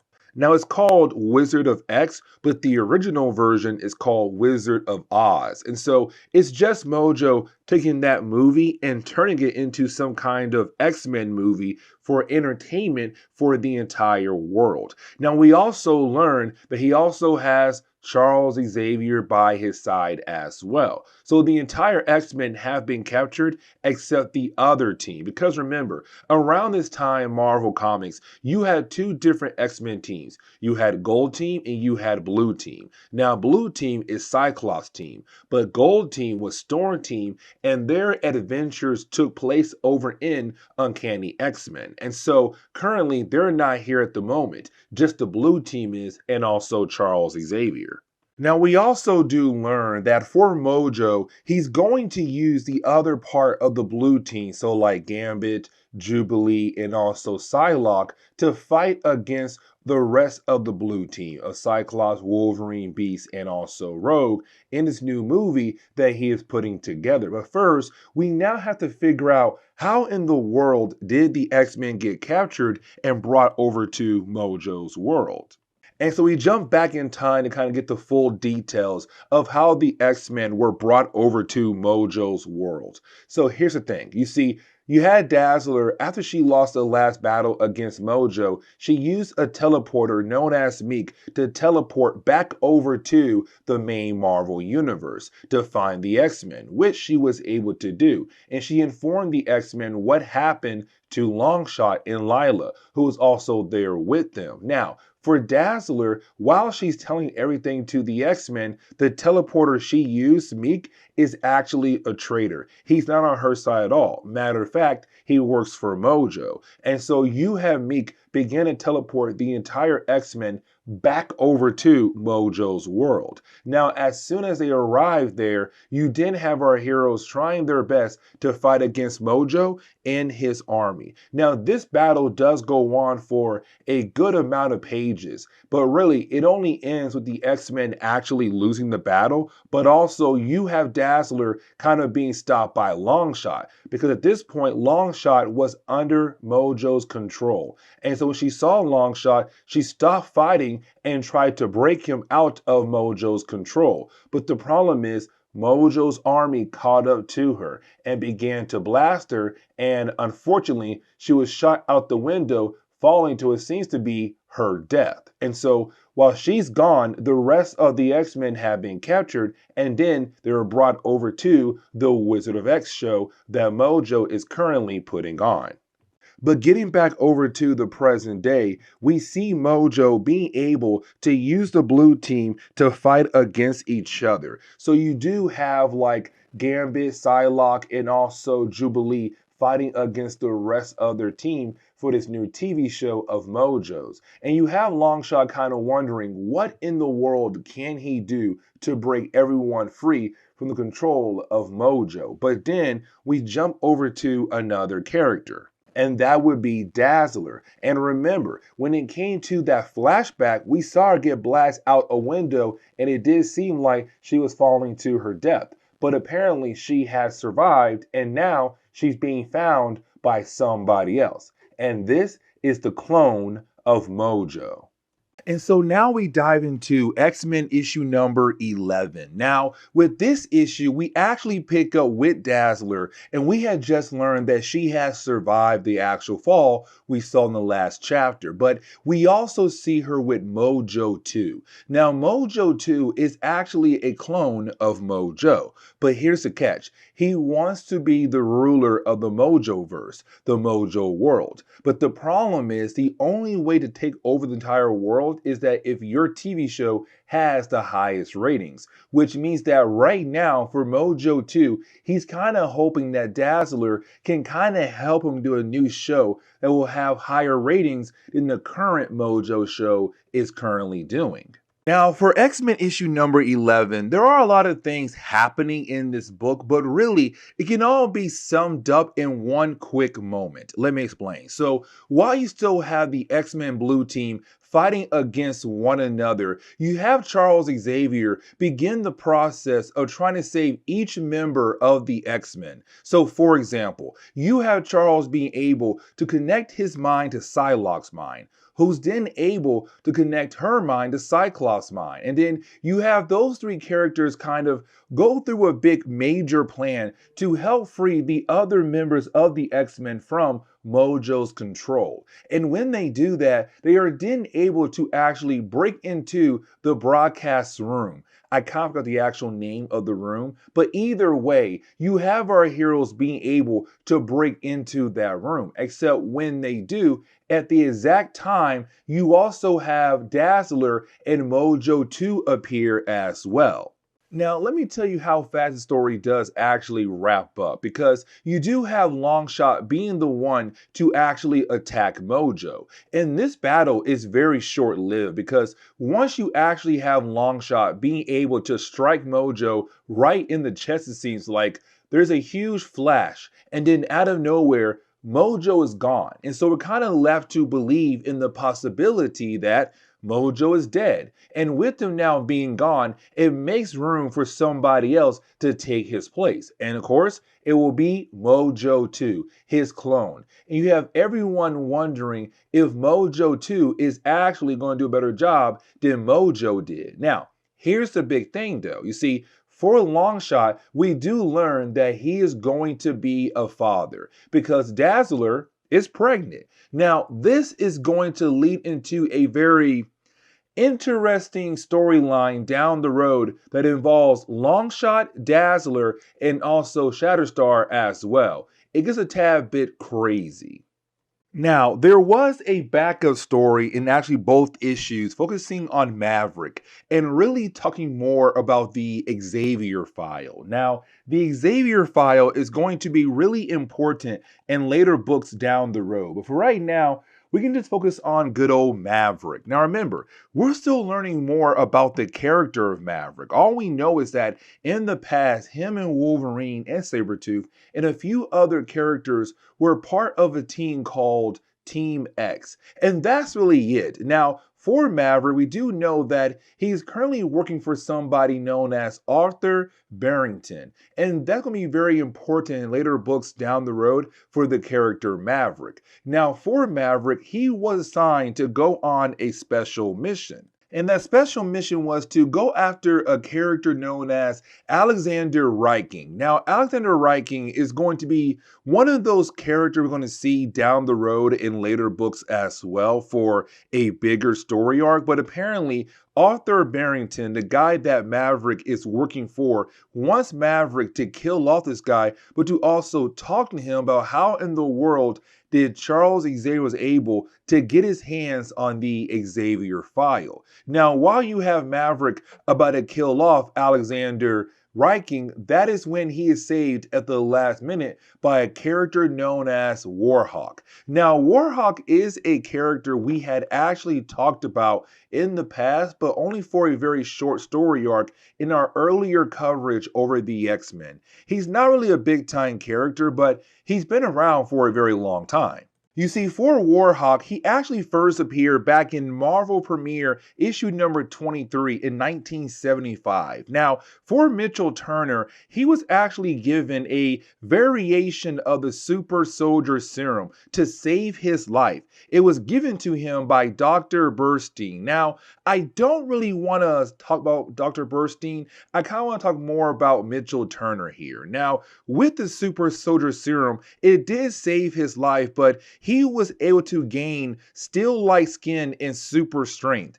And honestly, he's very close to Luke Cage in many different ways. But again, I just want to focus on Mitchell here. Now, for Mitchell, over time, he became mentally unstable, and so he became an assassin used by the CIA in Vietnam. Now, over the years, other people had actually hired him for different reasons. So, for example, there was a point in our coverage over the X-Men where you had the Hellfire Club actually hire Warhawk to go after the X-Men. And that was a very good, interesting story arc there too. Now we do learn that Alexander was actually brought here to this lab to save the life of Mitchell. And so when you have Maverick bust into the facility, well, Warhawk has no choice but to go ahead and protect Alexander from Maverick. And so the next part of the story is really more of Maverick fighting against Warhawk. Now, we do learn that Warhawk was here with Alexander to actually gain stronger metal skin. But either way, the battle does continue on where it does lead up to the moment you have Maverick being able to actually take down Warhawk. And really, he does it by causing a small explosion in the actual facility by using Warhawk. And so we're kind of left to believe that Warhawk is dead, and so is Alexander. I'm going to tell you right now, neither characters are actually dead, but we kind of do learn that Alexander has no idea how Charles Xavier was able to get his hands on the Xavier file. And really, we have no idea what the Xavier file is, but sooner or later, we are going to learn about it. But this is What's going on there, YouTube? Welcome back to another comic book video.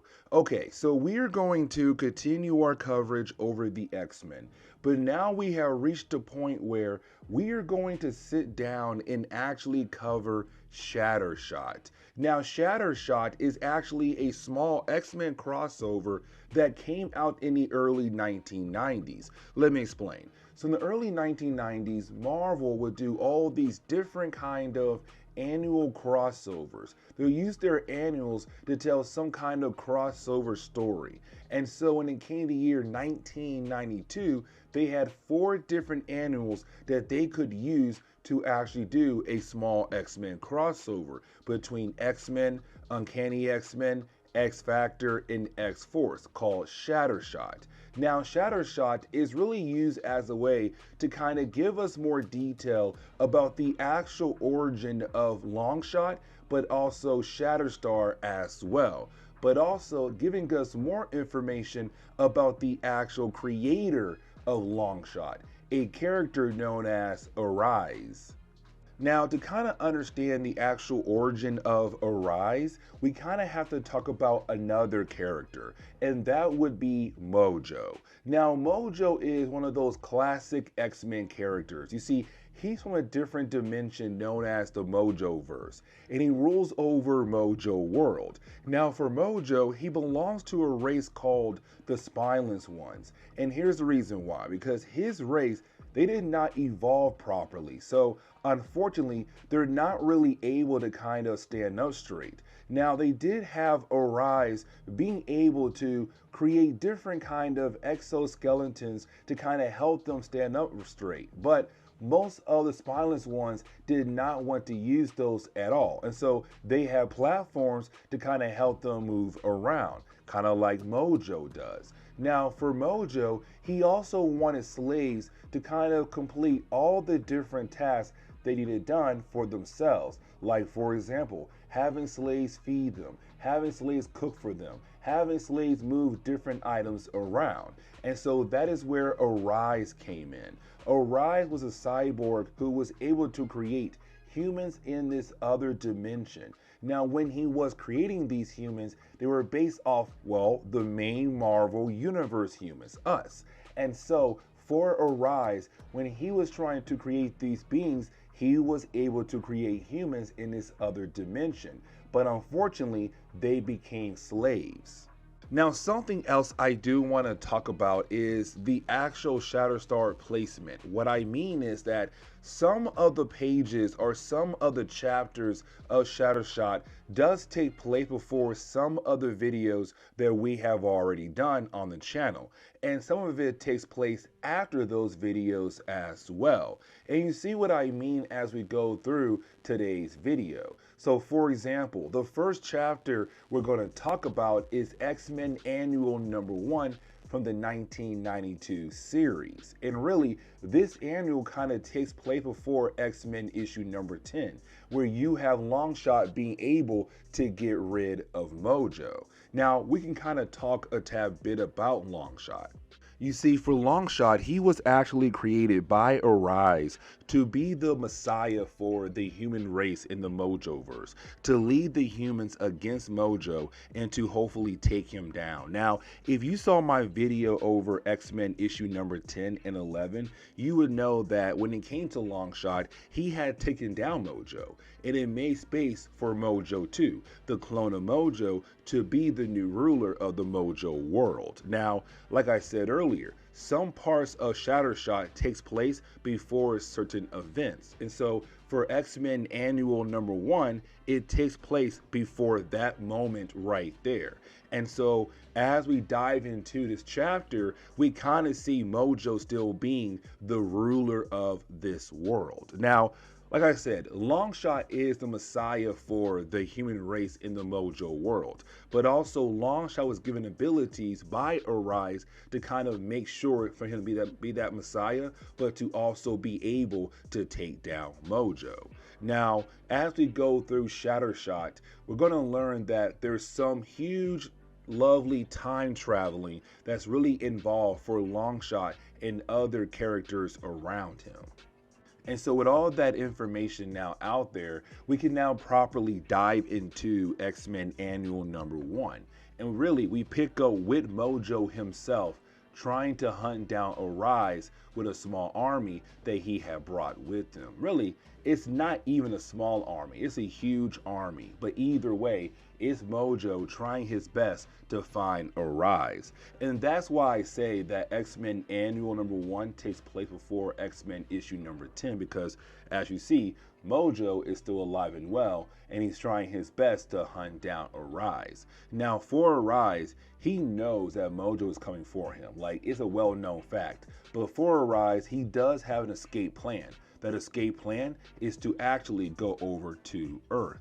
Now, we don't really know the actual plan for Arise here, like why he's trying to go back over to Earth for, but we do know that he wants to make sure that he will not be involved or be forced to be involved in some kind of plans for Mojo. Like, for example, for Mojo, he wants Arise to create more humans to be slaves in this reality. He wants Arise to create cyborgs or weapons for the Spineless Ones to use. And so for Arise, he's not down to be used by Mojo at all. And so we see him being able to actually open up a portal and travel over to the Earth dimension. Now, for Mojo and his forces, they're kind of wondering, where did Arise go to? But then they kind of realize that he just traveled through dimensions and most likely over to Earth. Now, we are told by Mojo that when people try to travel between dimensions, if their mind is not strong enough or their mind is not properly prepared to travel through dimensions, they might not remember anything from their previous life. Meaning that for Arise, when he arrives on Earth, he might not remember anything at all from the previous years. But now we can jump over to Earth and we actually pick up with the X-Men. Now, if you know your X-Men, you know around this time in Marvel Comics, we had two different X-Men teams. Let me explain. So we had the Uncanny X-Men book for a while, but then by 1992, Marvel realized the X-Men were really popular. And so you had the original X-Factor team rejoin the X-Men, which made 14 different members on the team. But for Charles Xavier, he had too many X-Men for just one team. And so he said, hey, you know what? I'll have two teams, which then led to Marvel saying, fine, that's cool. We'll have two different X-Men books. We'll have the Uncanny X-Men, which is the gold team, Storm's team, and you didn't have just X-Men, which is the blue team, being led by Cyclops, his team. And so the first chapter is X-Men Annual #1, where we actually focus only on the blue team, Cyclops team. So you have Wolverine, Beast, Psylocke, Rogue, Gambit, and also Cyclops. Now, here's the thing. You also have Cyclops kind of, for me personally, thinking about cheating on Jean Grey with Psylocke, because the man is truly in love with her. Either way, oh, we also have Jubilee as well, forgot about her. But yes, this is your X-Men blue team for this chapter. And we currently see them in the Danger Room just trying to work out and be prepared for future problems down the road they could possibly face.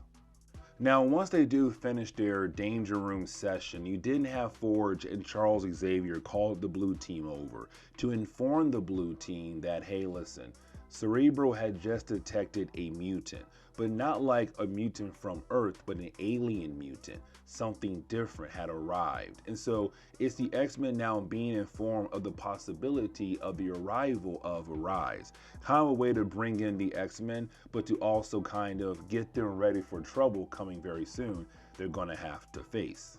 Now, I kind of want to jump back over to Mojo and Mojo World. Here's the reason why. So for Mojo World, it's really big on entertainment, right? So if your show or movie has the highest ratings, the best, TV show, whatever, you can become the actual ruler of that world. Now, that is only one of the many ways that you are able to become the actual ruler of that world. Like, for example, in our video over X-Men issue #10 and 11, when it came to Mojo 2, the clone of Mojo 1, that was his goal, to have a show that had higher ratings, to outbeat Mojo 1, and then become the actual ruler of Mojo World. Now the plans change when you have Longshot get rid of Mojo, which then makes space for Mojo 2 to become the actual ruler of that world. Now, with that being said, for Mojo, he kind of wants to go live as they try to bring Arise back over to their dimension. And so he wants to team over to Earth to find Arise, capture Arise, and bring him back over to the dimension, but do everything on live television. Now, at first, he wants to use the character known as Spiral. Now, Spiral is also a complicated character that does have a lot of connections to Longshot, Shatterstar, Mojo, and also Arise. But I kind of want to save her for the third chapter. But you do have Mojo assistant tell him like, hey, you can't use her right now because you got plans for her down the road that she kind of has to go through before we are able to properly use her again. And so for Mojo, he has to use a different plan or a different team to go after Arise to bring him back over to this reality. But now getting back over to the X-Men, we actually see them currently heading over to Afghanistan. And the reason why, because, well, Arise had apparently arrived in that location. Now, for our heroes, when they do arrive there, their main goal is to make sure that they don't cause a international incident. And so they're trying to best to avoid any kind of problems with the actual government of Afghanistan. But when they do arrive there, they do get targeted by some missiles, and you have our heroes use their abilities to kind of fight against those missiles and also some soldiers in Afghanistan. But once they do land, they do explain why they are there for. They're there for the mysterious character who had appeared out of nowhere. And you have the people tell our heroes, okay, if you're looking for the stranger, he's in there. And so you have the X-Men being able to grab Arise and take him back over to the X-Mansion. But right after you had our heroes find Arise, well, Mojo had also sent over his team of people to hopefully find Arise and bring him back over to the Mojo verse. But also, they're currently live. And so this whole situation or this whole mission is currently being played right now back in the Mojo verse for all the viewers to actually watch. Now, for our heroes, they're using Psylocke to kind of dive into the mind of Arise because, like I said earlier, when it comes to Mojo, he knew that Arise would not be able to remember anything from his entire life because the whole idea of traveling between dimensions can take a toll on someone's mind, like Arise. And so you have Psylocke trying her best to dive deep into his mind. And really, she does get to the point of finding out that this man is the creator of Longshot, but then she knows that some people, of course Mojo's team, had arrived to retrieve Arise and bring him back to, well, the Mojo verse. And this leads into a battle between the X-Men and the team of characters that Mojo has sent over to this reality. Now, the battle does go on for a few pages, and really, you do have our heroes being able to easily defeat these characters, but what I want to focus on more is what takes place at the end of the battle, because you do have one of the members of Mojo's team actually mention Longshot. Now, Longshot was an X-Men. He was on their team for a good while, but let's not forget that Longshot had disappeared a while back and no one truly knew where he went to. All they knew was that he left the team to go figure out his past, and that was a while back. And so for our heroes, they have been wondering, where in the world is Longshot? And so when you have these guys kind of talk about Longshot, our heroes want answers, especially for Wolverine and Rogue, because they were actually on the team with Longshot, unlike Cyclops, and by that point, he was on X Factor. But you have Cyclops say, no, we are not going to follow them into that dimension portal. We have no idea where it goes. Now, we know it goes over to the Mojoverse, but they don't know that. Now, the last chapter of this book is really more of Mojo being very upset that his team was not able to grab Arise. And so for Mojo, it's now time to move on to a new idea, to move on from Arise. He says, you know what? I'm going to try my best to create life without him, to create my own slaves, my own kind of sport. Now, while you have Mojo saying that, he has no idea that he is currently being watched by somebody else. Somebody who's going to be the main bad guy for the next chapter, which is Uncanny X-Men Annual number 16. Now we have to jump into Uncanny X-Men Annual number 16. Now, for this chapter, we jump over to the other X-Men team. Like I said earlier, in the early 1990s, there were two X-Men teams, Blue and Gold team. Now, we just covered the first chapter that had the Blue team. Now it's time for the Gold team that's being led by Storm. Now, the opening pages of this book, it's not the X-Men. It's a group called the Death Sponsors. Now, they do work for a mysterious character who, unfortunately, we're not technically told who that character is. Now, for this mysterious character, he brings in the idea of pirating transmissions, being a bootleg kind of person. Let me explain. So, like I said earlier, when it comes to Mojoverse, they're really big on entertainment. If you have the highest ratings, then hey, guess what? You can be a leader of the world, the leader of the world. Now, like I said earlier, it's only one of the many ways that you are actually able to be the leader of the world. But here's the catch. You see, there are other people who are taking your transmission and trying to show their own show so that they are able to get those high ratings and then possibly take over the world. Now, for our mysterious character, he kind of want to do a show on Mojo's network to continue to show the embarrassments of Mojo, to kind of show that he's not really good at entertainment, but also not a good leader. And so that is where the Death Sponsors come in. They work for our mysterious character. Now, our mysterious character, he realized that there are three different things he could do on Earth right now that could continue to embarrass Mojo on live television. That would be Spiral, which I said again should be very important in the third chapter, Longshot, the Messiah, and also Arise. If his team is able to go after one of those three characters and actually be able to capture one of those characters, then most likely he'll have high ratings, but on Mojo's network. But again, if he does get those high ratings, then most likely he can become the actual ruler of this reality. And so he tells Death Sponsors, go into the Earth reality and find one of those three characters. But now we have to jump over to the X-Men. Now, like I said earlier, the X-Men is the Gold team, led by Storm. Now, around this point in time in Marvel Comics, the X-Men had just gained Bishop to their team. Now, Bishop is a tad bit rough around the edges and also not really a team player, and at the same time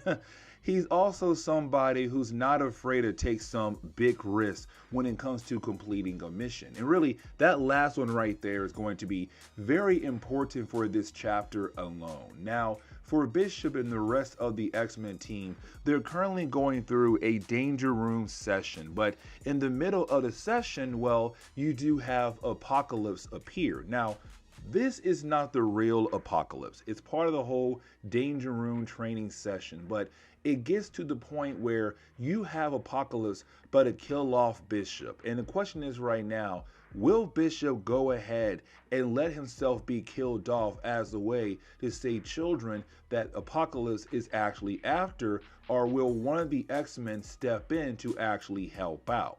Now, the training session does end with Bishop kind of being okay with, giving up his life to just stop Apocalypse, to kind of show that he's not a weakling, that he's not somebody who easily backs down.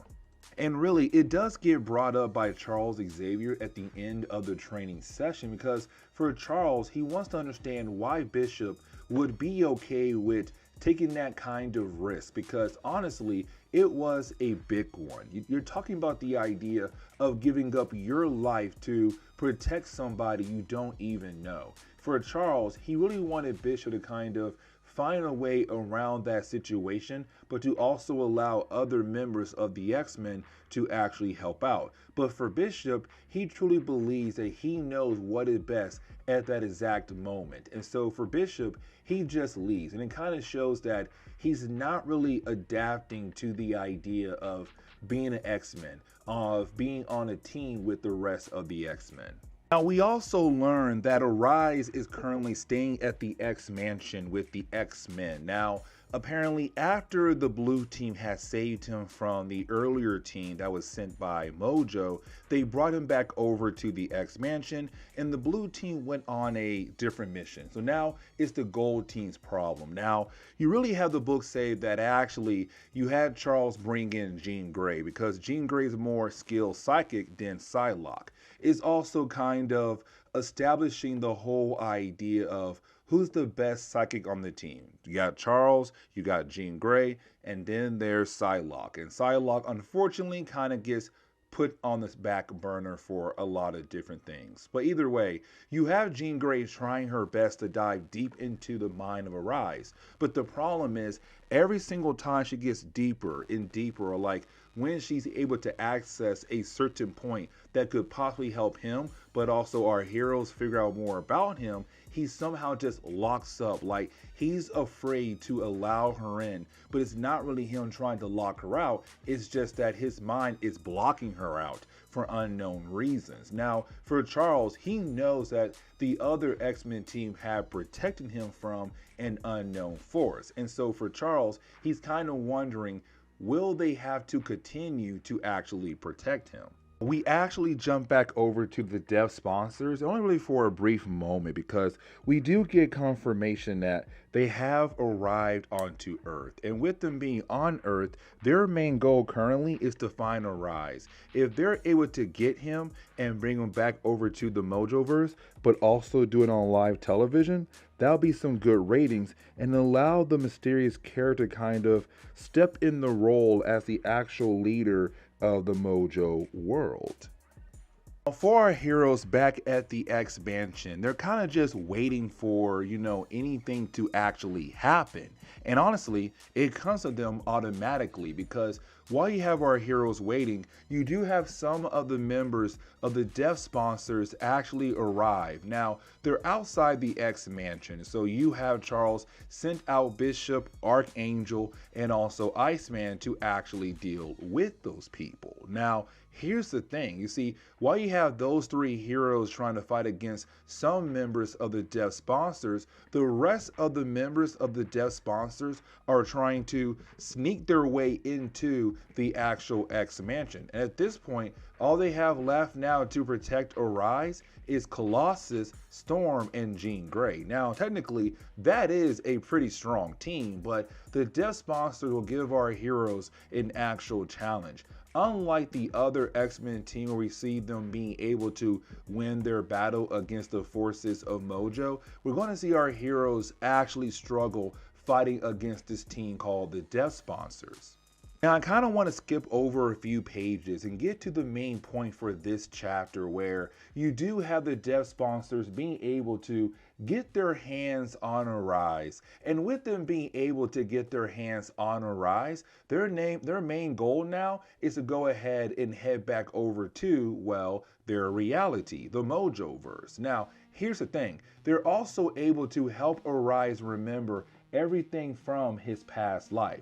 And so with him now being able to remember everything, he kind of knows what he's trying to do here, why he came to Earth. Now, like I said, they're trying to take him back over to the Mojoverse. And so with them trying to actually achieve that goal, you have Bishop learn that their teleporter has to connect his mind to the rest of his team mind, including Arise's mind, just to be able to bring them all back over to the Mojoverse. But Bishop realized if he's able to take out the teleporter, then that means that Arise will most likely stay here. he has to do it at the right exact time before the teleporter is actually able to connect his mind to Arai's mind. And so when you have Bishop being able to take out the teleporter, the other members of the Death Sponsors, only their minds were actually connected to the teleporter. Now, we're kind of left to believe that they are actually killed off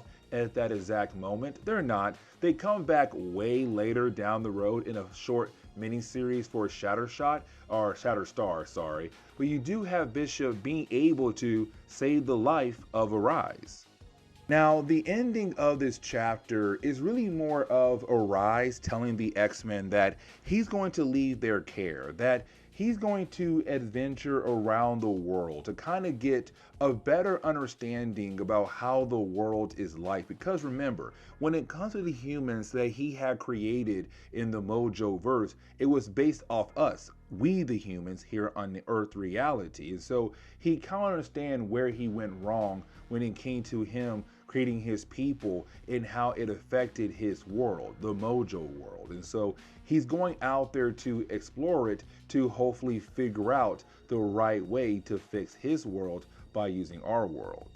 Now, the next chapter is going to be X Factor Annual number 7. Now, this annual or this chapter is a spiral chapter, and this is where we're going to actually talk about the character. But before we are able to properly dive into the actual origin of the character, I kind of want to jump back over to Mojo, because now he's back to being the main focus of the story just for this chapter, because now he found out what our mysterious character did in the last chapter, and he's kind of worried about the idea that other shows on his network that's not his are getting better ratings than his own show. But again, he's also still trying to get Arise back into his reality, the Mojoverse. And so he does talk to his assistant one more time, and he does say, you know what, it's time for us to use one of our agents on Earth. Now really, they only have one, and that would be Spiral. And so it's really him saying, okay, you know what, it's time for me to go ahead and contact her and tell her to go ahead and do the job. Now, we can kind of go ahead and jump into the actual origin of Spiral, because it's going to be very important for the connection she has with Arise. So diving into the actual origin of Spiral, we got to jump back to Longshot issue number 1. Here's the reason why, because yes, she did first appear there, but the future of Spiral all begins in the past with Longshot. So in the past, she met Longshot when she was just a regular woman, but then out of nowhere, she was attacked by her future self. Now, the reason why she was attacked by her future self is because Mojo knows if he's able to send Spiral from the future back in time to attack her past self, it is going to set in motion the whole process of her actual origin. And so after being attacked by her future self, she met Longshot, they fell in love, but Longshot wanted to go back to his world, the Mojo world, to basically free his people, to be that Messiah. Now, as we all know, he will constantly fail as their Messiah. And so one of the times he did fail, he was with Rita, aka Spiral. And when he failed, Mojo was able to capture both of them, but he mind wiped Longshot to make sure that he had completely forgot about Rita, the past version of Spiral. Now, after doing that, he let Longshot go. Really, Longshot escaped, but he kept Rita behind and continued to torture her over and over and over again. Now, while torturing her, you did have Mojo force Arise to do experiments on her. Now, Arise was able to give her some extra arms. Now, most of the arms she does have, they're cybernetic, but he also taught her the ability to look into other dimensions that are technically used for time traveling or being used to teleport to other dimensions, but also he taught her dark magic. Now, after a while being tortured, but also being changed into a new character, you then have Mojo send her back in time to make sure her past self will go through the same thing she did to make sure Spyro actually exists. And so she is technically a paradox. Now that is why I say she has a huge connection to Arise, because Arise was forced by Mojo to do things to Spyro to turn to the character we all know and kind of love.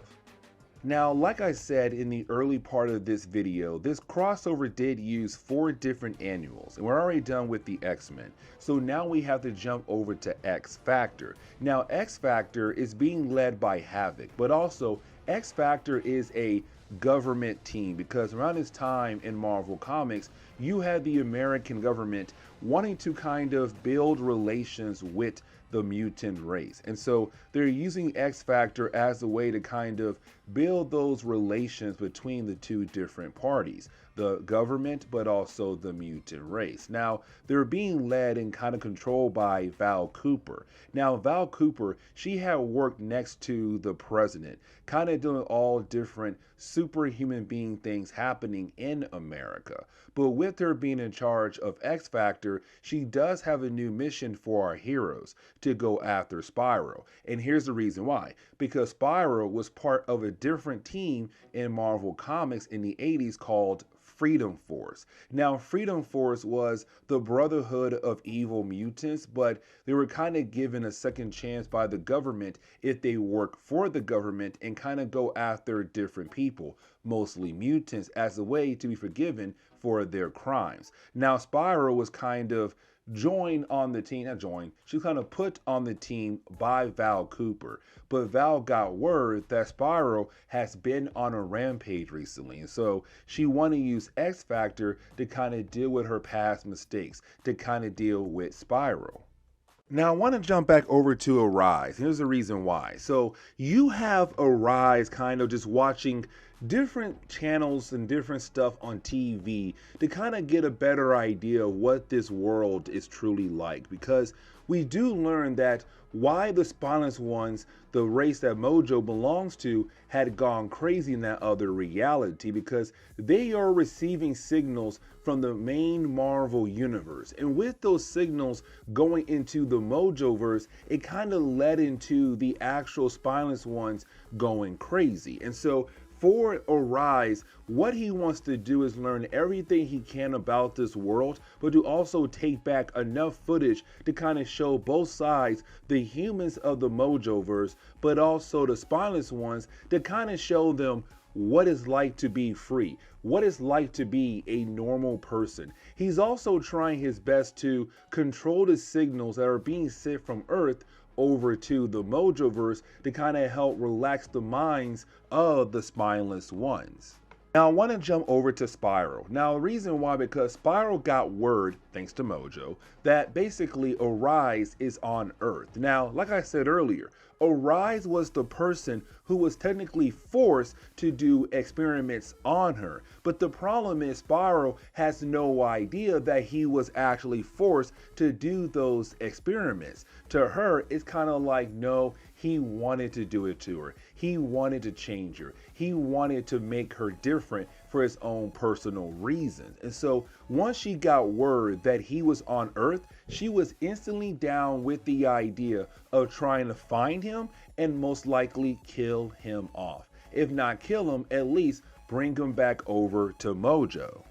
Now for X Factor, they're going after Spyro because they got word, really Val Cooper got word, that she has gone on a rampage across the world or across a certain area. They don't actually know what's going on with her or why she has gone on this rampage, but we as the readers, we know why, because she's going after Arise. And so once you have X Factor arrive at a certain location, they do get word that she was there and she was looking for the stranger. They get the word from the people in this nearby village that Arise was staying at. And so once they find out that she was there and she's going after somebody else, and we know it is Arise, you have X Factor head straight over there to hopefully find her and hopefully stop her.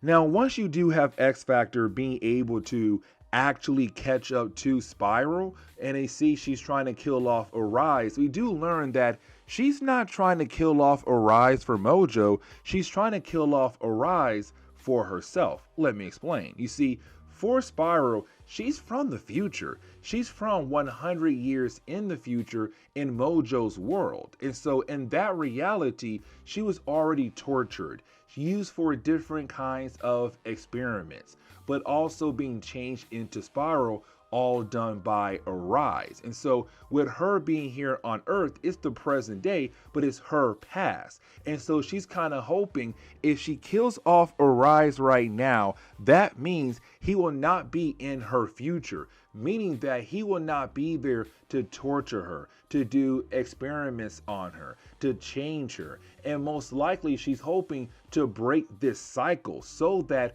her past self can just be a regular woman.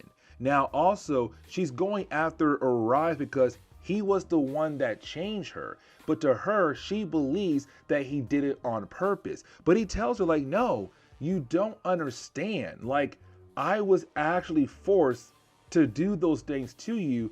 But in my time, at this point in time, they haven't happened yet, which means I haven't met you yet. I haven't done things to you yet. So right now, you're trying to kill off a man who's not actually guilty because he has not committed those crimes yet. He has not evolved her yet in Mojo's world. She's still being held there in that world right now, just as a prisoner. And so when he comes to her and she's telling him everything he has done to her, he is so confused. Now, X Factor, they do arrive and they do fight against her. And they kind of realize that maybe Spiral is not completely evil. And the reason why, because she's not trying to kill them. Like really, she's holding back. Now, at the end of this section, you have Arise realize that maybe it's time for him to go back to Mojo's world. He has learned a lot about this reality, but also he kind of feels like it's time for him to try once again to change Mojo world, but hopefully with the help of Spiral. Now, before she does leave, she tells our heroes who is actually the savior from her future, because we do learn that 100 years in the future, somebody was able to remove Mojo, but to also make sure none of the spineless ones were able to take his place. And she tells us it is Shatterstar. Now, Shatterstar is going to make things even more complicated when it comes to the character of Longshot, but also Dazzler and Arise and also Spiral. But Shatterstar is from the future of Mojo's world. We were told that at the tail end of New Mutants leading into X-Force. Now, the final chapter does take place in X-Force Annual #1.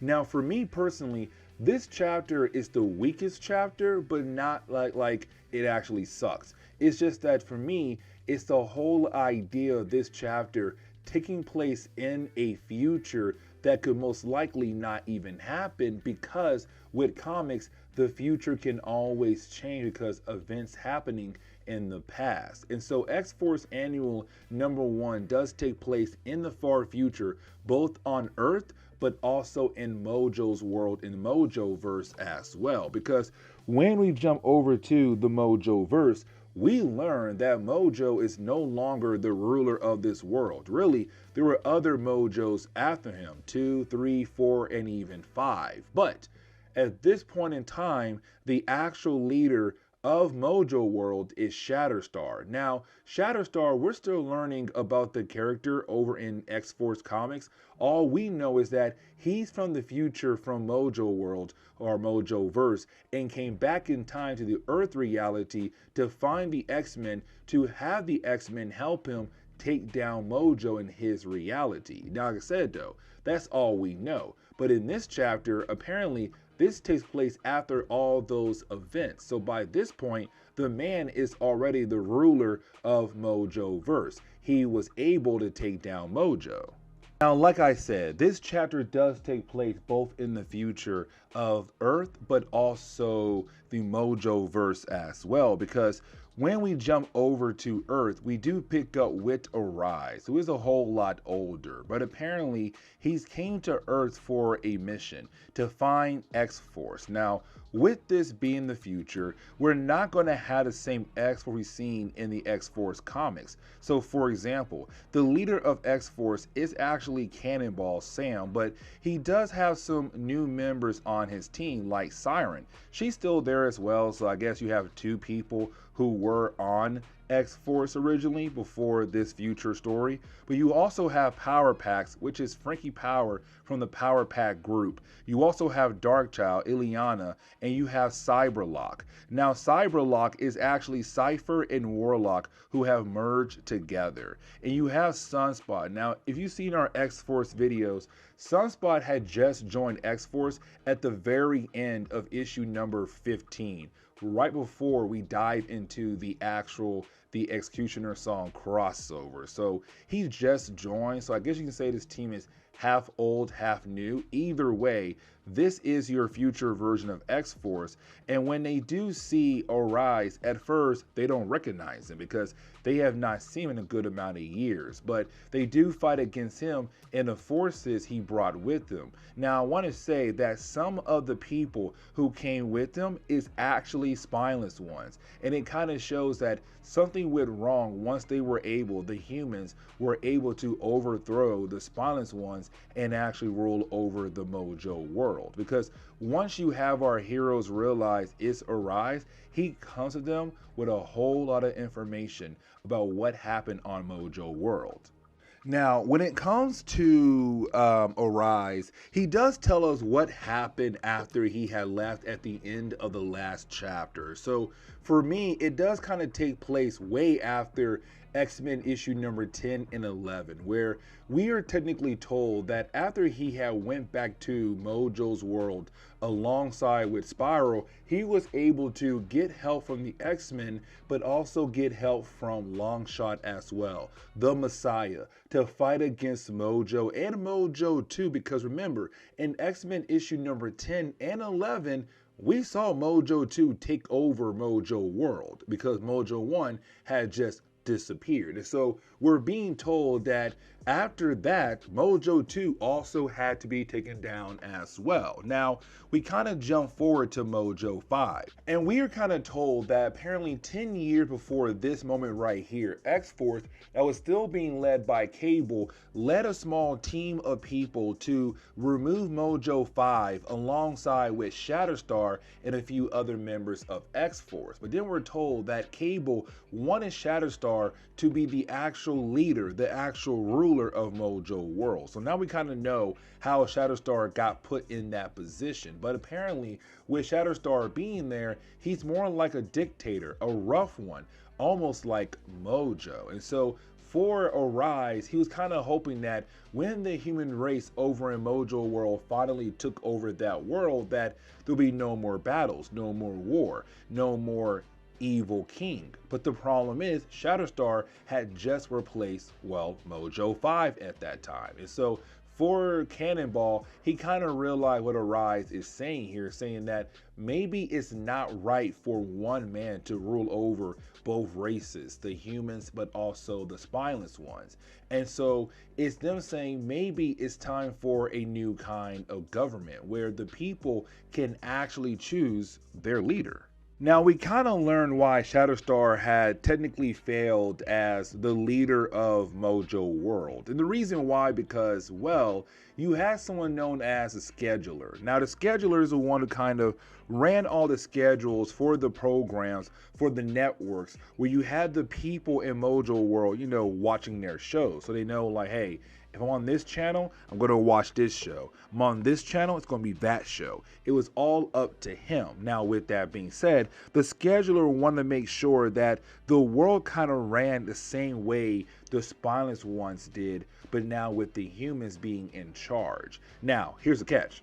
Because you do have the story kind of wrap up very quickly, unfortunately, where we're not really able to explore this future, but we are told that Shatterstar kind of realized that he had failed as a ruler of this world, that he kind of lost his ways. Now, for Cannonball of the Future, he tells us that the reason why Shatterstar kind of failed at this future being a ruler is because his only example of a leader was Cable. And is Cannonball saying Cable's not a good role model, so you kind of fail there. But it's also Shatterstar kind of realizing that maybe it's time for a new government in this world. So the book really does kind of wrap up very quickly, where you have Shatterstar being able to work with X-Force, work with Arise to take down the Scheduler, who was kind of being the mastermind behind everything in this chapter. But once they're able to get rid of him, you have everyone try to establish now this new government. Now, for me, it's kind of like saying, we're going to see Longshot constantly failed in X-Men comics, and also Shatterstar as well, until we actually reach this point right here, where he's able to actually become a not a good ruler, an evil ruler, and then learn from his mistakes to try to bring in a new government. But what's going on there, YouTube? Welcome back to another comic book video. Okay, so we're going to continue our coverage over the X-Men, but now it's time for us to jump back over to Uncanny X-Men. Now remember, when it came to the early 1990s, X-Men got really popular. I am talking about the idea of having 5 different X-Men teams. You had X-Factor, Excalibur, X-Force, and you had 2 different X-Men teams. And the reason why, because the original X-Factor team had rejoined the X-Men and gave Charles Xavier 14 different members on his team to actually use. And he said, you know what? Let me go ahead and put y'all in 2 different teams, Gold Team and Blue Team. So if you were reading just X-Men, you were following the Blue Team that was being led by Cyclops. But if you were reading Uncanny X-Men, well, you're reading about Storm's team, the Gold Team.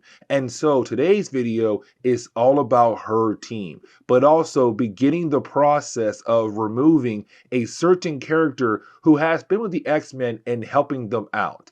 And I am talking about Forge.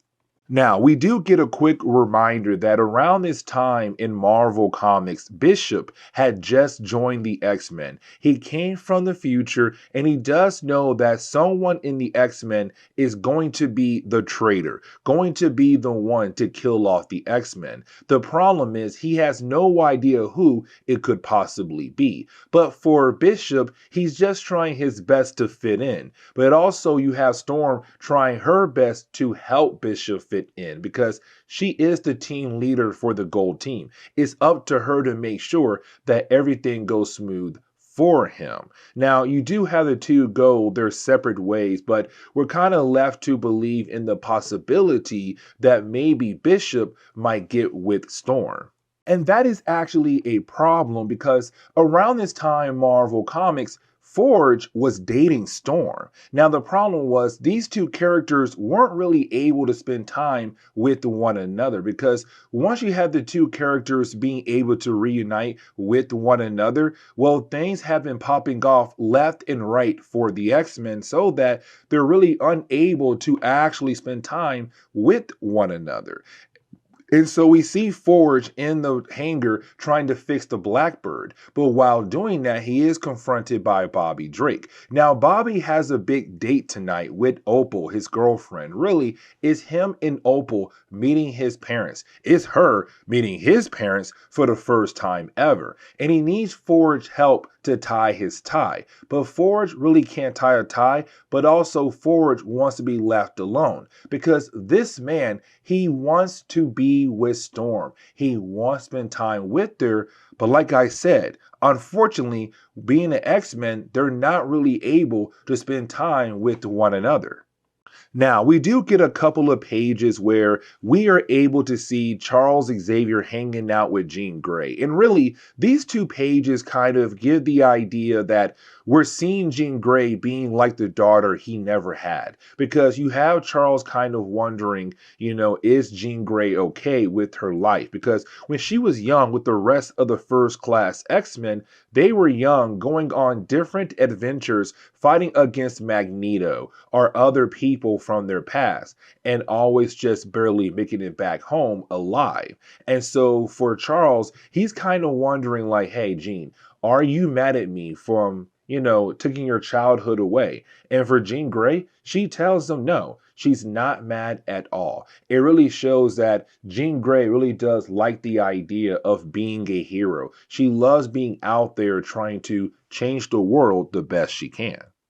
Now we jump over to the parents of Bobby Drake, Iceman. Now remember, these two people are meeting Bobby's girlfriend, Opal. Now, Bobby's father is flat out racist. Like, I'm going to say it right now, he's flat out racist. The first chapter, it kind of like gives small hints here and there, like, okay, maybe he could be racist. But by the second chapter of this story arc, it comes out clear as day. But while you have the parents leaving, they don't realize that they're being watched by somebody else. And really, that person gets caught by a police officer who was nearby. And we do learn the person that was actually watching Bobby Drake's parents is a character known as Hero. Now, Hero first appeared back in X Factor issue number 63. And really, that was when we had the original X Factor team before they had rejoined the X-Men. Now, if Hero's here, that means we're going to see the Samurais appear as well. And this is a group of characters that we had talked about a while back in our X Factor videos.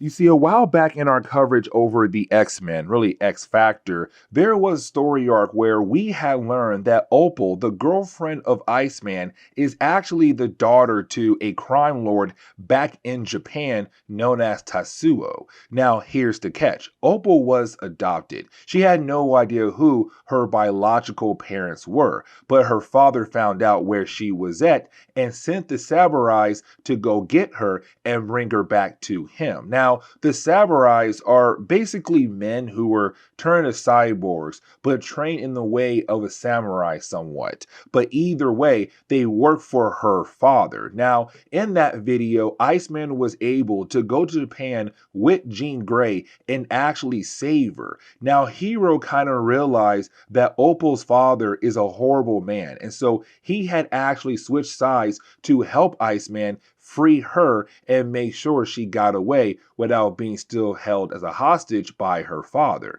And so with him being back here, it's kind of confusing because we were left to believe that him and Bobby were on good terms. But now it seems like no, they're not. He came back here, well, to possibly get Opal once again. And speaking of Bobby, when we jump back over to him, we see him still getting ready for the big dinner. But luckily for him, Archangel was able to tie his tie to help him get ready for the big dinner. Now, while you have Bobby leaving, you have Archangel begin to kind of think about his past. Because remember, when it came to Archangel, he was not a blue-skinned person. He was your Caucasian man with, beautiful wings. And he was able to hide those wings and still go out with all the women that he had a crush on. But thanks to Apocalypse, one, his wings are no longer beautiful. And two, he's now a blue-skinned man. And so for him, he kind of missed the idea of being able to go out in public and spend time with someone he may care for. Now, while he is thinking that, that is when he is confronted, well, by his original self before he was changed by Apocalypse. And so we're kind of left to believe there's something big going on here, possibly somebody trying to attack Archangel.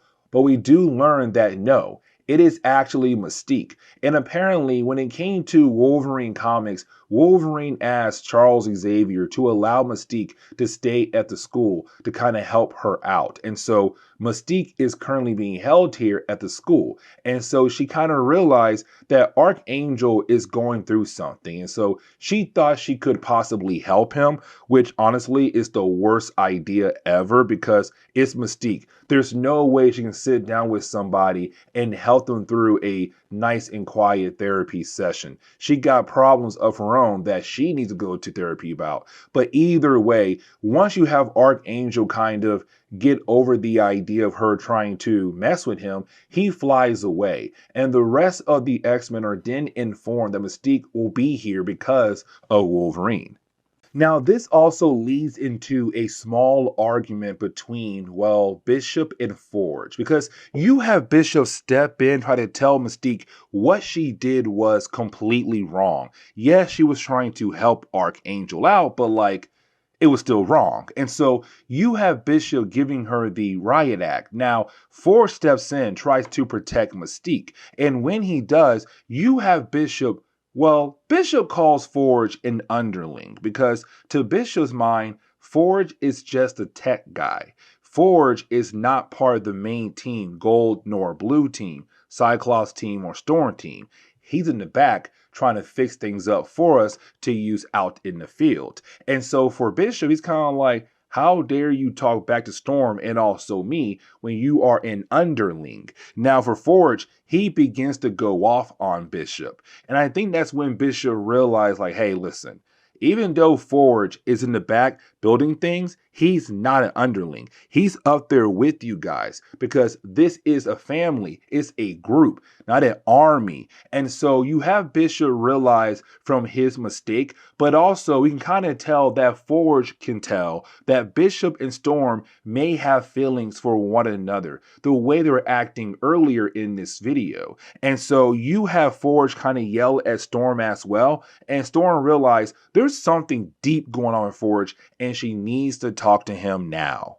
Now you have Storm being able to catch up to Forge, and when she does, you have Storm wanting to know what in the world is wrong with Forge, and Forge says us. It's us. Like, we have not been able to actually spend time with one another ever since you were able to rejoin the X-Men, once we all came back together to live at the X Mansion. And really, he's right, because there was a point in time where, yes, they were a couple. And then there was a point in time where the entire world believed the X-Men were dead. But when you had the X-Men come back to the public, but also with X-Factor, X-Force, and all those other different teams, it's been one thing after another. And so it's him saying, Storm, I can realize that you are so dedicated of being an X-Men that you may never leave this life, that you may stay here forever. And that's the problem, because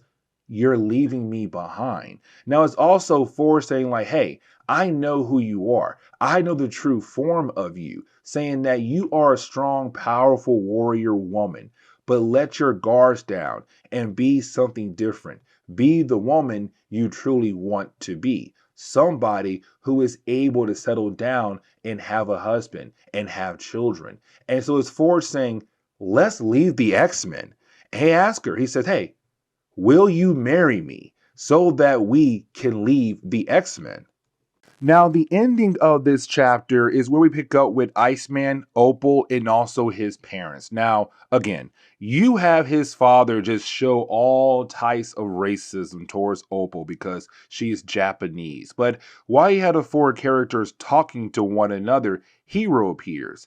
And we're kind of like, okay, Hero's here, which means he's probably here to fight against Iceman. But he says, no, I am actually here to protect Iceman, but also protect his parents as well. Because the Saburais are trying to kill you, Bobby, and your parents to get revenge for what you have done to them and their master. I have left the group completely, and now I'm trying to help protect you and your parents from them. And as soon as Hero says that, bam, the other Saburais appear and they try to attack Bobby and his parents. And really, as we dive into the opening pages for Uncanny X-Men issue number 290, is where we learn that the Saburais are here to get revenge against Bobby for what he has done to their master. Like, yes, they're here to get Opal as well, but their first goal is to kill off Bobby and then kill off his parents. And so we do see Hero and also Bobby being able to work together to kind of fight against the Saburais. But now we have to jump over to Colossus, because there was an earlier story arc where Colossus was able to find his long lost brother Mikkel. Mikkel was actually locked away in another dimension, but he was finally able to come back to Earth. Now, for Mikkel, we have to remember that he has the ability to manipulate energy, and that's going to be very important in later books down the road. Now, for Colossus, he's kind of worried about his brother because his brother been having a lot of headaches ever since he came back to Earth after being locked away in that other dimension. Now, you have Colossus walk away, and Mikkel does get one of those headaches once again, but really, we see that in his mind, he's kind of reliving what happened to him in that other dimension. The idea that he is responsible for the death of so many different people while he was locked away in that other dimension. And so while he's having his headache, well, then a random pizza boy walks by him and he gets very upset. And it kind of shows Mikkel is not really the good man as Colossus thinks his brother is. There's some kind of dark side coming out of him. Either way, you have Mikkel use his energy powers to kind of turn the young boy into a tree, technically killing him off. But now we have to jump back over to Storm. Now for Storm, she's kind of wondering in the possibility of leaving the X-Men to be with Bishop. Like to her, she's kind of loving the idea, settling down, being with Forge, getting married to Forge, having kids with Forge. Like, we could see Storm leaving the X-Men because that's her true life goals. Not to be here forever, leading a team of characters into battle against bad guys who are trying to ruin the world. Instead, she wants to be out there just living a normal life. And then we jump over to Forge. Now, for me personally, this is Forge jumping the gun. And let me explain. Because you had Forge ask Storm to marry him. And she said, let me think about it. She didn't say yes. And she did not say no. She said, let me think about it.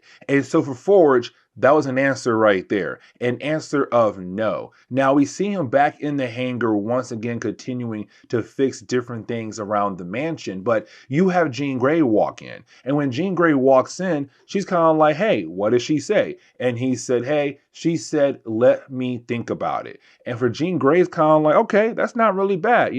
It could be a yes. But for Forge, he believes it's going to be a no because he believes that Storm cannot imagine to live a life away from the X-Men. Now, he asked Jean Grey, do you know Storm loves me? Do you know, because you are a psychic, Jean Grey, you are able to read people's emotions. And so you have Jean Grey trying her best to kind of hide the fact that she kind of knows how Storm truly feels. And you have Jean Grey say at first, like, no, she loves you. The way I see how she acts towards you, it tells me she loves you. But it's Forge kind of saying, the way you are acting, the way you're kind of hiding information from me, I can tell that Storm loves me, but not love me enough to leave the X-Men. Now, we are able to actually check in on Bobby and Hero and also Opal, and we do see the two characters still fighting against the Samurais. Now, the battle is still going on, but you have Bobby realize that it's probably best for him to go ahead and get Opal the heck out of there because, one, she is a regular human, but two, because that's his girlfriend. He wants to protect her from anything going on. And so he tells Hero, hey, I am going to get her out of here. You had Hero say, leave, I'll be right behind you. But in reality, he won't be. But now we can jump over to Bishop. Now you have Bishop just standing out in the rain, trying to think about his life, about the idea of being an X-Men, trying to fit in. But then you also have Bishop kind of tell us that if Storm leads the team, he will feel truly alone. Now, while he's outside thinking, you have Mystique appear. Now, once again, it's Mystique trying her best to kind of help people out, even though she's horrible at doing that. But either way, you then have the two characters kind of go back and forth about each other's failures in life. Like, for example, the idea that Mystique lost Destiny, her wife, the woman she loved. And for Bishop, he's kind of like, listen, you need help working through that right there. But for Mystique, she tried to tell Bishop, you also need help because you came back in time with a team and you lost your entire team and now you are the last man standing. And honestly, she's right. Now, while you have the two characters going back and forth, this is where we learn that Mystique's mind is slowly falling apart because over the years with her kind of being able to be almost anybody she wants to be is kind of messing with her mind. All those different personas are in her mind all at once. And so because of that, the reason why she's there at Charles Xavier School is to hopefully find a way to fix her mind. And you have Forge step in and take her away. Now, getting back over to Opal and also Iceman, while they're trying to get away from the samurais, you have Hiro say, you know what? The best way to make sure that these samurais don't follow Bobby and don't follow Opal is to sacrifice myself. You see, Hiro was a samurai. He just stepped away when he realized that their boss is truly an evil man. But with that being said, for Hiro, he's still a cyborg. And so he also has a bomb inside of him. And so he begins the self-destruct process. He blows up the entire restaurant to kill himself, but to also kill them off as well, to make sure that they are not able to follow Bobby nor Opal. Now, the ending of this book is really a heartbreaker because like I said at the very beginning of this video, it's going to be Forge leaving the X-Men. So you had Forge confront Storm, and Storm about to tell Forge some good news, but then she realized the way he is dressed, that he is dressed to leave. And so you have Storm wondering where he is going. He said, listen, I already know that you are going to say no. Again, he's jumping the gun and he's not allowing her to talk. And really, you have Forge break this woman down, saying like, listen, you are somebody who's just too in love with the idea of being an X-Men, being the leader of the team, leading characters into battle, being that strong, powerful warrior woman. Like, he's not allowing Storm to talk at all, and really is Forge just going off on her, but still trying to be nice about it, but at the same time still being a jerk about it. But by the end of it, he says, listen, I'm leaving. I have to help out Mystique. Destiny was right. Before she had died, she told me that Mystique and I were going to end up together. And I guess she was right. I have to help out Mystique because her mind is literally broken. And so after he says that, he walks away with Mystique and he goes wherever. But you didn't have Storm whisper that she was going to say yes. What's going on there, YouTube? Welcome back to another comic book video. Okay, so we're going to continue our coverage over the X-Men, but now we have reached a point where we are beginning to wind down our coverage over the X-Men. What I mean is that we are about to jump into the next X-Men crossover that we have to talk about, and that will be the Executioner song. Now, this was a massive crossover that Marvel did right after Jim Lee had left. Let me explain. So when it came to the X-Men in the early 1990s, they were really popular. You had a lot of different X titles, X-Factor, X-Force, Excalibur, but you had two X-Men books. And the reason why, because the original X-Factor team had rejoined the X-Men. When that happened, well, Charles had 14 different X-Men at his house. He said, you know what?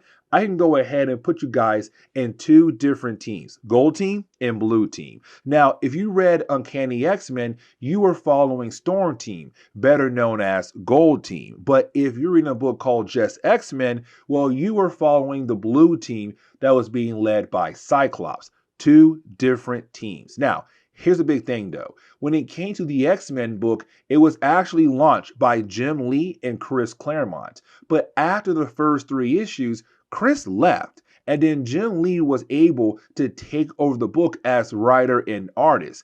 But after issue number 11, he also left to go help create Image Comics. And so it left the door open for somebody else to come in and write the X-Men. And that was Fabian Nicieza. And I really hope I pronounced his last name correctly. I feel like I always just mess up his last name. But for Fabian, he was the new writer of the X-Men, the main writer now. He did write a few X-Men stories in the past before this point. Prime example is Kings of Pain and also Shattershot. But this is his time to take over completely. And now the X-Men were under his control. Now for Fabian, he was beginning to kind of lay down the groundwork of the idea of the father of Charles Xavier having a dark secret. And this leads into the Xavier file. Now, before we are able to actually jump into the dark secrets of Charles Xavier's father, but also the Xavier file, I kind of want to jump over to X-Men issue number 12, the opening pages for today's story arc, because we actually pick up with a character known as Carter Reiking. Now, Carter Reiking has been living in a hospital called the Reiking Hospital. It was named after his father. Now, for Carter, we do learn that he is a mutant, and he has the ability to, well, generate plasma inside his body, but he needs special kind of gear if he wants to shoot that plasma as some kind of energy blast. Now, for Carter, we do learn that he has been locked up in this hospital for many years, and sometimes he'll try to escape, but usually he is unable to escape because the staff is there to shut him down when he tries to escape. But now they're wondering why this last time he went so crazy powerful, like what actually set him off. And we do learn that his father, Alexander Reiking, had just died, and Carter had just learned that his father had just died. Now here's the catch. Alexander used to work very close to Brian Xavier, the father of Charles Xavier. But now we jump over to the X-Men. Now really, the next few pages are just establishing a few things. Like for example, the whole idea that Rogue and Gambit do have feelings for one another, but the big problem is that, well, Rogue cannot be touched, but for Gambit, he's really trying his best to be with her. Also, let's not forget that in a previous story arc, we had just learned that Gambit was married. Now, in his defense, he did run away from his wife as a way to protect her, and he thought he could never go back to her. But also, in that previous story arc, his previous wife had died. And so for Gambit, it's kind of like, listen, I'm technically single again, which means that you and me, Rogue, can possibly be together now. But again, the big problem is they cannot touch because of Rogue's powers. We are also setting up the idea that Psylocke is not going to be here for this story arc. And the reason why, because she has to go see her brother over in Great Britain, which means that once we go over to Excalibur, we're going to see Psylocke teaming up with the Excalibur team down the road. And Beast is going to be the one to drive her over to the airport. Now, as they drive off, we're also establishing that Cyclops is actually thinking about cheating on Jean Grey with Psylocke. Like, if you saw my lives the last few weeks, y'all should know that I'm not really the biggest fan of Cyclops, and this is another reason why. Because this man is actually thinking of possibly leaving Jean Grey for Psylocke. But now we jump over to Jubilee, who's going through a Danger Room session. Now, this story arc also reminds us that, well, Jubilee may not be a well-established member of the X-Men, because in an earlier story arc where you have the X-Men team up with Ghost Rider, you have Beast say like, hey, Jubilee is not an X-Men yet. She's not covered in our insurance plan. And so we're kind of left to believe that even though Jubilee has been on a lot of missions, she's not an established member of the team just yet. But you do have Charles putting her through a Danger Room session. But in the middle of that session, you have Wolverine appear, very upset at Charles Xavier because he just found the Xavier file, and he believes that that file may have connections to his past. And let's not forget that the 1990s, Marvel was trying their best to establish the actual origin of Wolverine.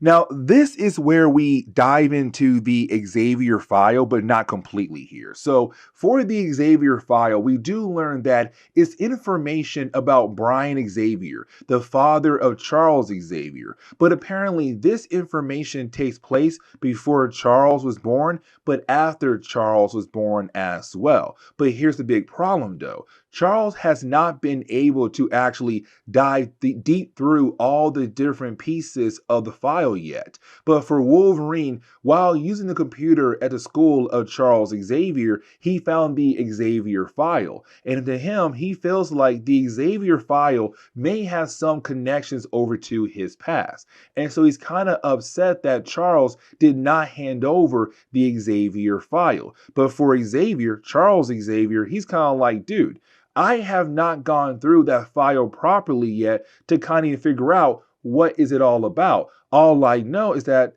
it contains information about my father. Until I am able to actually sit down and go through it, I can't really give it over to you. And really, we're unable to build connections from my father's past to your past. Now, I want to jump back over to Carter because we do establish that Carter is able to finally escape from the hospital. And this time, when he does escape, he kills all the different staff members who were there trying to contain him. But his goal now is to make sure that his father's secret and other people who had worked with him, their secrets are also be released to the rest of the world, to the public. But also want to make sure that Charles Xavier knows the actual past of his father. Now, I want to jump over to Charles Xavier and Wolverine for a brief moment. Here's the reason why. So for Charles Xavier, he tells us that he only received the Xavier file 6 weeks ago. The problem is that he has no idea who gave him the file in the first place. Now, he was able to kind of look through some pieces of the information in the file, and he did learn that apparently his father worked for the government, but apparently they were studying genetic mutation. Of course, we're talking about mutants. Now, when it came to Charles' father, he died when Charles was 9 years old. But apparently, Brian died in an accident at a facility called Alamogordo. And so for Charles Xavier, if they want any kind of information, they have to go there maybe. But while talking to Wolverine, he sees a news update about the funeral for Alexander Reiking. And Charles remembers Alexander because he worked very close to his father, Brian Xavier. Now, I want to jump over to Charles Xavier. And you have Charles Xavier going over to the funeral for Alexander Reiking. Now, for Charles, he has not seen Alexander Reiking since he was 9 years old after his father had died. But for Charles, this is him just trying to hopefully find any kind of piece of information about his father and his past. But here's the problem. Carter arrives. Now, for Carter, like I said earlier, he's trying to establish with the public that his father, Alexander, was not a good man, that Alexander was actually a very bad man. Now, once you have Carter arrive, you have Charles being able to connect his mind to Carter's mind, where you have Carter begin to have talks with Charles in their minds. And we do learn that Carter was the one who sent Charles Xavier the file, the Xavier file. And the reason why, because Carter said, Xavier, you should want to know about your father's past. And let me tell you right now, your father and my father had worked together. Now for Charles, he's right. He wants to know more about his father's past. But he also tells Carter, we're not going to get any kind of piece of information about your father here at his grave. Like, we have to go somewhere else. And for Carter, he knows where to go. The Alamogordo facility, the same place where Brian Xavier had his accident that had apparently killed him. But for Carter, he said, it all began there. It all ended there for me as well. And so you have Carter pick up Charles and they fly away. Now, with Charles Xavier being taken away by Carter, you then have Val Cooper call up the X-Men to inform them what had happened. Now, remember, Val Cooper works for the government, and really, she has her own X team, and that would be X Factor. And so it's her saying, like, hey guys, listen, your guy, Charles, was just taken away by this Carter Riking guy. Now, for the X-Men, they already know where Carter had taken Charles to. Alamogordo. And so you have the X-Men about to head over there right now. Now for Val, she cannot understand why in the world that Carter would take Charles there. And you have the X-Men say, like, listen, the reason why? Because Charles' father used to work there, and so did Alexander Riking. But apparently, there could be more information behind that place. Now, for Val, she said, listen, I work for the government. And even with that kind of power, I don't have any kind of information about that facility, which means that it had to go deep into the government where she does not have the clearance to look at those kind of files. Either way, you do have the X-Men begin to head over there to go save their boss, Charles Xavier. Now, this is where I want you guys to kind of jump back to our previous X-Men video. Here's the reason why. So, in our previous X-Men video, we had actually talked about Alexander Riking before, because remember, we had a story where you had the X-Men fighting against Mojo in the Mojoverse. We had a backup story where you had Maverick go after Alexander Riking, and you had Maverick being able to kill off Alexander Riking. And so the death of Alexander is all Maverick's fault, which then led to Carter being able to finally break free from Riking Hospital. So now you should know what actually happened to Alexander Riking, how he died. It was back in our last video when we covered that backup story that involved Maverick. But getting back on track, we do jump over to X-Men issue number 13. Now, with the 13th issue, we do learn that Carter and also Charles Xavier had arrived at the Alamogordo facility. Now, like I said earlier, this facility has been abandoned for years. I'm talking about it's been quiet for a very long time, ever since the incident that had killed Charles Xavier's father, Brian. Now, here's the catch. You see, we had learned in the past that, well, Brian Xavier had died by the hands of Kurt Marco, the father to the Juggernaut, the stepfather to Charles Xavier. But you have Carter saying, what if I tell you, when it came to your father's death, there's actually more to it? Like, what if it was a cover-up, possibly? Now, you do have Carter being able to blast down a wall that shows a hidden staircase that leads into another part of the facility that was never discovered by the public. And so it's Carter saying, our family secrets are down there. If we go down there, we should be able to learn more about our father's past. Now, while you have Charles and also Carter going deep into the actual facility, the X-Men had arrived to hopefully look for their professor. Now, I want to focus more on Wolverine and Rogue because you have Rogue being very concerned for Wolverine. Now, for Logan, he's kind of like, listen, I don't need your help. I don't need your support. But for Rogue, it's more of like, yes, you do, because out of everybody here, she's the best person who kind of knows what Wolverine is going through. Because remember, in the 1990s, like I said earlier, they were trying to establish the actual origin of Wolverine. But they kept going back and forth telling us that some things were actually true about Logan and some things weren't. And so for Logan, it was kind of messing with his mind. And so for Rogue, she says she understands what it's like to have your mind going all different kinds of directions, because with her ability being able to absorb other people's powers, but also their memories as well, for Rogue, she had a moment in time where she was battling against other personas in her mind. For example, Carol Danvers, when Carol Danvers' persona was able to actually take over the body of Rogue for a short period of time. Either way, it does show that Wolverine and Rogue are really close to one another, and not really in a romantic kind of way, kind of like big brother to little sister or possibly father to daughter. Now, I want to jump back over to the X Mansion, and the reason why, because we're going to pick up with Jubilee. Now, you have Jubilee being left behind at the X Mansion, but she realized that somebody is trying to call the X Mansion, and that would be Cannonball. Now, remember, Cannonball is working with X-Force. Now, for Charles Xavier and the X-Men, they don't really like X-Force because X-Force is, well, a very extreme group of characters who are not afraid to kill people. And for Charles, that is never okay. But Cannonball was apparently calling Charles for some kind of strange reason. Now, you would think he'll leave a message behind for Jubilee to give to Charles. But he says, no, I'll just call back later, and hangs up just like that. Now, there are two characters I do want to talk about that we have not talked about in a very long time, really, when it comes to our coverage over the X-Men.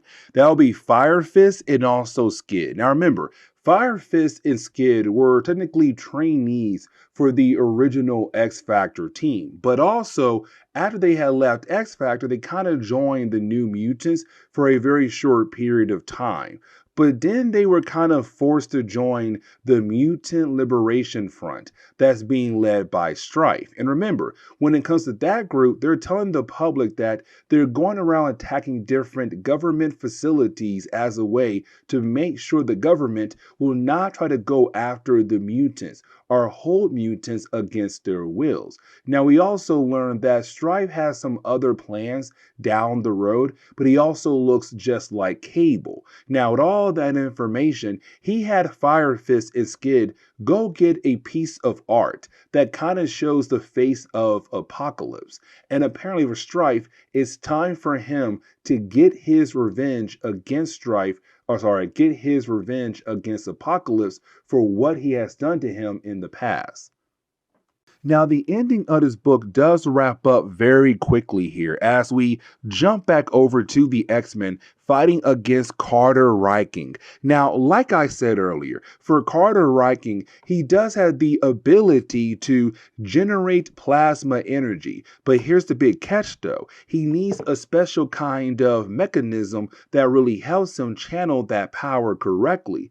But if he does not have that special kind of mechanism around him, well, unfortunately, he will not be able to properly shoot the energy as a blast towards his foes. And so for the X-Men, while you have the X-Men battling against him, Cyclops is able to damage that special mechanism. And so Carter is no longer able to properly shoot his energy blast. And it does cause a small explosion in the facility, knocking him out. Now for Logan, he still wants answers from Carter, but you have Charles Xavier say, listen, we're not going to get any kind of information here from this place because this place is completely dead. If we want to be able to get any kind of piece of information about your past or my father's past, we have to go to other places where my father had possibly lived to hopefully get the right things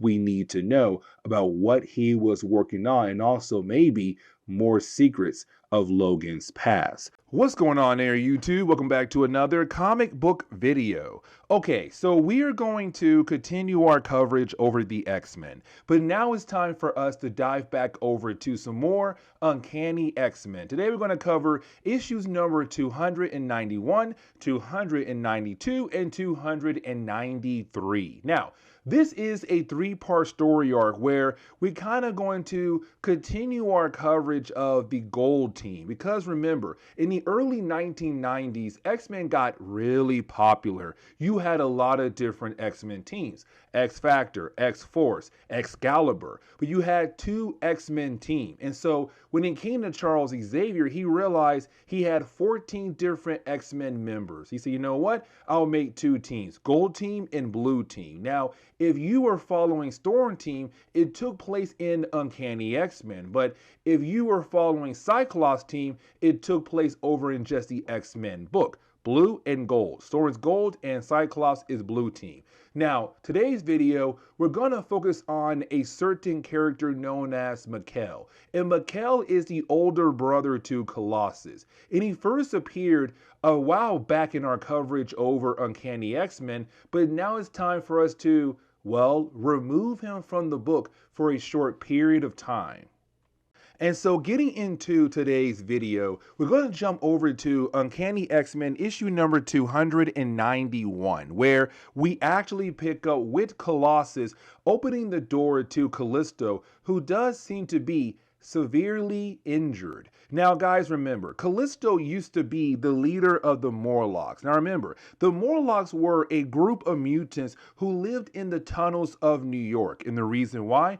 Well, because of their mutation. You see, sometimes when mutants gain their abilities, it can also change their appearances. And so you had the Morlocks, who were mutants who had their body changed, hide in the tunnels of the New York City. Now, with that being said, Callisto was their leader for a very long time. Now, really, she lost that role to Storm a while back. But because Storm was not going to stay down there in the tunnels with the Morlocks, she asked Callisto to be their leader while she was gone. The problem was, well, Callisto lost that role to Mask, another character who took over the leadership role in earlier books that we had covered. Now, when it came to Mask, he also had the ability to change your appearance. And so with him, he wanted full control of the Morlocks. And so he changed Callisto into a beautiful woman so that she could no longer be the leader of the actual group, because now she was no longer disfigured. She looked normal and could actually go out in public.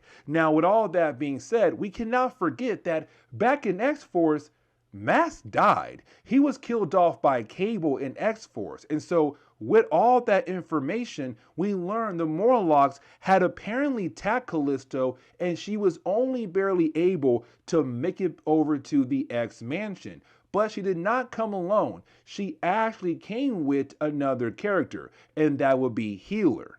Now, we have to jump over to the brother of Colossus. Now, the brother of Colossus, better known as Mikkel, has been only around for a very short period of time in X-Men comics. Now, for Mikkel, he was actually only founded by Colossus a while back, because we have learned Mikkel was locked away in another dimension. And because of that, the world believed that he had died once him and his crew had went into that other dimension. But in reality, he was the sole survivor of his crew. Now, here's the big thing. When it comes to Mikkel, he has the ability to manipulate all kinds of energy. And the reason why I'm bringing that up right now, because once he had arrived in that other dimension by going through a portal, he went through a series of events where he was part of a huge civil war. But while in one big battle in that other dimension, the portal opened up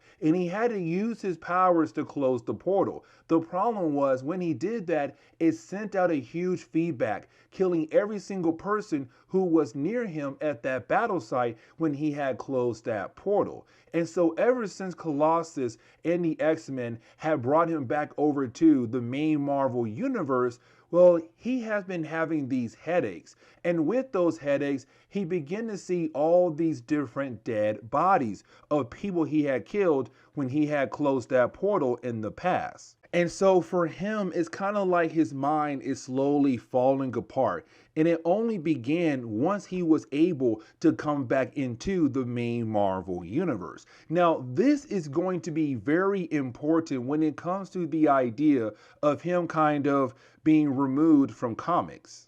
Now, for Charles Xavier, he does use his powers on the mind of Callisto to kind of get a better idea of what she actually went through. And we do learn that apparently after Mask was killed off, the Morlocks were unable to find another leader. And so it does seem like they were trying to maybe go back to Callisto to bring her back into their ranks. But for Callisto, when she had her body changed into a beautiful woman, she kind kind of loved the idea that she now had a life again away from the Morlocks. Either way, they were attacking her. Now, she was actually warned by Healer before the attack came. But either way, they arrived and she had no choice but to go ahead and battle against them. Now, she was able to win not very easily, but she was barely able to win and get the heck out of there. But she knew the only people who could possibly help her is the X-Men.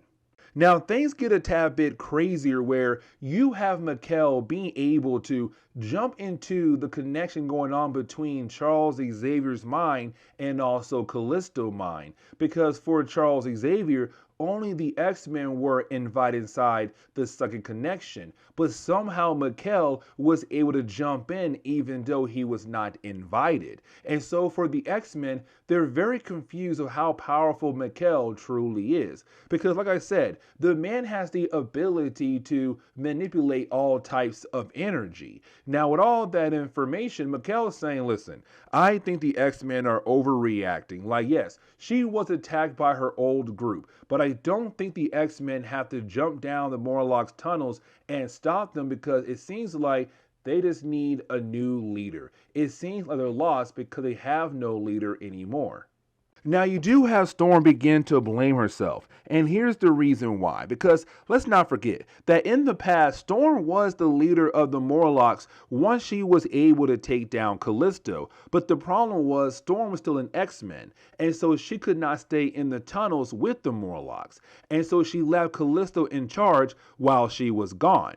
But here's the problem. You see, Storm, she believes if she had stayed down there with the Morlocks, none of this would have happened. But the problem is now she feels like it's all her fault. Now, for Archangel, he does blame Storm for what has happened. Because let's not forget, in the very first X-Men crossover, better known as the Mutant Massacre, you had a group of mutants known as the Marauders go into the tunnels of the Morlocks and begin to kill them off left and right. Now, while that was happening, you had the X-Men and X-Factor go into the tunnels to help out the Morlocks. But while doing that, Archangel unfortunately got seriously injured. Now, he was not injured by the Morlocks, he was injured by the Marauders. But because of that, he was so severely injured, he lost his wings, which then led to him meeting Apocalypse and becoming Archangel. And so for Warren, he's kind of like, no, this is your fault, Storm. If you were down there to be a good leader, maybe, just maybe, I would have been able to keep my wings. Now you have our heroes hear a scream, and they realize that scream came from Callisto in the med labs. And so when they go over to her, they see that Healer had used the last amount of his power, the last amount of his life force to change Callisto back into the form she was before Mask had turned her into a beautiful woman. So technically Callisto does look like her old self again and could most likely take up the role of the leader of the Morlocks if she wanted to. Now, for the X-Men, they do go over to the Morlock tunnels to kind of see what's happening down there. Now, when they do arrive at the tunnels of the Morlocks, they find a bunch of dead bodies of the Morlocks. Now, the dead bodies right here are not technically real. It does seem to be some kind of psychic image left behind to tell people, do not disturb. Do not try to come deeper into the tunnels of the Morlocks. But for the X-Men, they don't have a choice here. They have to go deeper into the tunnels. Except when they do, well, they find the Morlocks actually fighting against themselves. It seems like the Morlocks are, well, killing themselves while fighting against one another. Now, Iceman did not come along with his team. Matter of fact, he stayed behind with Callisto over at the X-Mansion. They're not going to allow her to go back to the tunnels of the Morlocks, but she wants to be free. She wants to go, but Iceman says no. But then you have Iceman be confronted by Mikkel, who kind of agrees that Callisto should be let to go back to the Morlock tunnels.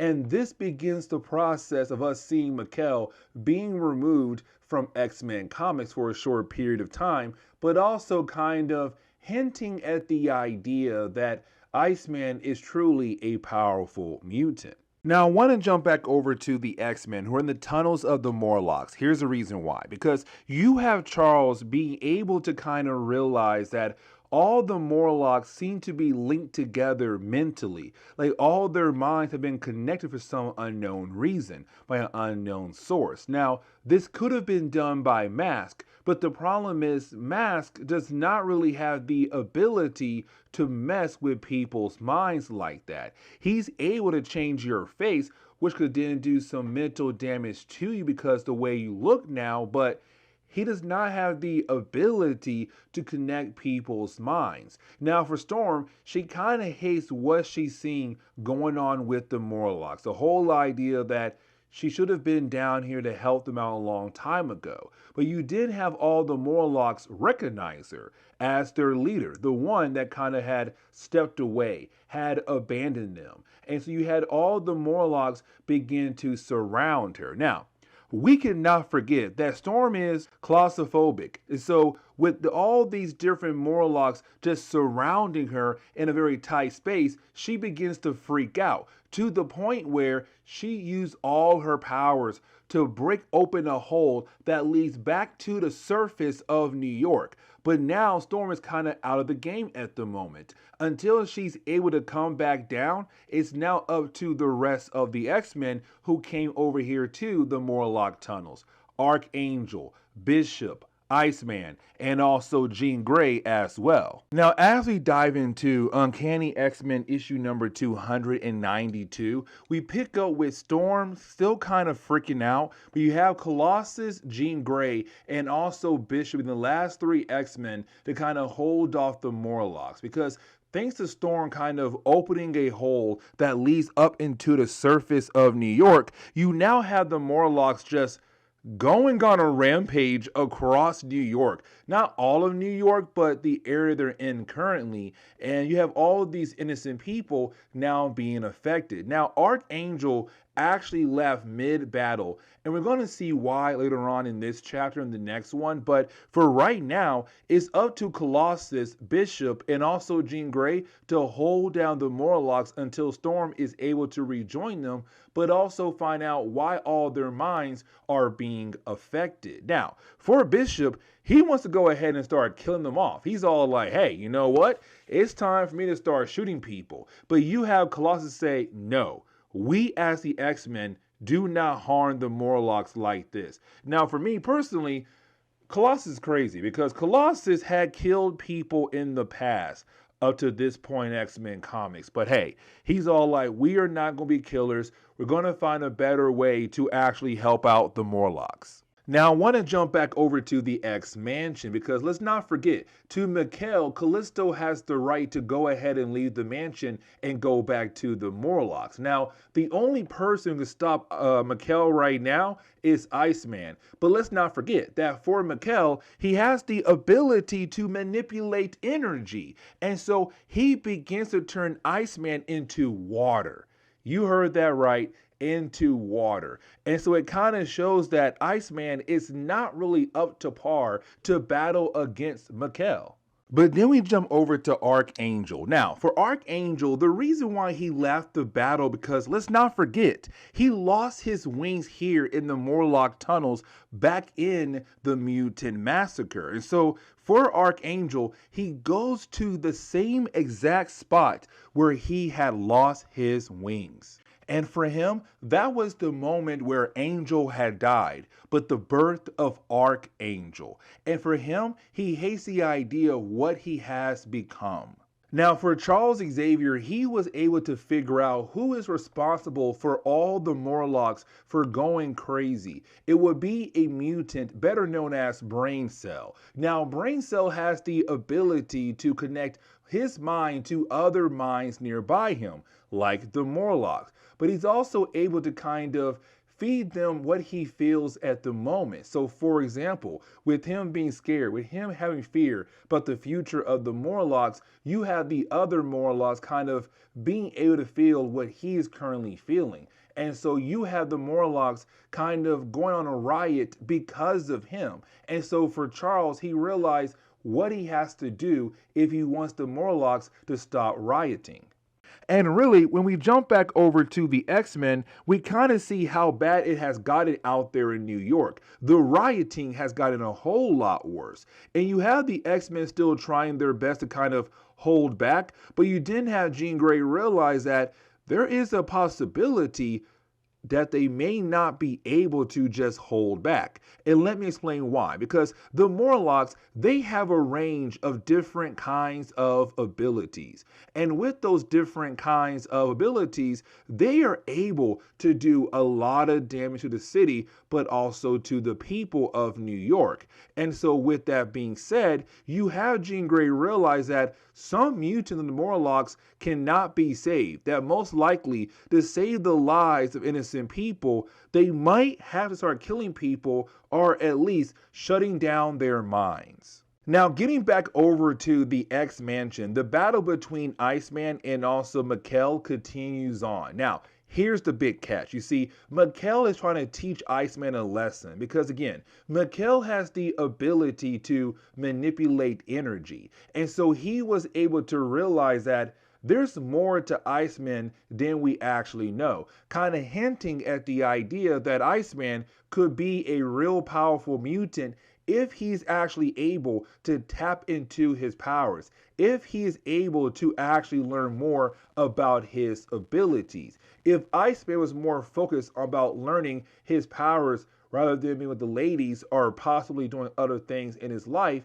he would be a very powerful mutant that other mutants might be scared of. Either way, you do have Mikkel being able to take down Iceman, and you have Callisto being able to find the old jacket that she gave to Storm when Storm was able to take over the leadership role of the Morlocks. Now, I want to jump back over to Charles Xavier because you have Charles Xavier realize that Brain Cell is currently in a very tight spot in the Morlock tunnels. And so for Charles, he wants to help out Brain Cell, but he'll have to crawl over there to him because his wheelchair is too big to go down that certain tunnel that Brain Cell is actually in. Now, while you have Charles trying to crawl over to Brain Cell, well, you have Charles feel like something has snagged onto his pants, except no, his leg got severely injured because something had stabbed him while he was trying to crawl over to Brain Cell. But either way, for Charles, he does know how to help out Brain Cell because Brain Cell kind of learns different things about the world around him by physical touch, by touching other people and learning through them. And so for Charles, it's kind of like, hey, you know what? Let me crawl over there to him to actually help him out.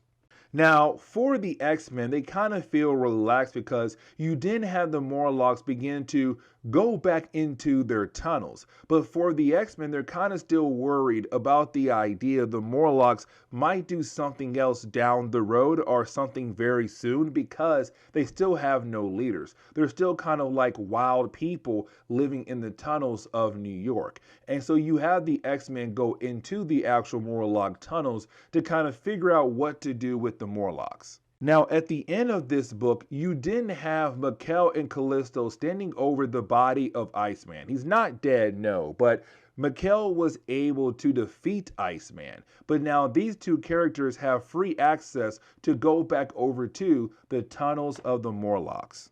And so now we have to jump into Uncanny X-Men issue number 293, where we do pick up with Storm, Bishop, and Colossus being able to go into the deeper parts of the Morlock tunnels. Now, when they do arrive in the deeper parts of the tunnels, they find Mikkel, and Mikkel is surrounded by all the Morlocks. And for our heroes, they're kind of wondering why in the world is Mikkel here? And why is the Morlock surrounding him like he is their leader, like he is their king?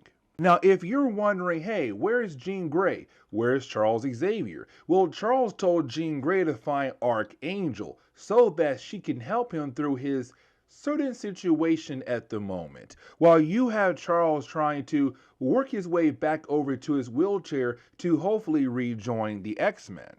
Unfortunately for Charles Xavier, he won't be able to make it back over to the X-Men just yet. And the reason why, because, well, you have Callisto being able to get the jump on him. And so now we're going to see a battle between Callisto and also Charles Xavier. Now, I want to jump back over to the X-Men. Here's the reason why. Because you have Colossus trying to reason with his brother. Because now you have his brother actually talking about, well, taking his own life, but also wanting to see if Colossus is going to join him and the rest of the Morlocks as they take their lives. Because for Mikkel, he believes that his only purpose is to take lives, that his power's only purpose again is to take lives. Because when they were back in that other dimension, him and his powers, they only killed people. And so for Mikkel, he's saying, this is what I'm good for, to, kill people, including myself. And so he opens up the gates that allows the East River water to come into the actual tunnels of the Morlocks to, well, flood the tunnels, to kill every single person who is currently living in the tunnels. Now, I want to jump over to what I say is the funniest moment of this story arc. Charles Xavier being able to knock out Callisto because, well, I guess she did not see it coming, even though she was clearly staring at the man. But while you have the two characters go back and forth for a very short period of time, you did have Charles being able to uppercut Callisto right in the face to knock her out. Now, for Charles, he believes, okay, he should be able to work his way over to the rest of the X-Men. But you didn't have Mikkel use his powers to kind of force Charles and also Callisto right over to where he is at, to kind of be part of the whole idea of him killing of himself, but also the Morlocks. Now, we also see Iceman arrive, and we're kind of left to believe that we're going to have this big final battle between the X-Men and also Mikkel. Now, I want to jump back over to Archangel and also Jean Grey because you have Archangel going through it. Now, he does have a good reason why, because let's not forget, he lost his wings while being here in the tunnels the last time he was here. Then he met Apocalypse, who turned him into Archangel. But for Archangel, he kind of believes that it is Apocalypse's fault that he now has this bloodlust. It is Apocalypse's fault that he has changed into a different kind of man, a dangerous man. And you have Jean Grey kind of say, so what?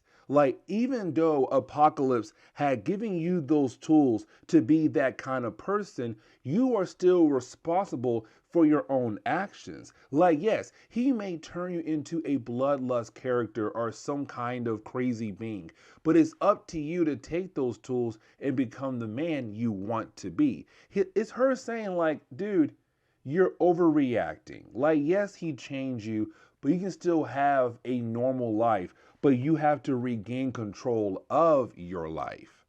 Now, getting back over to Mikkel and the X-Men, you have Mikkel kind of tell us that he feels like people like him, people like the Morlocks, people like Callisto, do not have the right to live on this world anymore.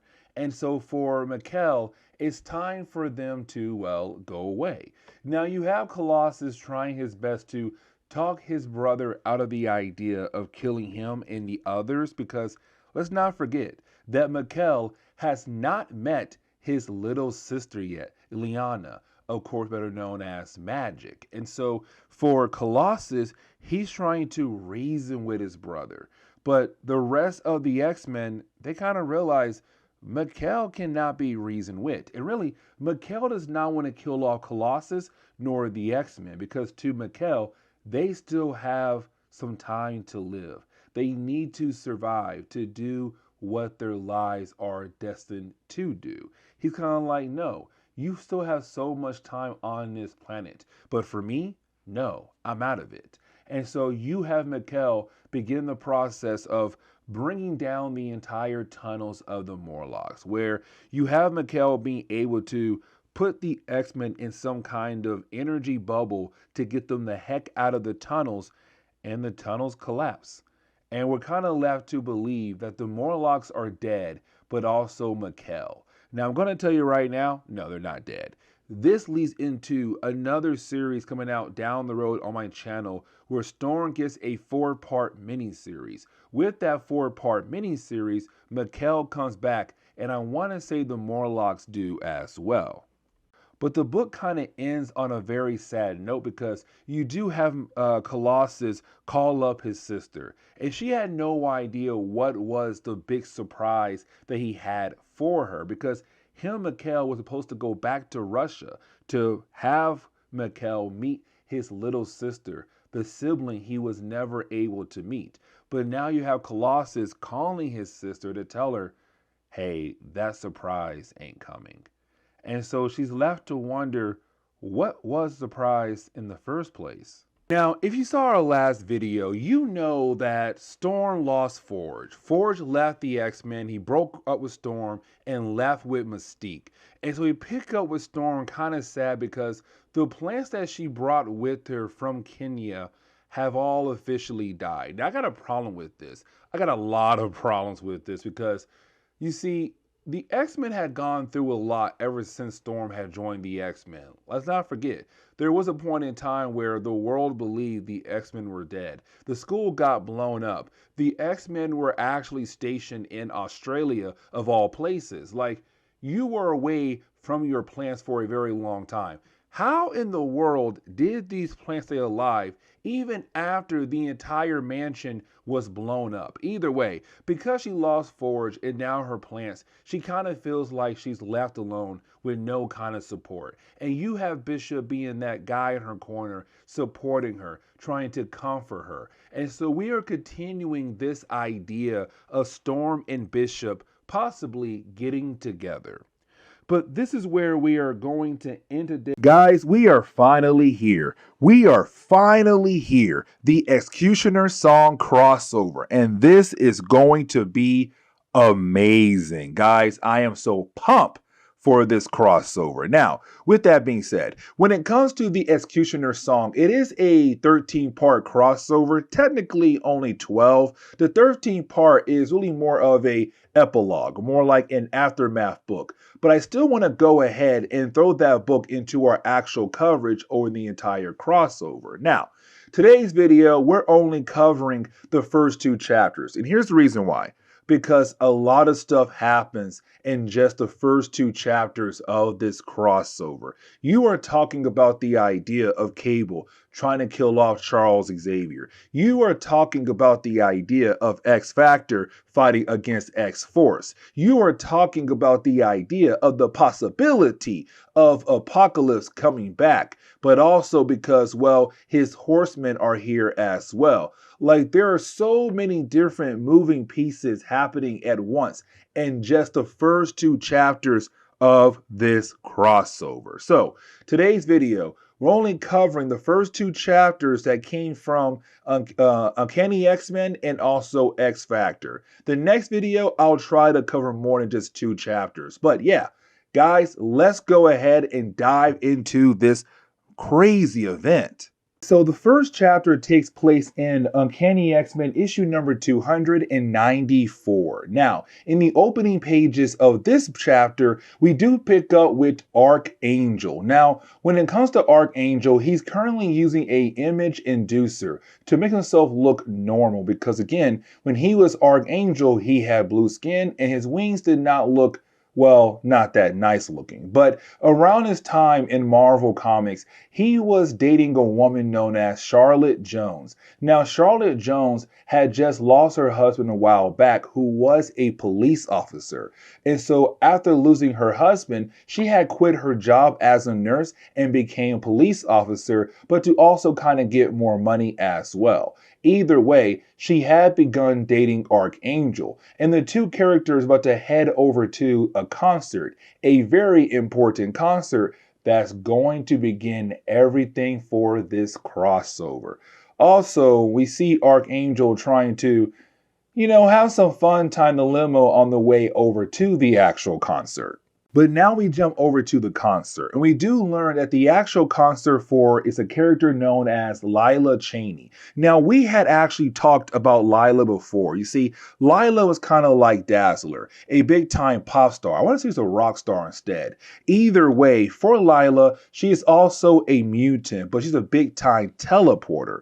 Now, the reason why she had called this concert at Central Park is to bring all her fans together into one location, but to also allow Charles Xavier to give out a powerful speech about the idea of humans and mutants living together in harmony. Now, there is something else I do want to mention. You see, when it comes to Charles Xavier, the public does not know that he is actually a mutant. To the public, they still believe that he is just a regular human who has a big goal for humans and mutants to live together. Now, with that being said, you do have Lila being very excited about Charles Xavier's speech. Now, in the outside area of the concert, you have different members of the X-Men on guard to make sure nothing happens to Charles Xavier. The problem is, something is about to happen to Charles Xavier very soon. And really, as we go underneath the stage, we actually pick up with two people trying to set bombs to blow up right underneath Charles and Lila to hopefully kill them off as well. Now, here's the big thing, because while you had those two guys trying to set up those bombs, they are then killed off by Cable. And it's Cable saying nobody else is going to kill off Charles Xavier except for me. And it's kind of like, okay, so Cable has the mission, and that is a big problem. Now, the next thing we have to talk about would be really more of Cyclops and Jean Grey. Let me explain. You see, these two characters are supposed to be in a very strong, healthy relationship, but you have Cyclops constantly thinking about Psylocke, and that is really important. And the reason why, because while he's sitting there thinking of Jean, he's also thinking about Psylocke and how he kind of wants to be with her. And for Jean Grey, her mind is always connected to Cyclops' mind. And so she was able to realize what he was thinking about. And for Jean Grey, she kind of feels like Cyclops is slowly moving away from her and trying to get with Psylocke. And what's crazy is, like, in 10 years, he will basically leave Jean Grey for Emma Frost. But either way, it's now these two characters getting into a small argument.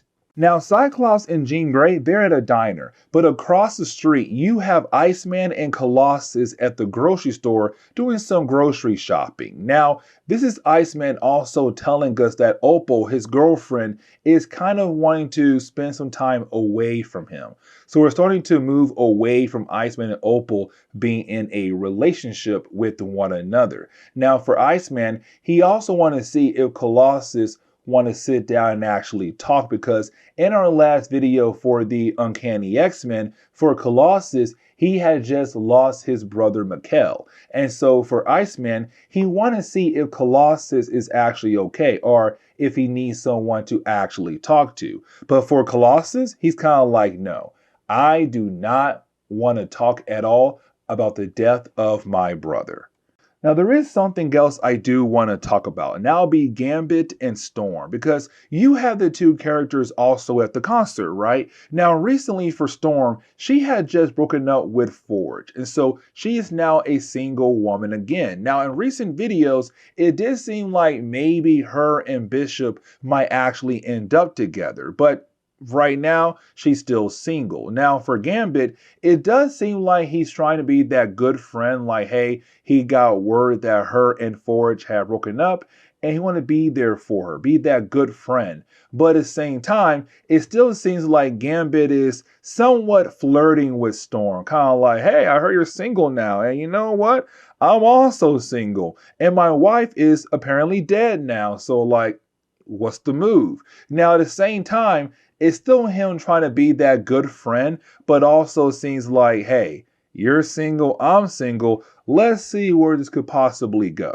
And we also have to remember about X Factor and their actual position in the world at its time in Marvel Comics. You see, for X Factor, they were the government team because with the American government, they wanted to hopefully build relations with the mutant race. And so what they did was they put together a team of mutants that basically work for the American government, but hoping that it would actually build some kind of relations between the government and also the mutant race. And it's being led by Havoc, the brother of Cyclops. But now it's time for us to get into the actual action of the book because we now pick up with Cyclops and Jean Grey. Now, you do have Cyclops being able to reassure Jean Grey that he's not trying to leave her. Like, yes, he may think about Psylocke, he might find Psylocke very attractive, but he does not want her. He only wants Jean Grey. Now,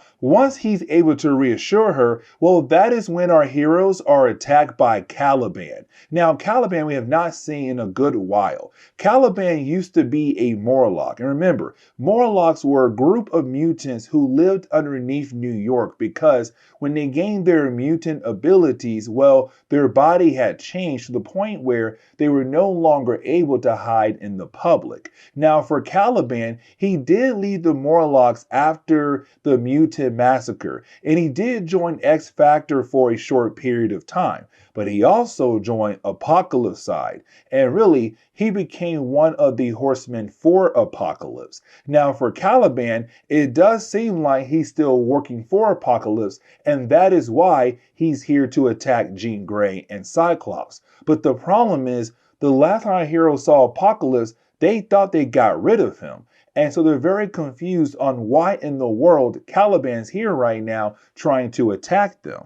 But now we are able to jump back over to the concert. Now, you have Lila being able to wrap up her performance. But right after she does that, she introduced Charles Xavier to the crowd of people. Now, some of the people, they love Charles Xavier. But the other people, they don't like Charles Xavier because, again, he's trying to build up the future world where mutants and humans can live together. And the people who don't like him are the ones who truly do hate mutants. But while you have the concert going on, and while you have Cyclops and Jean Grey battling against Caliban, like I said earlier, across the street, you had Iceman and Colossus just doing some grocery shopping, except they realized something is happening with Cyclops and Jean Grey. And they tried their best to go over there to help out, but the problem is they are confronted by two of the horsemen of Apocalypse,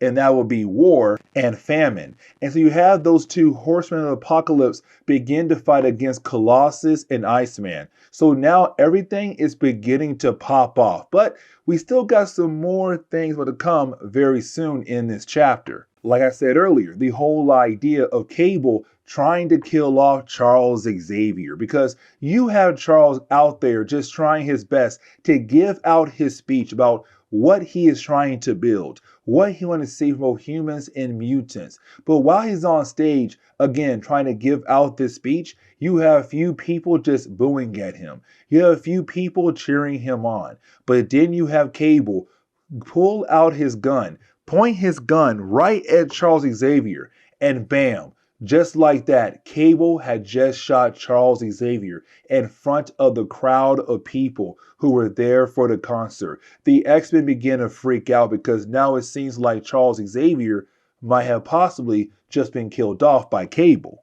Now, getting back over to the battle between Jean Grey and Cyclops fighting against Caliban, well, it's a very short-lived battle because Caliban is just too strong for our heroes. Now, for Cyclops and Jean Grey, they're trying their best to actually reason with Caliban, but at the same time trying their best to defend themselves against him. But like I said, he's too powerful. And so by the end of the section, you have two things happen. The first is that Caliban tells us that he is now the horseman of death. But the other thing is Jean Grey and Cyclops, they lose and they are easily captured by Caliban.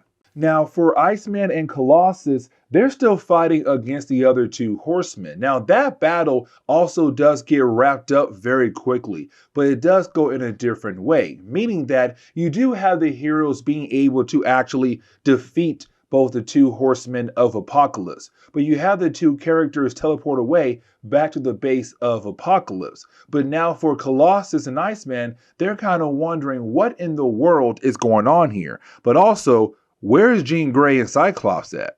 But now we have to jump back over to the concert. Now, when we do, we actually see Archangel trying to go after Cable for what Cable has done to Charles Xavier. But the problem is, you have Cable just disappear soon after you have Archangel trying to go after him. Now, once you have Cable leave, you have everybody rushing over to see if Charles Xavier is alive. Now, luckily he is alive, but he is severely injured. And so we're kind of left to wonder, will Charles actually survive this kind of injury? Now, the last two pages are really setting up the next chapter that we are going to talk about. The whole idea of X-Force fighting against X-Factor, because we jump back over to X-Force. And remember, when it came to the early days of X-Force, they were being led by Cable. Now, Cable had left the team to go after Mr. Tolliver, a different character who right now is not really involved in this crossover. But Cable had basically left the team, and you had Cannonball take up the position as leader of X-Force. And so currently you have X-Force trying their best to get any kind of connection to the real world. And when they do, they get word of what had just happened to Charles Xavier. The whole idea that, well, he had just been shot and right now he's barely surviving. And so for X-Force, they're kind of wondering what to do, because now the word on the street is it was Cable, their old leader. And so now we jump into X Factor issue number 84. Now, we do pick up with X-Force kind of wondering, like, what should they do here? Because they're now getting word that their old leader, Cable, has gone crazy and just tried to kill off, well, Charles Xavier. And so for X-Force, they kind of decided that it's really up to them to bring down their old leader. Now, for X-Force, they're also outlaws, because let's not forget that X-Force was kind of like the team that was more aggressive. They were not really afraid to kill off people if they have to kill off somebody. And so for X-Force, around this time in Marvel Comics, they had broken a lot of laws. And so they're kind of like, hey, we're outlaws right now, but at the same time, we got to step in because, well, Cable just tried to kill off Charles Xavier. And so their goal is to hopefully find their old leader.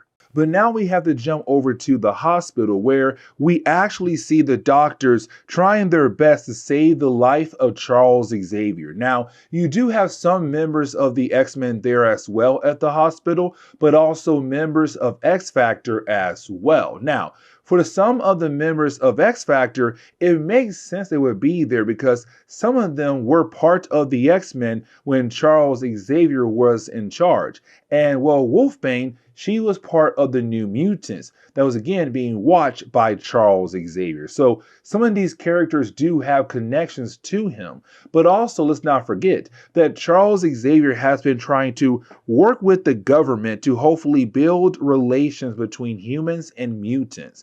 And so with that, you have the government wondering if Charles is actually going to survive.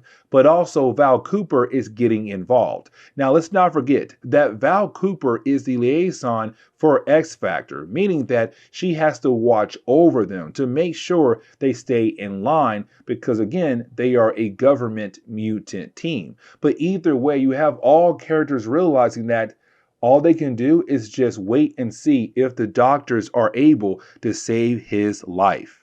Now, when it came to Peter David, when he was working on X-Factor, he wanted to make sure that his plot lines continue on, even though we're now talking about the Executioner Song crossover. And what I truly mean is that in his storyline so far for X-Factor, he had introduced a new group of mutants better known as the Expatriates. Now, the Expatriates were a group of mutants who left Genosha when Genosha was not really a safe place for mutants. But they have no idea that Genosha is now actually a safe place for mutants. And so you had X Factors say, hey, you know what?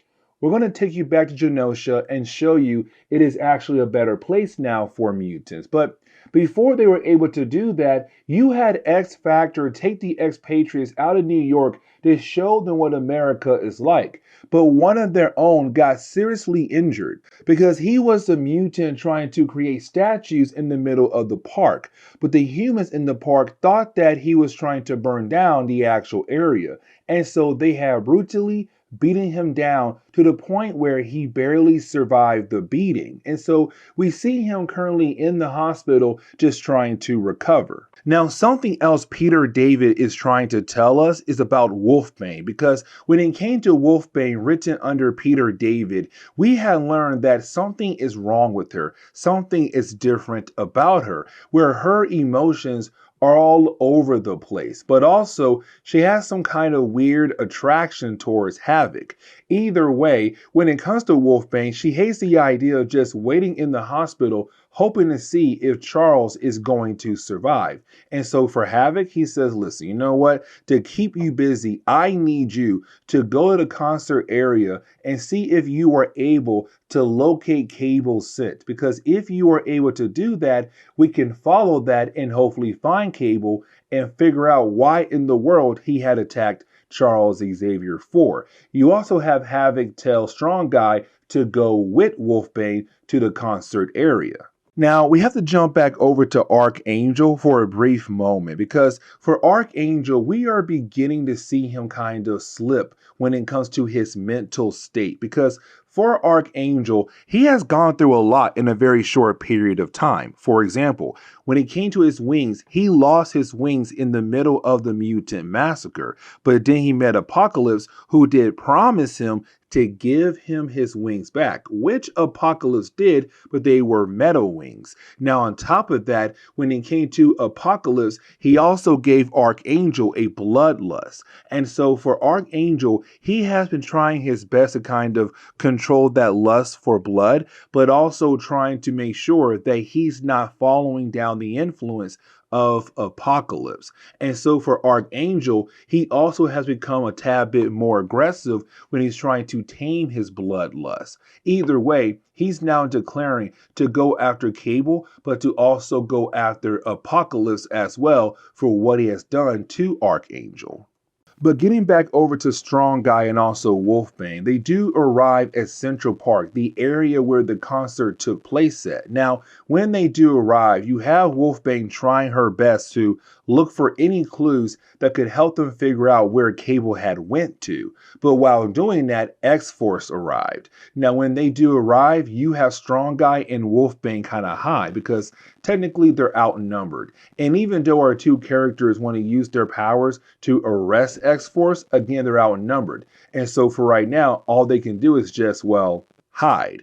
But then you have Wolfbane see Sam, aka Cannonball. And those two characters, they're very close because they used to be part of the New Mutants when Charles Xavier was in charge of their schooling. Either way, you have Wolfbane run straight over to Cannonball to give him a hug. And there is another reason why, because you see, over in X-Force Comics, there was a moment where you had Toad's Brotherhood of Evil Mutants actually kill off Sam Guthrie, better known as Cannonball. Now, we had learned in that story arc that apparently Sam might be an external. Now, externals are a group of mutants who have the ability of immortality. And so for that reason right there, Cannonball was able to come back to life, but Wolfbane had no idea that he was alive again. Now, when it comes to X-Force, there are two other characters who used to be very close to Wolfbane, like Boom Boom and Richter. And really, her and Richter used to date. Now, while you have Wolfbane trying to see her old friends, you didn't have Strong Guy trying to arrest X-Force. Because again, they're wanted by the law. And this kind of leads into a big battle between X-Force and X-Factor. Because while the battle goes on, you then have the rest of the members of X Factor arrive just in time to help out Strong Guy and Wolfbane to fight against X-Force. Now, the battle does go on for a few pages where you actually do have X Factor and X Force go back and forth in their battle. Now, I'm not really going to sit down here and go through every single page of their battle. Just know that by the end of the battle, you have Cannonball realize that it's best for X Force to go ahead and leave now when they actually have the chance, because it does seem like X Force does have the advantage over X Factor, but X Force kind of realized that, hey, sooner or later, they're going to adapt to the battle and actually win and then actually arrest us. So let's go ahead and get the heck out of here before they have the ability to actually arrest us. And so bam, just like that, X-Force leaves. Now, before they do leave, you have Havoc being able to actually damage the ship or the aircraft that X-Force is using. And with that kind of damage, it's going to leave a trail for our heroes to follow to hopefully find X-Force. Because for X-Factor, they believe that with Cable killing off Charles Xavier, X-Force has to be involved, because they don't know that Cable had left the team. And so they feel like if they follow X-Force and take down X-Force, then sooner or later they'll find Cable. Now, before you have X Factor go back to the hospital, they're then confronted by some members of the X-Men like Wolverine, Rogue, Psylocke, and Gambit. And they ask X Factor to join in on the hunt for X-Force because, again, they want answers. They want to know why in the world Cable had killed off, tried to kill off Charles Xavier. And again, they feel like their best chance to get that answer is to take down X-Force first. But then you have Havoc ask like, hey, where's my brother at? Because with Charles being seriously injured, you would think he would be here. And that is when you have Wolverine inform Havoc like, yeah, we don't know where Cyclops and Jean Grey are at. And that is when we jump over to the actual base of Apocalypse. Now, we do pick up with the Horsemen of Apocalypse, and they believe that they have been actually talking to Apocalypse and working for Apocalypse this entire time. But in reality, they have not. In reality, they have been just looking at a shadow figure that may show different pieces of the actual armor of Apocalypse. But in reality, they have been working for Mr. Sinister. And they have no idea because they left the room, and that is when he walked out of the shadows. But he's very happy that the Horsemen of Apocalypse had brought him Cyclops and Jean Grey. And so now he is able to continue on with his plans. But now we have to jump back over to the hospital, and we do learn from the doctors what is going on with Charles Xavier. So he has been infected with the techno-organic virus. Now, the techno-organic virus has been around for a very long time in Marvel Comics. It has the ability to transform living tissue into a mechanical organism. And so the problem is there's no cure for Charles Xavier. It does. Okay, so I had basically made a mistake here, guys. So when it came to our coverage over the X-Men, I had completely forgot to talk about and cover the Cable miniseries that took place right before the Executioner Song event. And so with that being said, I had already recorded the first 2 chapters of the actual event. And really, I kind of want to go ahead and continue on with our coverage over the Executioner Song. So what I'm going to do is we're going to go ahead and completely cover the entire event. And then down the road, we're going to come back and actually cover the Cable miniseries that takes place before the actual event.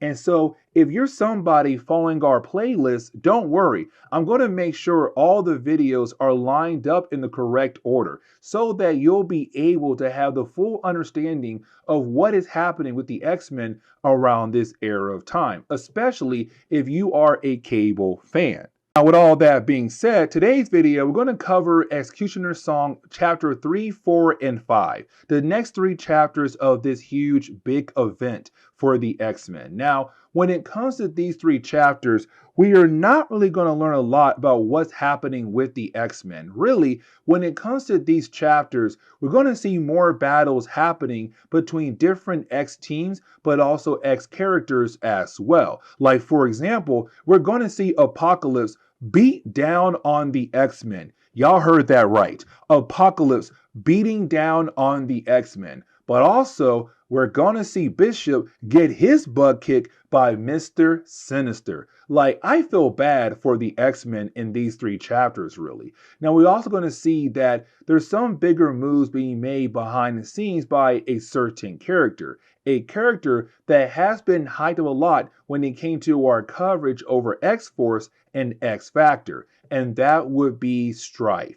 But either way, let's go ahead and dive into the next 3 chapters of the Executioner song. And so as we dive into the 3rd chapter of this event, we actually pick up with X-Men issue number 14. Now, the opening pages of this book does a great job in reminding us what is going on right now with this event. The whole idea that Cable had tried to kill off Charles Xavier by giving Charles the techno-organic virus. Now, the techno-organic virus is a big deal in Marvel Comics. And the reason why, because it basically takes living tissue and turns it into a mechanical organism. And so right now, Charles Xavier is actually going through that process at the moment. And so for the X-Men, they are actually freaking out here because they have no idea if they are able to actually save Charles' life.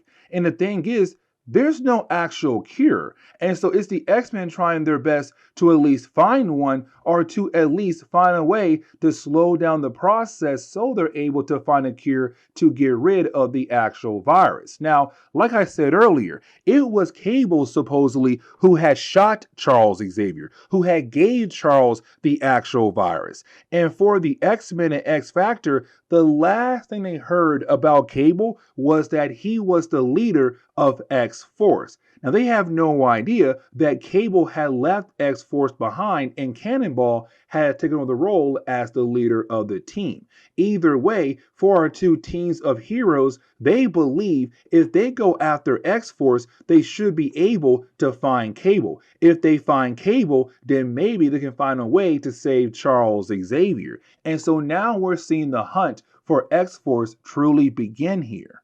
But now we have to jump over to Mr. Sinister. Now, in our last video, we had talked about the idea of Sinister pretending to be Apocalypse as a way to trick the 4 horsemen of Apocalypse to help him out, because they believed the entire time that they were working for their master, that they were talking to their master, but in reality, they were talking to Sinister. Either way, he had the 4 horsemen of Apocalypse to go after Cyclops and Jean Grey and actually capture them and bring them back over to him. Now again, they still believed they were talking to Apocalypse, not knowing they were working for Mr. Sinister. Now, after that, we kind of find out in this chapter that he has taken Cyclops and Jean Grey over to the Mutant Liberation Front. Now, this is a group of characters that we had actually talked about before in the past in our previous videos.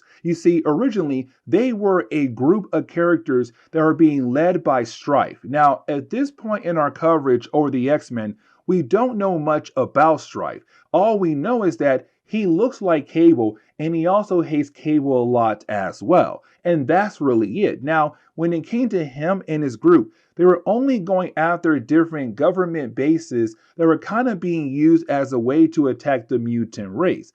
But now it seems like they got bigger plans, especially with Cyclops and Jean Grey. And so once you have Sinister being able to make the trade, they give him the genetic matrix. Now, we have no idea what that is just yet, but of course, down the road, we might learn more about it. But now we have to jump over to X-Force. Now, when it comes to X-Force, in our last video, they had just, well, really barely survived a battle against X-Factor. Because remember, right now, X-Factor and X-Men, they believe that with Cable trying to kill off Charles Xavier, and of course, the last time they heard anything about Cable, he was the leader of X-Force, they believe that X-Force may be involved with what Cable is trying to do. But also, they're trying to find X-Force to hopefully find Cable. Now, for X-Force, they were able to barely get away from X-Factor when it came to their battle. The problem is, having made sure to do some damage to their aircraft. And the reason why, because it is going to leave a trail for the X-Men and X-Factor to follow to hopefully find X-Force. Now, when it comes to X-Force, they're trying to survive right now because their aircraft can no longer stay in the air. And so they have to use their powers as a way to basically survive the crash. And when they do, they're kind of wondering what to do next because they now know that sooner or later, X-Factor and the X-Men are going to be able to find them. And when they do, can X-Force actually survive a battle against both teams at the same time? But now we have to jump over to Egypt. And the reason why, because we pick up with the Dark Riders. Now, the Dark Riders are another group of characters who actually work for Apocalypse alongside with the Four Horsemen of Apocalypse. Now, when it comes to the Dark Riders, they are actually went to Egypt to wake up their master, and their master being Apocalypse. Now, like I said in our last video, when it came to Apocalypse, the last time we saw him was when X-Factor, the original X-Factor, fought against them alongside the Inhumans, and we were kind of left to believe in the possibility that he may be gone. But here he is right now, waking up after being in a chamber, slowly healing up after his last battle. And right now, he's very angry about being let out before he has been completely properly healed. But you have the Dark Rider say, hey man, listen, somebody is using your horsemen without your permission. Somebody is making moves against different members of the X-Men in your name, and we have no idea who it could possibly be. And so now Apocalypse has to get involved in this event. But now we must jump over to the X-Men and also X-Factor as they make their way over to the location of where X-Force is possibly at. Now, in these 3 pages, it's really more of these 2 teams trying to get a better understanding of X-Force. And let me explain. You see, in the early 1990s, all the different X-Men teams were kind of different from one another. Like the 2 X-Men teams, Blue and Gold team, they were the same. They were trying to carry on Charles Xavier's dream. But when it came to X-Factor, they were more like the government team, trying to build relations between the government and also the mutant race. But when it came to X-Force, they were that military team, that Black Ops team, that was not really afraid to cross the lines if they had to. If they had to kill somebody, they were okay with the idea of killing that person. Like, for example, Mask, who was the leader of the Morlocks in the early 1990s. Either way, for our 2 teams here, they're trying to understand how can a group of characters like X-Force follow a man like Cable. But for Wolverine, it makes a lot of sense because those members of X-Force are basically soldiers. Cable is their general. It's Wolverine saying, when times get hard for you, you begin to change into somebody you never thought you would become. But also, as time gets hard for you, you have a better understanding of how the world truly is. Either way, once you have our 2 teams realize they can find X-Force, they head straight over to that location.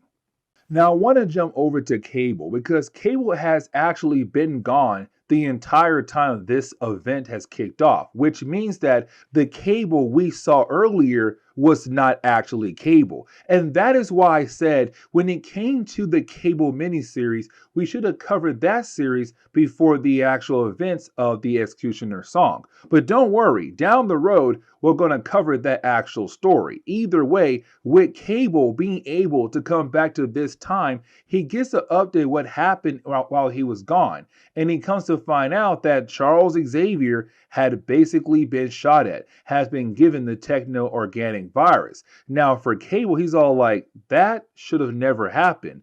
Who in the world has shot Xavier? And that is when Cable finds out, well, it was himself. Or we seem to be somebody else pretending to be him. Either way, Cable realized he has some work to do. Now, I want to jump back over to the X Mansion where we do pick up with Bishop and Jubilee being on guard. Now, for those two characters, they're the only two X-Men characters right now at the X Mansion.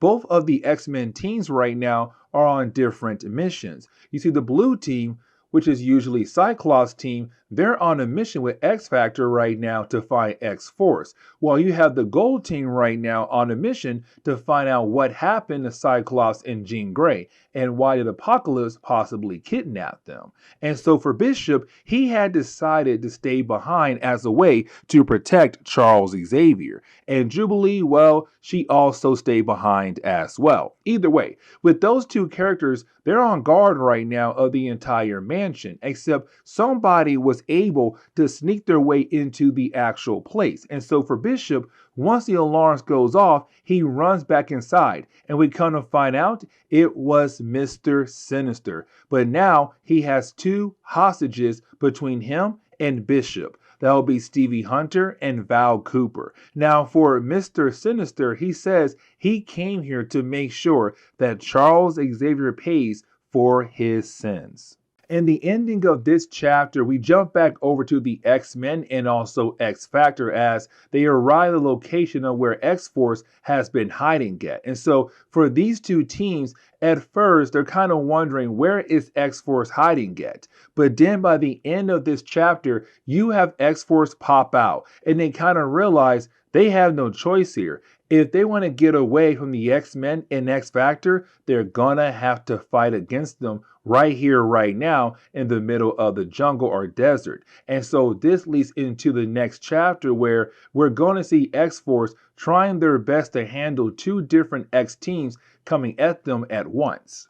Now, part 4 takes place in X-Force issue number 16. Now, with that being said, we do pick up with X-Force about to battle against both the X-Men, the blue team, and also X-Factor. Now, for X-Force, they're trying their best to talk to the other two teams like, hey, listen, we're not really with Cable. Matter of fact, we were trying to find Cable as a way to bring him in. Now, technically, you don't have X-Force saying that to X-Factor and the X-Men team, but they really want to sit down and talk things out and explain things to the other two teams. But unfortunately, it kind of seems like no one is really able to slow things down and just talk it out. And so, of course, we do get a battle between all three X teams. Now, unfortunately, it's not fair for X-Force because you have two different teams coming at you at once from both ends. And so, after a few pages, after you have X-Force trying their best to survive this battle, you have Cannonball say, hey, X-Force, we gotta retreat. Let's go ahead and hide in the jungles as a way to get away from them, because right now, if we stay here, we are going to lose this battle. Now, getting over to the other X team, they had decided to, look into what exactly happened to Cyclops and Jean Grey. And so their main goal is to find the 4 horsemen of Apocalypse. Really just 3 at this point in time. But either way, you do have our heroes decide to go look for the horsemen of Apocalypse. And when they do, they get into a battle at this warehouse where they found the horsemen hiding at. Now, we do get a few pages of our heroes actually battling against the horsemen of Apocalypse. But by the end of the battle, you have our heroes being able to easily win that battle also with the help of Quicksilver as well. Now remember, Quicksilver was a mutant around his time in Marvel Comics, but also he was part of the X-Factor team, but he came with the X-Men to help out to hopefully find Apocalypse and to bring down Apocalypse, but to also find Jean Grey and Cyclops. Now, once you have our heroes being able to defeat the Horsemen, you didn't have the X-Men find something left behind by somebody else. And we kind of find out it was a message left behind by Mr. Sinister, because he knew that sooner or later the X-Men would come after the Horsemen to find Cyclops and Jean Grey. He also knew that the Horsemen would lose to the X-Men. Either way, he tells the X-Men like, hey, listen, so it was me who had actually sent the Horsemen after Cyclops and Jean Grey. But I'm telling you right now, I no longer have them. Also, my part in this crazy game is officially over. But I am going to tell you one last thing though. You see, this whole entire game is being done because of Apocalypse, because he's the reason why you have somebody very ticked off playing this game against all the different moving pieces. And then you have Sinister basically in the message. And so for our heroes, they're kind of wondering, who is he talking about? If Apocalypse is not the one in charge of this game, then who is actually in charge of this game? And really, when we jump back over to the X-Mansion, we finally pick back up with Bishop getting ready to shoot Sinister to hopefully save the life of Stevie Hunter and also Val Cooper. Now, for Sinister, he believes that Bishop will not actually pull the trigger. Yo, this homeboy was completely wrong, because you have Bishop go ahead and pull that trigger so fast, he leaves a hole in Sinister's head. Now, you would think like, okay, he's dead. But you didn't have Sinister get right back up and say, nah, I cannot die that easily. But also, I want to tell you that I'm only here to hopefully lead you guys in the right direction to figure out who is actually behind this whole entire crazy scheme. And so after he leaves a paper behind for Val Cooper to read. And so now she knows who may be behind all of this mess. But now we have to jump over to Cable. Now really, this one page is just Cable getting ready to get involved, because he actually knows who's behind all of this. But for Cable, he wants to make sure that he is properly prepared to deal with the person behind all of this mess at the moment. But now we have to jump over to Cyclops and Jean Grey. Now remember, Sinister had handed over Cyclops and Jean Grey over to the Mutant Liberation Front, really their leader, and that would be Strife. Now for Strife, this is the moment where he begins to call himself the actual crown prince of the mutant race. But then he calls Cyclops and Jean Grey his father and mother. And it's kind of like, wait a second, what does that actually mean? And so to wrap up this chapter, we jump back over to X-Force. Now X-Force, they're trying their best to get away from X-Factor and the Blue Team X-Men. But the problem is, well, the Blue Team and X-Factor, they're not trying to give up. And they have sent Wolverine to hopefully find X-Force in the jungle. Now for Wolverine, it's kind of like having a wild animal on your team. And so for Wolverine, he was able to easily track down X-Force. And then one by one, you have each member of the X-Force being taken out by different members of the X-Men and also X-Factor. And so with that happening, well, by the end of this chapter, X-Force has now been officially captured by X-Factor and the X-Men. And now they are going to be taken back to the X-Mansion, so you have our two teams begin to interrogate X-Force to hopefully find the information that they are looking for. The problem is they might not get that information that they're actually looking for. But now we have to jump into Uncanny X-Men issue number 295, where we actually pick up with Apocalypse. Now, for Apocalypse, this is a man who's trying to figure out what the heck is going on here when it comes to his horsemen, because he got word from his Dark Riders that the Horsemen of Apocalypse have been going on the world fighting against the X-Men in his name. And for Apocalypse, he has no idea why, because he has not told his horsemen to do anything at all. And so he wants to know what in the world is actually going on. Now, this is an Apocalypse who's not fully healed up yet, because this man has gone through his healing chamber, but not all the way yet. And so he was released early by the Dark Riders, who told him like, hey boss, your horsemen are going crazy out there without your actual guidance, and we have no idea why. And so he had to leave his healing chamber early to figure out what's happening with the horsemen of Apocalypse. Now, when he does arrive at one of his safe houses, he's then confronted by the X-Men, who were able to realize that this was one of his safe houses and they were now looking for him.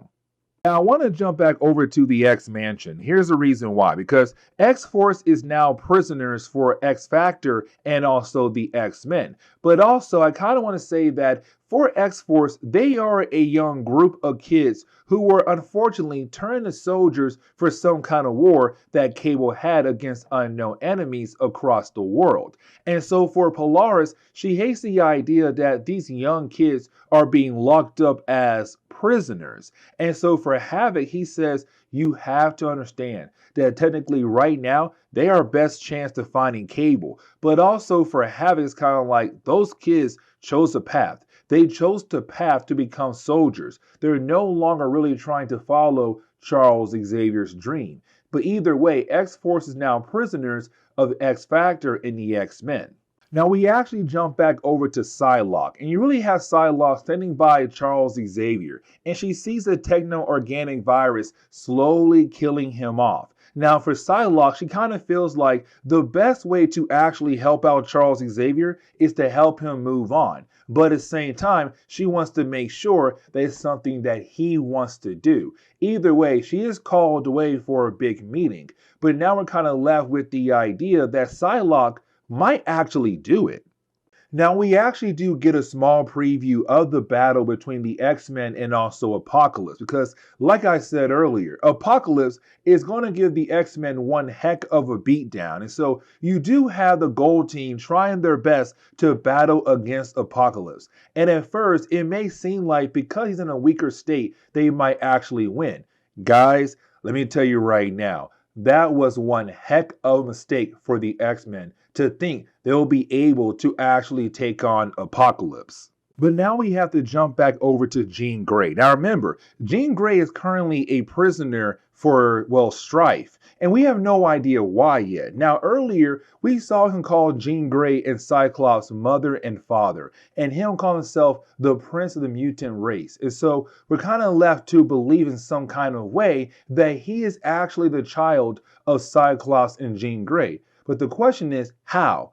How in the world is that possible? But either way, Jean Grey is still being tortured by this man. And she wants to know why in the world he's doing all this for. But getting back over to the X-Men and also X-Factor, they are now informed by Val Cooper that she had received information about who is actually the man behind everything happening at the moment. And of course, that would be Strife. Now, for all of our heroes, they don't know much about this character. At the same time, they still feel like it's actually Cable who has been pretending to be Strife the entire time. Really, when it comes to our two teams here, they have so many different theories of what's really going on when it comes to Cable, but also Strife as well. Either way, it's now our heroes kind of realizing that maybe Strife is the one pulling all the strings. But the question is right now, is Cable actually Strife? Or is there a possibility it's two different people right now? Now for Val Cooper, she wants to know where in the world is Wolverine and Bishop at?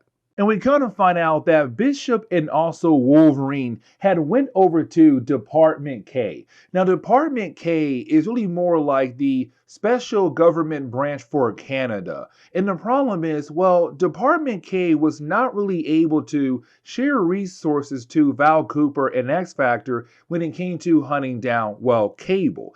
And so for Wolverine and Bishop, they kind of feel like Department K is hiding something. And so you had these two characters just working together, taking out different members of Department K. And it's also kind of building up that friendship between these two characters because you have Bishop say, hey, Wolverine, listen, I love the idea of being here with you, but please make sure you don't tell Storm what I am actually doing here. Like, possibly killing some people. And for Logan, he's all like, hey, you know what? I won't tell a soul at all.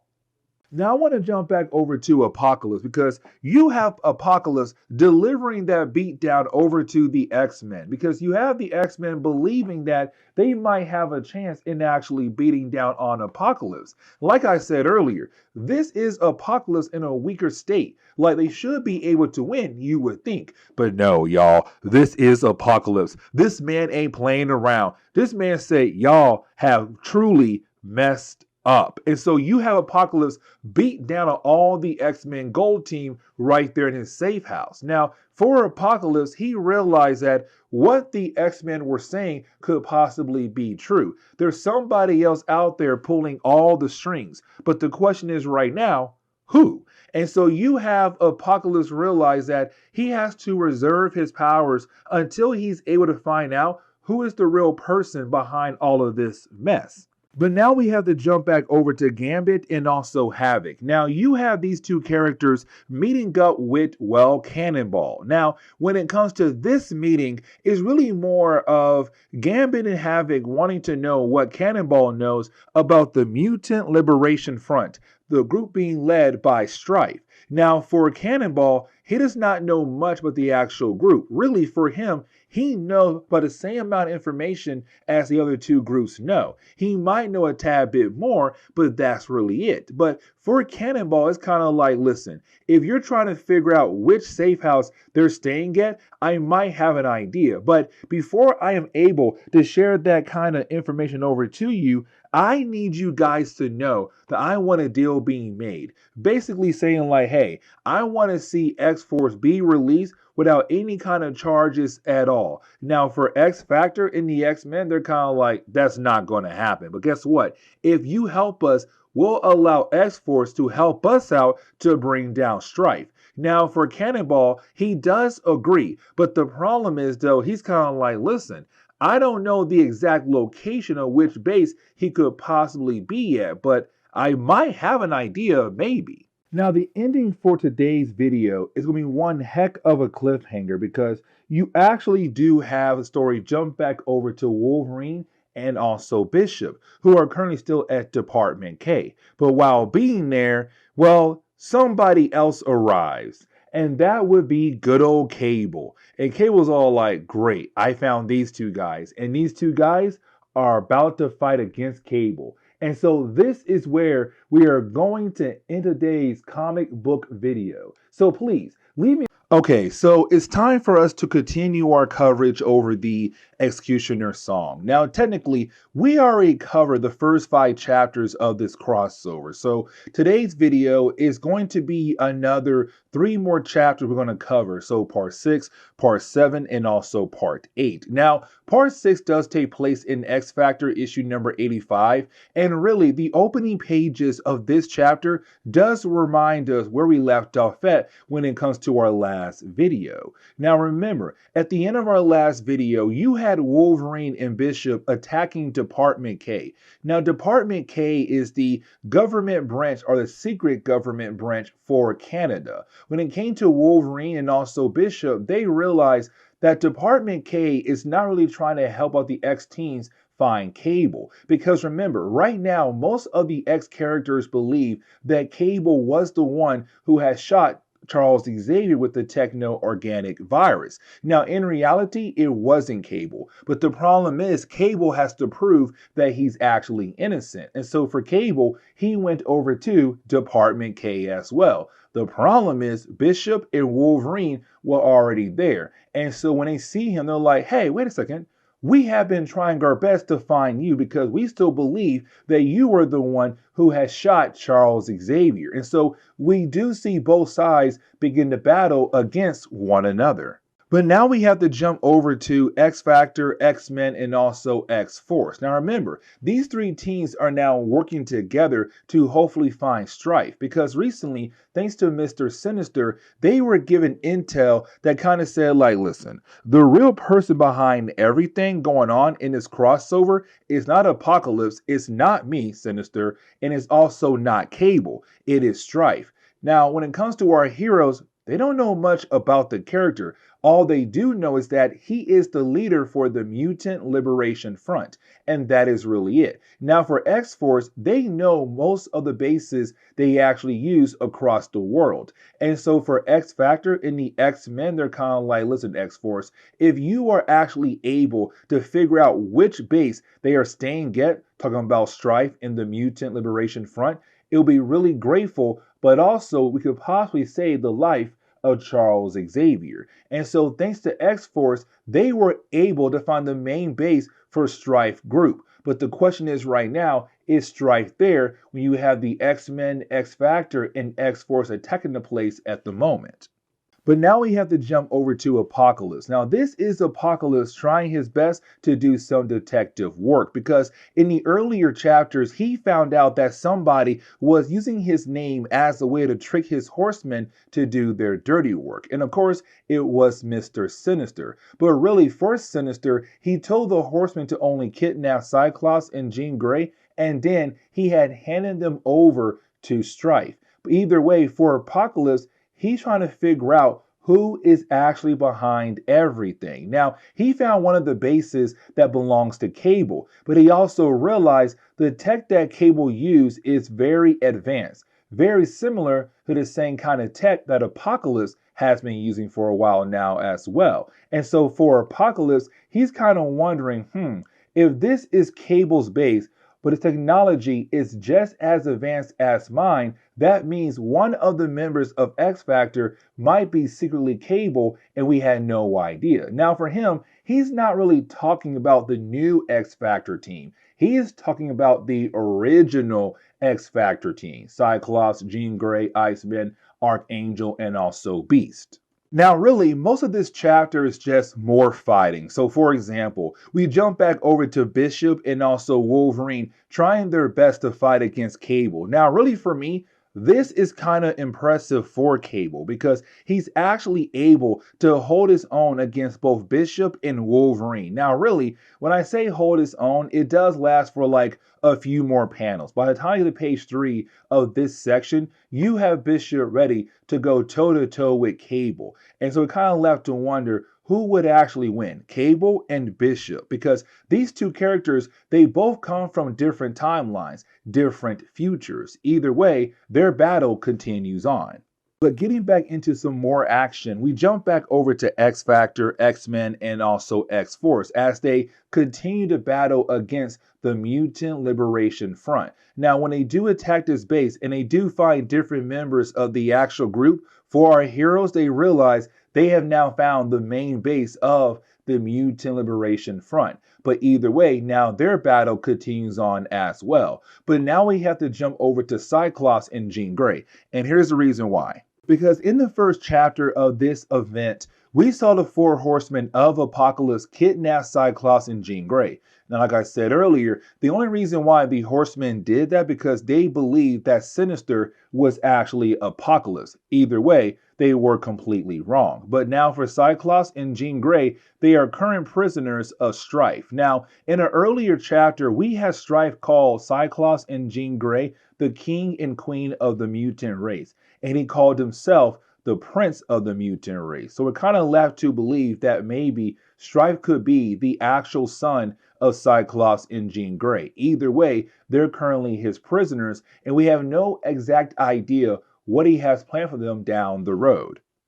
But now we have to jump over to Archangel. Now for Archangel, in recent story arcs, we have begun to see him become more aggressive. And let me explain why. So for Archangel, as we all know, he was just your regular angel at first. But back in the Mutant Massacre, he had lost his wings. Now, thanks to Apocalypse, he was able to gain new wings. The problem was that you had Angel turn into, well, Archangel, an evil version of himself. Now, he was able to turn back in the good side of him again, but you didn't have Archangel kind of claim that he has this bloodlust inside of him, the bloodlust that came from Apocalypse. Now, he does kind of speak in a way that he was able to control that bloodlust. But also for Apocalypse here, he's now a main target for Archangel because Archangel had become very devoted to make sure that he gets payback for what Apocalypse had done to him.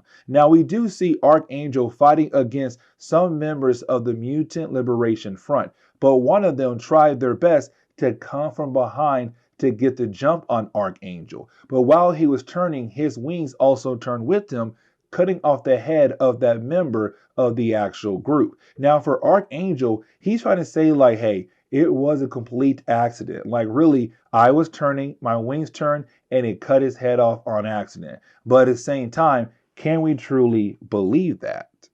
But now we have to jump back over to Bishop and Wolverine fighting against Cable. Now, really, for this battle, it does get wrapped up because you have Cable continue to try to preach that he is actually innocent, that he was not involved in the idea of shooting Charles Xavier. Now, for Wolverine, he actually does stop attacking Cable, and he does stop Bishop as well. And the reason why, because he's all like, listen, if I go after Cable, he'll be dead. And unfortunately, we need him alive. But at the same time, if he's saying that he's actually innocent, then yes, we double have to make sure that he does stay alive to figure out who was actually behind the actual shooting of Charles Xavier. And so you have Wolverine and Bishop begin to talk to Cable to hopefully figure out who is actually responsible. Now, the ending of this chapter is not really anything special. And what I mean is that we do jump back over to X-Factor, X-Force, and also the X-Men fighting against the Mutant Liberation Front. Now, as their battle continues on, you actually have most of our heroes being able to take out most of the members of the Mutant Liberation Front. The problem is that you have Quicksilver getting a tad bit cocky. And so once he was able to save Gambit, he was not watching his back. And so now you have Reaper, one of the members of the Mutant Liberation Front, about to get the chance to, well, kill off Quicksilver. And so the chapter ends on that note and leading us into part 7. Now, part 7 does take place in X-Men issue number 15, and we actually just continue the battle going on between the X-Men, X-Factor, X-Force, and also the Mutant Liberation Front. And so, as the battle continues on, we do get a lot of cool action scenes. Unfortunately for me, they're not really important when it comes to the overall story. So, really, it's just cool things to see, like, Psylocke helping out here, Storm being cool Omega level mutant, Rogue going one-on-one with somebody. Like, we do get a lot of good fight scenes. But we now jump into the part of the fight where you have Boom Boom and Cannonball actually confront two other old team members. And that will be Fire Fist and also Skid. You see, back in the original X-Factor team days, like Cyclops, Iceman, Beast, Archangel, and also Jean Grey, they were trying their best to carry on Charles Xavier's dream. And so what they did was they went around the world and began to help out different mutants in need. And one of their first ones was actually a character known as Fire Fist. Now, Fire Fist stayed with X-Factor for a good while. And matter of fact, so did Skid, who was actually part of the Morlocks, but then joined over with X-Factor alongside with Fire Fist. They were both the kind of like the trainees for X-Factor. But then after a while, you had both team members actually join the New Mutants for a very short period of time because they were just young enough to be part of that group. But then right after they had joined the New Mutants, they were kind of forced to join the Mutant Liberation Front, but it now seems like they have been completely brainwashed to the point where they actually believe what Strife is doing is the correct thing for the mutant race. Either way, you do have Boom Boom and also Cannonball take out their old team members. But to kind of wrap everything up when it comes to our heroes fighting against the Mutant Liberation Front, you then have Thor tell Havoc that with every single member of their group now defeated, it's now time for them to begin their interrogation on every single member of this group to hopefully find Strife. Because right now, that is their main goal. And they're hoping that by finding him and beating him, they can still save Charles Xavier's life. But now we can finally jump back over to Bishop, Wolverine, and also Cable. Now remember, Wolverine is starting to try to figure out if Cable is telling the truth. And so you have all three characters trying their best to leave Department K. And the reason why I say trying their best because, well, they're being chased down by Department K for, well, breaking into their actual facility. But you have Cable being able to teleport our heroes out of there. And this kind of begins the whole idea for Wolverine and I say other X members kind of realizing that Cable has some advanced tech because the ability to just teleport out of there just like that is really impressive to Wolverine and also Bishop.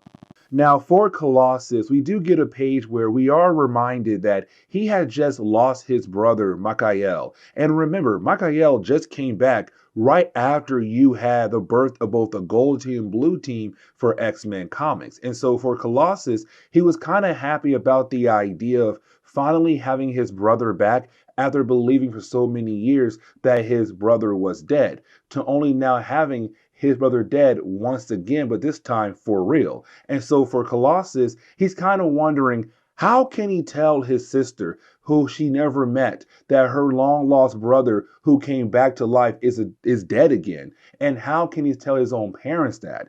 And so for Colossus, he's kind of sad at the moment. And you have Strong Guy trying his best to make Colossus feel better, but it's not an easy thing to get over. But now we have to jump over to Beast and also Moira Taggart. Now you have these two characters just trying their best to hopefully find a way to save the life of Charles Xavier, who is still being affected by the techno-organic virus. Now for Beast, he's not really ready to give up just yet. But Moira Taggart, she's kind of like, look, Beast, we have tried so many things. And unfortunately, we're not getting anywhere at all. Like, it's probably best for us to go ahead and let Charles die. And really for her, she kind of feels like Charles was dead at the moment he was shot by what they believe to be as Cable. Now, we jump back over to Strife, and really for Strife, we kind of get reminded of the whole idea that there's some big connection going on between him, Cyclops, and also Jean Grey. Now, the way the story is kind of going, you would automatically believe that he is actually the son of Cyclops and Jean Grey. And let me explain why, because currently they're still his hostages at the moment, but he does go to check in on them, and he begins to feed them like a baby needs to be fed. And so you're kind of left to wonder that with him saying earlier on that Cyclops and Jean Grey are the king and queen of the mutant race, and he is the prince of the mutant race, it's kind of like all of these hints are pointing at the fact that maybe Strife is the long lost son of Cyclops and Jean Grey. Technically, the long lost son of Cyclops and Madeline Pryor. Because remember, baby Nathan was taken into the future as a way to save his life. And so we're kind of left to believe that maybe this is baby Nathan coming back from the actual future.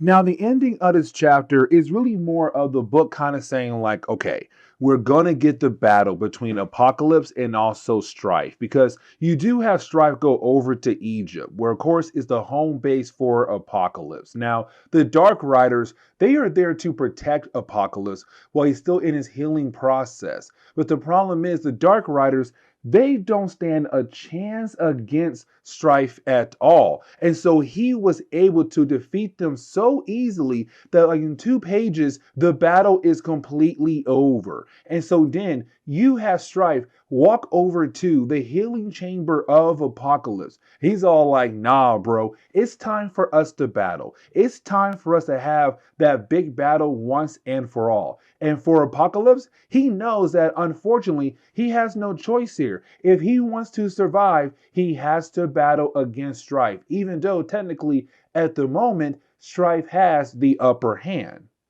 And so now we are able to jump into part 8. Now, when we do see that Strife is able to beat down on Apocalypse. Now, I really want to focus more on what is being said in this actual battle, because you have Strife being able to beat down on Apocalypse, but it's really more a Strife saying like, hey, Apocalypse, this is payback for everything you have done to me, because technically you destroyed my entire life. Now, for Apocalypse, he has no idea who Strife truly is.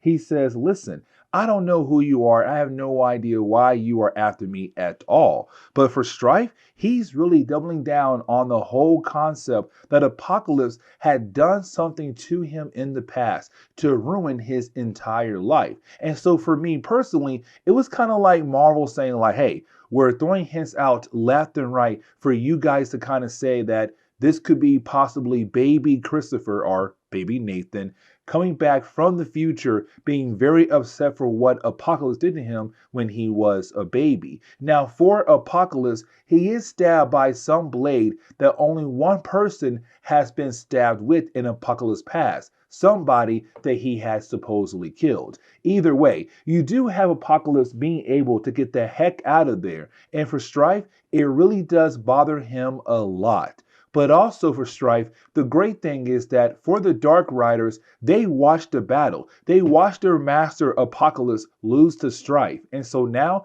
they want to begin to work for Strife. And so now his army has grown once again. But now we have to jump over to Cable, who's now talking to Bishop and Wolverine. Now, for me personally, it's kind of like Cable giving out more information about Strife over to Bishop and Wolverine, but also us as the readers. Because for Strife, by this point in Marvel Comics, we didn't know much about the character. All we kind of knew was that, well, he is possibly from the future because he had the same face as Cable. Now, for Cable, he tells us that for Strife, the reason why he came back to the past is because, well, he wanted to make sure the rise of the High Lords did not happen. Now, remember, the High Lords are, well, a group of mutants known as the Externals. Now remember, the Externals are a group of mutants that have the ability of immortality. And so for Cable, he came back in time as well to make sure the newest High Lord would awaken, and that was Cannonball. Because remember, back in X-Force Comics, Cannonball died, but then right after that, he came back to life, kind of showing that maybe he is the next High Lord. But apparently for Cable, he said, listen, he wanted to make sure the next High Lord did not awaken, to kind of control the idea of the High Lords not being able to rise up in the far future. But also for Cable, he wants to know why in the world Strife has his face, because Cable believes that he is the original and maybe Strife could possibly be a clone. Now, I kind of want to jump back over to the X-Mansion because I want to establish that earlier, even though we saw X-Men, X-Factor, and X-Force working together to fight against the Mutant Liberation Front, that is not technically true. See, let me explain. You see, when it came to X-Force, only 2 of their team members were actually there. That would be Cannonball and also Boom Boom. The rest of the team, they were still locked up. And so for Havoc, he's kind of like, hey, listen, I need you to go down there and kind of talk to your team because it does seem like they're very upset. And in reality, it kind of seems like they have the right to be upset because they're still locked up, and their team leader and one of his closest friends were able to leave and go on a mission while the rest of the team is still locked up. And so we can kind of tell that this might be an issue after the Executioner song crossover. Now, something else I do want to talk about is Jamie Maddox. Let me explain. So he has the ability to create clones of himself. Now, here's the big problem though. You see, one of his clones kind of got tricked by Mr. Sinister, and that clone kind of lived his own entire life for a brief moment, where he had actually built a relationship with Siren, the daughter of Banshee. And the reason why that is a huge problem, because she believed it was the original Jamie, but in reality, it wasn't. And so for her, she's kind of like, We had an entire relationship together. And now here you are acting like we had nothing at all between each other. And for him, he did not, because it wasn't him, it was his clone. Now, the ending of this book is amazing, but before we actually dive into the ending of this chapter and where we're going to end today's video, we jump back over to Cyclops and Jean Grey, kind of reestablishing the whole idea that, hey, they're still being the hostages for Strife. But once you have Strife kind of move on to a different task after checking in on them, you have Jean Grey and Cyclops begin the process of trying to escape from Strife's base. And the question is right now, will they actually be, able to leave the base, or will they get caught again by Strife down the road in following chapters? Now, let's get into the big ending for this video, the big ending for this chapter alone. Because we jump back over to the X-Mansion. And when we do, we actually pick up with the X-Men, just hanging out, chilling, minding their business. But then out of nowhere, somebody teleports into their actual home. Now, here's the big catch, because earlier we saw Apocalypse teleport away after losing to Strife and kind of left to wonder where in the world did he end up at after teleporting away. Well, we kind of find out that this man had teleported over to the X-Mansion. He says, listen, so we have to fight against Strife, but together. And so now this is going to be Apocalypse teaming up with the X-Men, X-Factor, X-Force to fight against Strife. And the question is, can they actually win against him? Because it could seem like this is also part of his plan, kind of knowing that sooner or later, both parties might come together to fight against him in one heck of a final battle. But this is where we are going to end today's comic book video. So please leave me a like down below and subscribe. Also, if you have any suggestions on books I should read, well, please let me know in the comments below. Okay, so it's time for us to jump back into some more Executioner Song. Now, with that being said, we're going to cover another 3 more chapters. So part 9, part 10, and also part 11. Now, with these 3 chapters, I do want to say real quickly, the reason why we're not covering part 12 as well, along with these 3 chapters, because there is actually an epilogue that comes out right after part 12. And I want to kind of use that epilogue as a way to say, hey, we are going to begin our next coverage over X-Men comics leading into the next crossover, which should be Fatal Attractions. So with that being said, the next video will actually be our last one. But today we're going to cover part 9, 10, and 11. And so with that, when it comes to part 9, it actually does take place in the Uncanny X-Men issue number 296. Now, the opening pages of this book does remind us of a few things going on in this crossover. So, for example, Cyclops and Jean Grey, because remember, they were kidnapped by Strife at the very beginning of this crossover. Technically, they were kidnapped by Mr. Sinister, and then he had handed them over to Strife. But again, that all took place at the very beginning of the actual crossover. But we do see our 2 heroes trying to escape from the actual base of Strife. Now, while doing that, they are confronted by the Dark Riders. Now, the Dark Riders are not like Apocalypse Horsemen. They're kind of like a lower ranking group that Apocalypse used for different kinds of reasons. Now, when it came to Strife, when he had battle against Apocalypse, he was able to beat down on Apocalypse. So for the Dark Riders, they're kind of like, hey, you know what? You had defeated our master. And it kind of showed that he was not strong enough to actually lead us. And so now you have the Dark Riders following Strife. And currently, they're trying to fight against Cyclops and Jean Grey, who are trying to escape. Now, for our heroes, they are able to easily take down some members of the Dark Riders. Now, while they are trying to escape, they have no idea that technically they are being watched by Strife. Now, this is Strife saying like, listen, I let them escape because this is also part of my plan as well. Now, when it comes to this actual crossover, we're still kind of learning more and more things about the character of Strife. And really, we're not going to know everything until the very end of the actual crossover. Now, we have to jump over to Beast in the medical lab, who's trying his best to, save the life of Charles Xavier, who was infected by the techno-organic virus. Now, for Beast, this man has been trying so many different things that he thought could possibly help Charles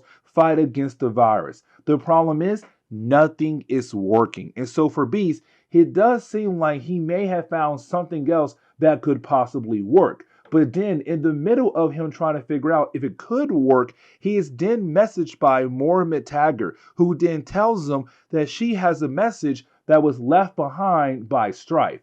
And of course, it's Strife saying, I am smarter than you, kind of playing mind games with our heroes. Now we have to jump over to Cable, Bishop, and also Wolverine. Now remember, those characters are technically their own group right now, and they're also trying their best to figure out how can they locate the actual base of Strife. Now technically, these pages are being used as a way to remind us a few things about Strife, and really, it's not a lot to go by because all we know is that for some reason Strife had went out of his way to kidnap Cyclops and Jean Grey, apparently the heart of the X-Men, but also Strife has the same face as Cable. What is the big connection between Strife, Cable, Cyclops, and Jean Grey? Because the Bishop, if they are able to figure out what that connection is, then most likely they have the key they need to defeat Strife and end this madness once and for all. Now, I want to jump back over to Cyclops and Jean Grey. Here's the reason why. Because you have Strife leaving out so many clues that kind of say like, hey, there is some big connection between you guys and me. And really, it's Strife saying like, hey, I could possibly be your son that you had given up in the past when it came to Apocalypse, who had also gave me the techno-organic virus. And you had no choice but to go ahead and send me into the future to hopefully save my life. And the reason why I'm saying that because you have Cyclops and Jean Grey just running around the base of Strife, and they run into a baby that was left behind. And really, for Cyclops, he's kind of like, why in the world is there a baby here? That is kind of weird. But now we have to jump over to Apocalypse. Now remember, Apocalypse, when it came to our last video, this man fought against Strife. And this man lost to Strife really badly. Because remember, ever since the huge X Factor Endgame story arc, Apocalypse has been healing up. The problem is, every single time he tries to go through the actual healing process, something stops him from actually healing up. And so when it came to his battle against Strife, he was not completely healed up yet. And so you actually have Strife being able to beat down on Apocalypse. Now for Apocalypse, he was able to escape. And he went over to the X Mansion to basically say, hey, X-Men, if you guys want to be able to take down Strife, you have to work with me. It's the only way to actually defeat him. Now, for the X-Men, they're kind of like, why should we help you out? And it's Apocalypse saying, because I can save the life of Charles Xavier. And so at first, you have our hero say, no, we can't trust you. But for Archangel, he's kind of like, no, we can trust Apocalypse when it comes to hopefully saving the life of Charles Xavier. And the reason why, because Archangel has seen firsthand what Apocalypse can do with that kind of technology, meaning that Apocalypse is their only hope to save the life of Charles Xavier. Now, once we jump back over to Wolverine, Bishop, and also Cable, you have our three characters realize like, hey, what if Strife is hiding in plain sight? Like he knew that we would not look in a certain area when it comes to try to figure out where he's working out of. And so you have our heroes sit down and realize that for Strife, he will be working out of a base that was possibly owned in the past by Apocalypse, that has not been used by Apocalypse in a good while. And so for our heroes, they realize this man is on the moon. Because let's not forget, the last time we saw Apocalypse was back in X Factor Endgame, where you had X Factor teaming up with the Inhumans to battle against Apocalypse in the blue area of the moon. And so for our heroes are like, he's there. He has to be there. But now we have to jump back over to Jean Grey and also Strife. Now, this is really important, and let me explain why. Because you had these two characters with a baby. Now, for Cyclops, he's kind of like, this baby looks very similar to Nathan, the son of Cyclops and Madeline Pryor, the same child he had to give up. Let that child go into the future to hopefully save his life. And so for Cyclops, he's kind of like, why is this baby here in the middle of the base of Strife? Now, for Jean Grey, she was able to use her powers and realize that this baby is actually a real baby. And the question is right now, how can they save the child's life? Now, you do have Strife appear. He says, listen, if you pull that child out of that device, he is going to die because that device is basically life support for the child. Now, for Strife, he gives our heroes a tough choice here. He says, listen, if you want to save the life of that child, you have to give up your lives as a way to save the life of that child. But if you want to survive, then you have no choice but to go ahead and give up the life of that child to save your own. And so the question is right now, will our heroes be actual heroes here at the moment? And for Cyclops and Jean Grey, they're kind of like, hey, to save the life of this child, we'll go ahead and give up our lives here. But for Strife, that is not the answer at all he wanted. And so he released the Dark Riders to fight against our heroes once again to make sure they cannot give up so easily. Now, the last couple pages of this chapter, we do see Jean Grey and Cyclops be sucked through some kind of vortex. And when they go through the actual vortex, they actually end up on the outside of the base of Strife to give us confirmation that, yes, currently our heroes are no longer on Earth. They're on the moon, possibly the blue area of the moon where Apocalypse Base used to be at. It's where Strife is working out of at the moment. And so now we have to jump over to X Factor issue number 86, part 10 of this crossover. And we do pick up with Wolverine, Cable, and Bishop contacting the rest of the heroes to inform them that they were able to figure out where Jean Grey and Cyclops were taken to. Like, hey guys, listen, we sat down, we realized that it makes a whole lot of sense that first Strife, he's working out of the base of, well, Apocalypse Moon base. And so it kind of makes sense why Jean Grey was not really able to send any message to the rest of the heroes when it came to her mind. Because Jean Grey is a very powerful telepath.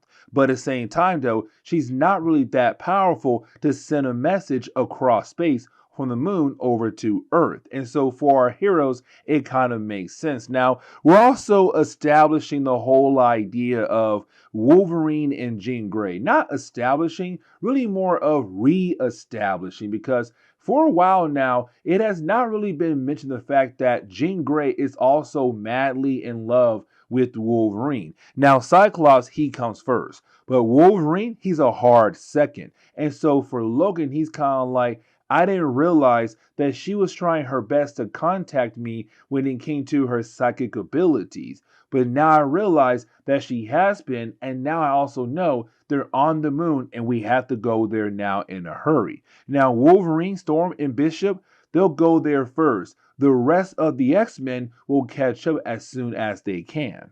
Now, for Storm and Havoc, they're going to put together a strike team to go save Cyclops and Jean Grey alongside with Wolverine, Bishop, and also Cable. So for this strike team, you have Havoc, Psylocke, Archangel, Iceman, Polaris, Cannonball, and you also have Storm. So there goes your strike team. Now, Beast, of course, he'll stay behind and continue to hopefully work alongside with Apocalypse to figure out if they're able to save the life of Charles Xavier.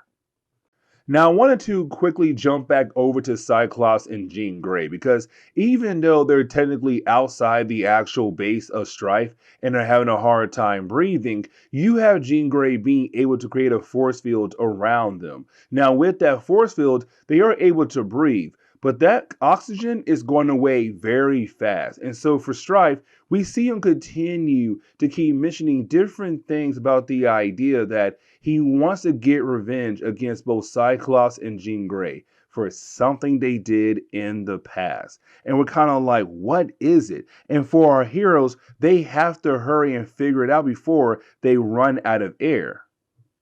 But now I want to jump over to the whole process of Apocalypse trying to save the life of Charles Xavier, because you're going to have everyone freaking out when it comes to this moment right here. Because when it comes to Apocalypse, he does begin to do some work on the actual body of Charles Xavier. Except when it comes to Apocalypse, it kind of seems like he had accelerated the whole entire process of the techno-organic virus inside the body of Charles Xavier. And so for our heroes, they kind of believe that Apocalypse is trying to kill off Charles, or at least do something really dark with Charles. Now for Val Cooper, she believes that Archangel has been tricking the heroes the entire time. She believes they have been tricked because he's not doing anything at all. It's Archangel just standing there, allowing Charles Xavier to go through some kind of process that has been started by Apocalypse.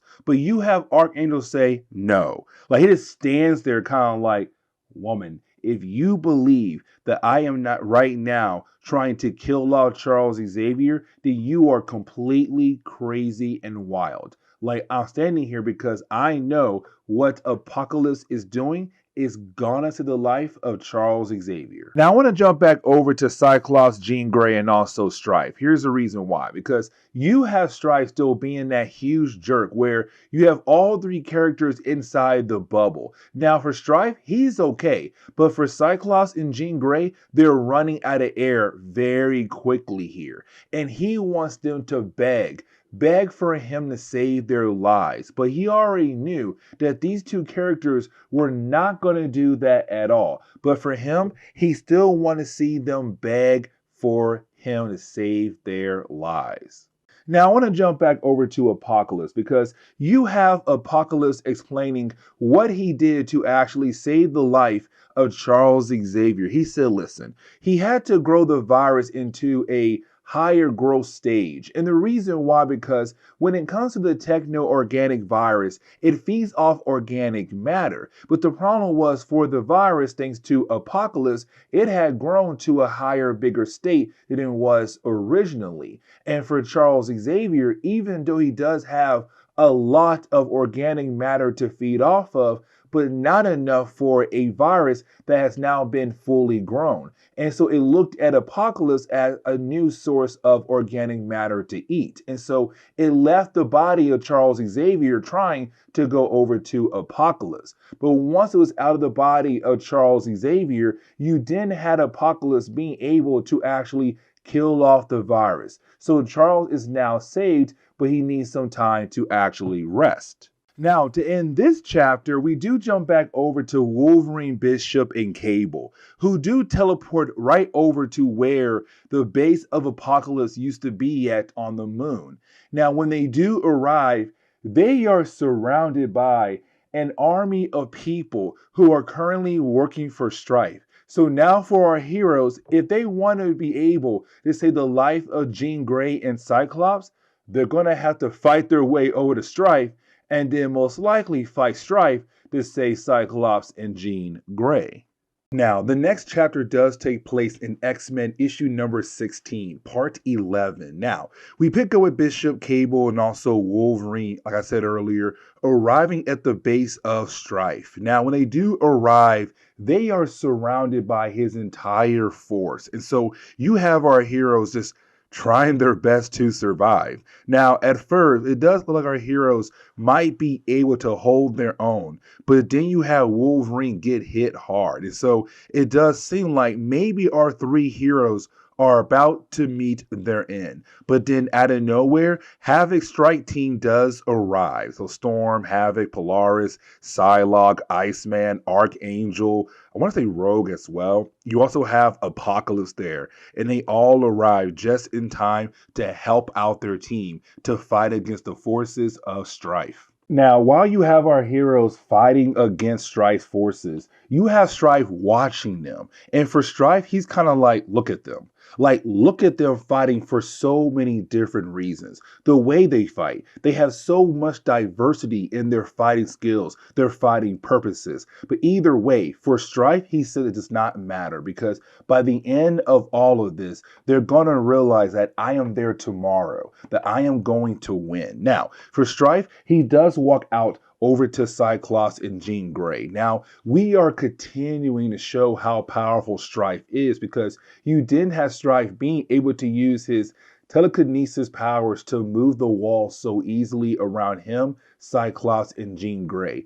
And he takes them out somewhere else into a different base that's on the moon as well. And so you kind of have to wonder, what is he trying to show Cyclops and Jean Grey? Now, for me personally, like I said earlier, this man has been dropping so many hints of like, hey, I keep calling us family, you father of mutants, mother of mutants, prince of mutants, like I could possibly be your long lost son. Either way, you have Strife take Cyclops and Jean Grey somewhere else.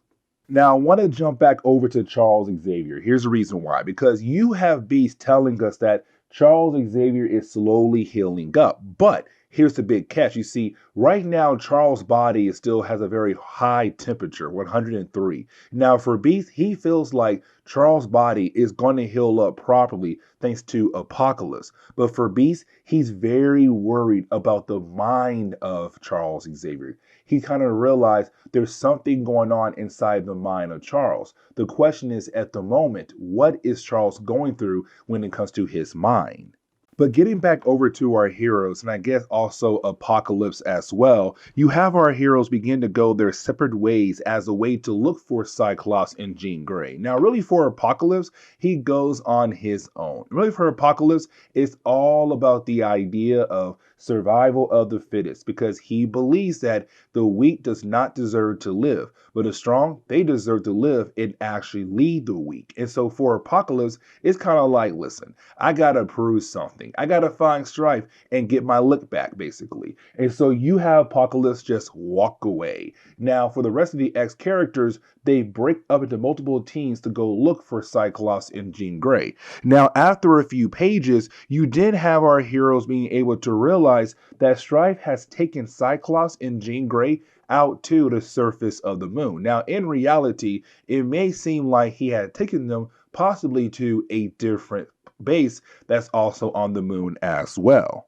Now, like I said a moment ago, the whole idea of survival of the fittest, because when we jump back over to Apocalypse, he is confronted by the Dark Riders. Now, the Dark Riders, they're kind of like, hey, Master, it's nice to see you again. So currently, we serve Strife.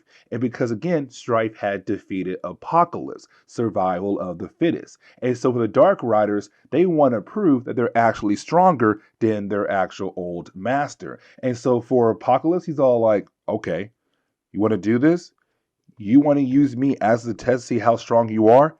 Bring it on. And so you have Apocalypse just run straight towards them for one heck of a battle. But getting back over to the X teams, they were able to figure out that where Strife has taken Cyclops and Jean Grey. And it seems to be a separate base he had on the moon. And so either way, you do have our heroes head over there to hopefully save their teammates. Now, I want to jump back over to Charles Xavier because this is going to begin the cliffhanger I am going to use in this video. Because when we jump over to Charles Xavier, this man, he wakes up. When he wakes up, he's freaking out like he has just went through a lot inside his mind, which honestly, he has gone through a lot when it comes to this crossover. But for Charles Xavier, he looks over at Beast and says, listen, I realize what is happening. The connection between Cyclops, Jean Grey, Cable, and also Strife. They are all connected. They are all connected. And you have to understand, it's all about love and hate.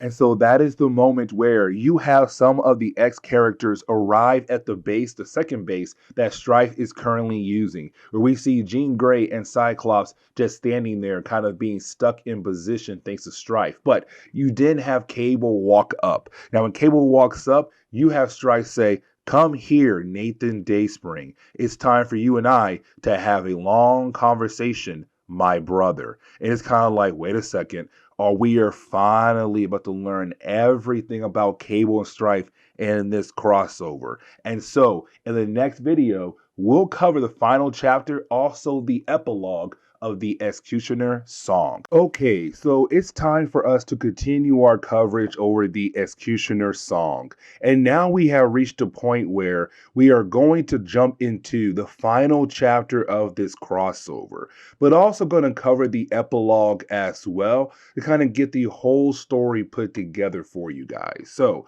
with the final chapter, we're going to jump over to X-Force issue number 18 to wrap up the main storyline of this amazing crossover.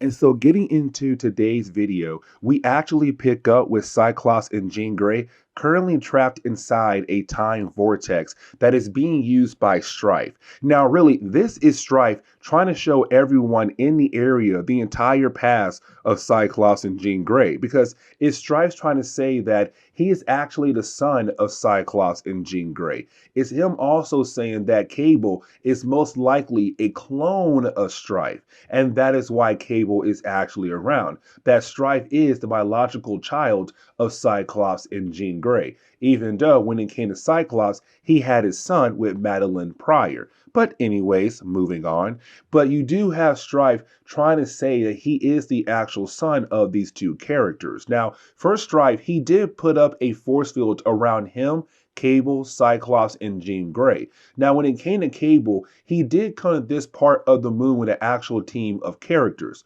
Polaris, Havoc, and also Cannonball. But apparently, when the force field went up, only Cable and Havoc made it through. Polaris and also Cannonball did not make it through. And there is a very good reason why. But either way, for Cable, he says enough is enough. It is time for him to finally take down Strife.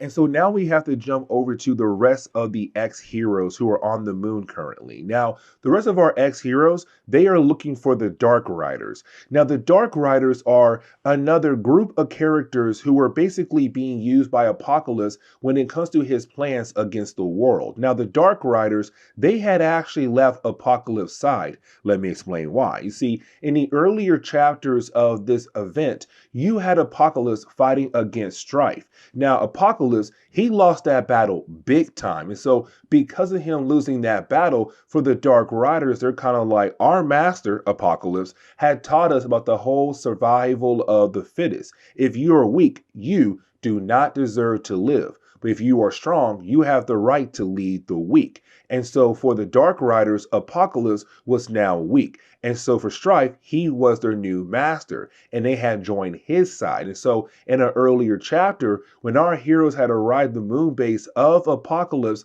that is currently being used by Strife, well, you had the Dark Riders fight against their old master, Apocalypse. Now, for Apocalypse, he kind of believed that maybe he would be able to take them down. No, he did not. He had apparently lost the battle. And the Dark Riders, they had escaped the moon base to go somewhere else. And we have no idea where they are going. Now, for Psylocke, she informs us that Apocalypse is dying. That's how bad the battle went in the earlier chapter, that apparently he got his butt whooped badly. So he's on the verge of death. And so you have Archangel walk away. Now for Archangel, let's not forget that this man wants to get revenge against Apocalypse for what he has done to him, because Apocalypse had changed Archangel into the Angel of Death. And so for Iceman, he's kind of wondering if he should stop Archangel. But for Bishop, it's kind of like, no, that man has to go handle things on his own. We got to move on without him. Now, when we jump back over to the battle between Cable and also Strife, the battle continues on with Strife winning the actual battle, beating down on Cable badly. Now, for Strife, he's trying to use more examples of the reason why he says he is actually the son of Cyclops and Jean Grey. and Cable must be a clone because the way Cable looks. Because let's not forget, when it came to baby Nathan, he was also infected with the techno-organic virus. Now, when it comes to our two characters, they're not really bringing in the fact that the young baby was actually infected with the virus. But for Cable, we can kind of tell that he has been infected by the techno-organic virus. And the virus has taken over at least half of his body. And so for Strife, that's the reason why he believes that Cable is not the actual son of Cyclops and Jean Grey. Because, well, he's half man, almost half machine. But either way, the battle does continue on between the two characters. Now, I want to jump over to Charles Xavier because you have Charles Xavier being able to come out of the techno-organic virus thanks to Apocalypse helping him to actually beat it. But apparently you have Charles telling everybody that he was able to read the mind of every single person who's on the moon at the moment. And so for Charles, he kind of realized that while reading the minds of all those different people, it kind of showed them the past mistakes they all have made, but also possibly reading the mind of both Cable and also Strife. And with them doing that, he kind of sees that their future is going to be a destiny of failure because they're not going to be able to actually reach their goal. And so because of that, for Charles Xavier, he kind of feels like, what is the purpose for us to continue on to fight for our goals if the future is very dark for the mutant race? Now, I want to jump over to Archangel and also Apocalypse because this is the moment where it seems like Archangel is going to kill off Apocalypse, a man who is soon to be dead very soon. Now, for Apocalypse, let's not forget, he is really big on survival of the fittest. The weak deserve to be killed off. The strong deserve to lead the weak. And right now, Apocalypse, he is the weak. He should be killed off. But for Archangel, it's all like, no, because if I do that, I give you what you want. You wanted me to become your angel of death. You want me to give you a quick death. I am going to deny you in both ways. I will not become a weapon for you. I will not give you a quick death. Instead, I will be my own man. And so you have Archangel just walk away to let Apocalypse have a slow death. But getting back over to the battle between Cable and Strife, we do see that Cable is completely losing to Strife. Now, something I do want to mention is that when it came to Strife, when he put up that force field, he made sure that only people who are actually part of the Summer bloodline would be able to make it through the actual force field. Havoc is the brother to Cyclops, so he is able to make it through the actual force field to get inside the area. And luckily he did because Cable was getting a beat down from Strife.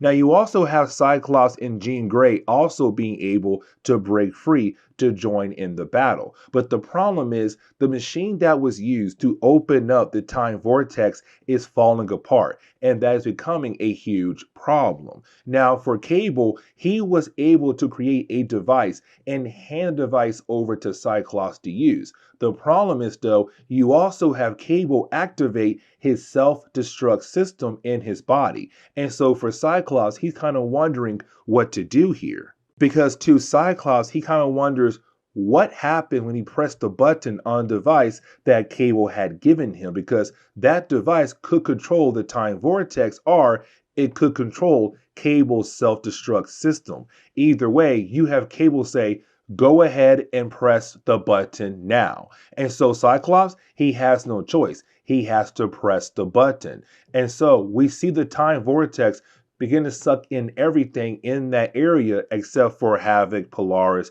Cannonball, Cyclops, and Jean Grey. Only Cable and Strife get sucked in. But then there's also a huge explosion.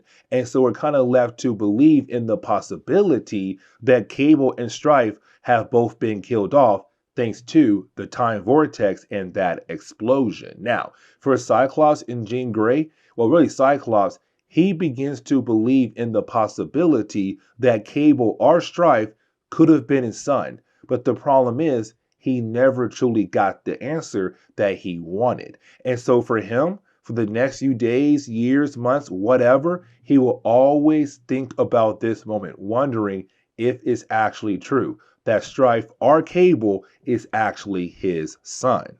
But the last page of the final chapter of this event is really more being used to set up things to come down the road in later books when it comes to the X-Men, because we jump over to Sinister. Now remember, at the very beginning of this event, he had basically tricked the four horsemen of Apocalypse to go capture Cyclops and Jean Grey. Now when he did that, he then was able to hand them over to Strife. In return, you have Strife give Sinister some kind of container. And we do learn that inside the container, it had contained, or supposedly had contained, the Summers DNA. Except when it comes to Sinister and also his assistant, when they open up the container, there is no Summer DNA in there at all. It is completely empty. So Sinister got played by Strife. Now the thing was though, for Strife, he had put in some kind of virus hoping to kill off Sinister. But because Sinister had his assistant open up the container, the virus only affected him and not Sinister. But for Sinister, he kind of realized that, you know what? He should have known that it was too good to be true, that most likely he was being played by Strife. And so he walks away. So the epilogue is not really being used as a way to wrap up the entire event. Instead, the epilogue is really being used as a way to kind of deal with the feelings of different characters who were really affected by the actual event. So, for example, Archangel. As we saw in the entire event, Archangel had a bloodlust to go after Apocalypse, to kill off Apocalypse for what he had done to him, turning him into the Angel of Death.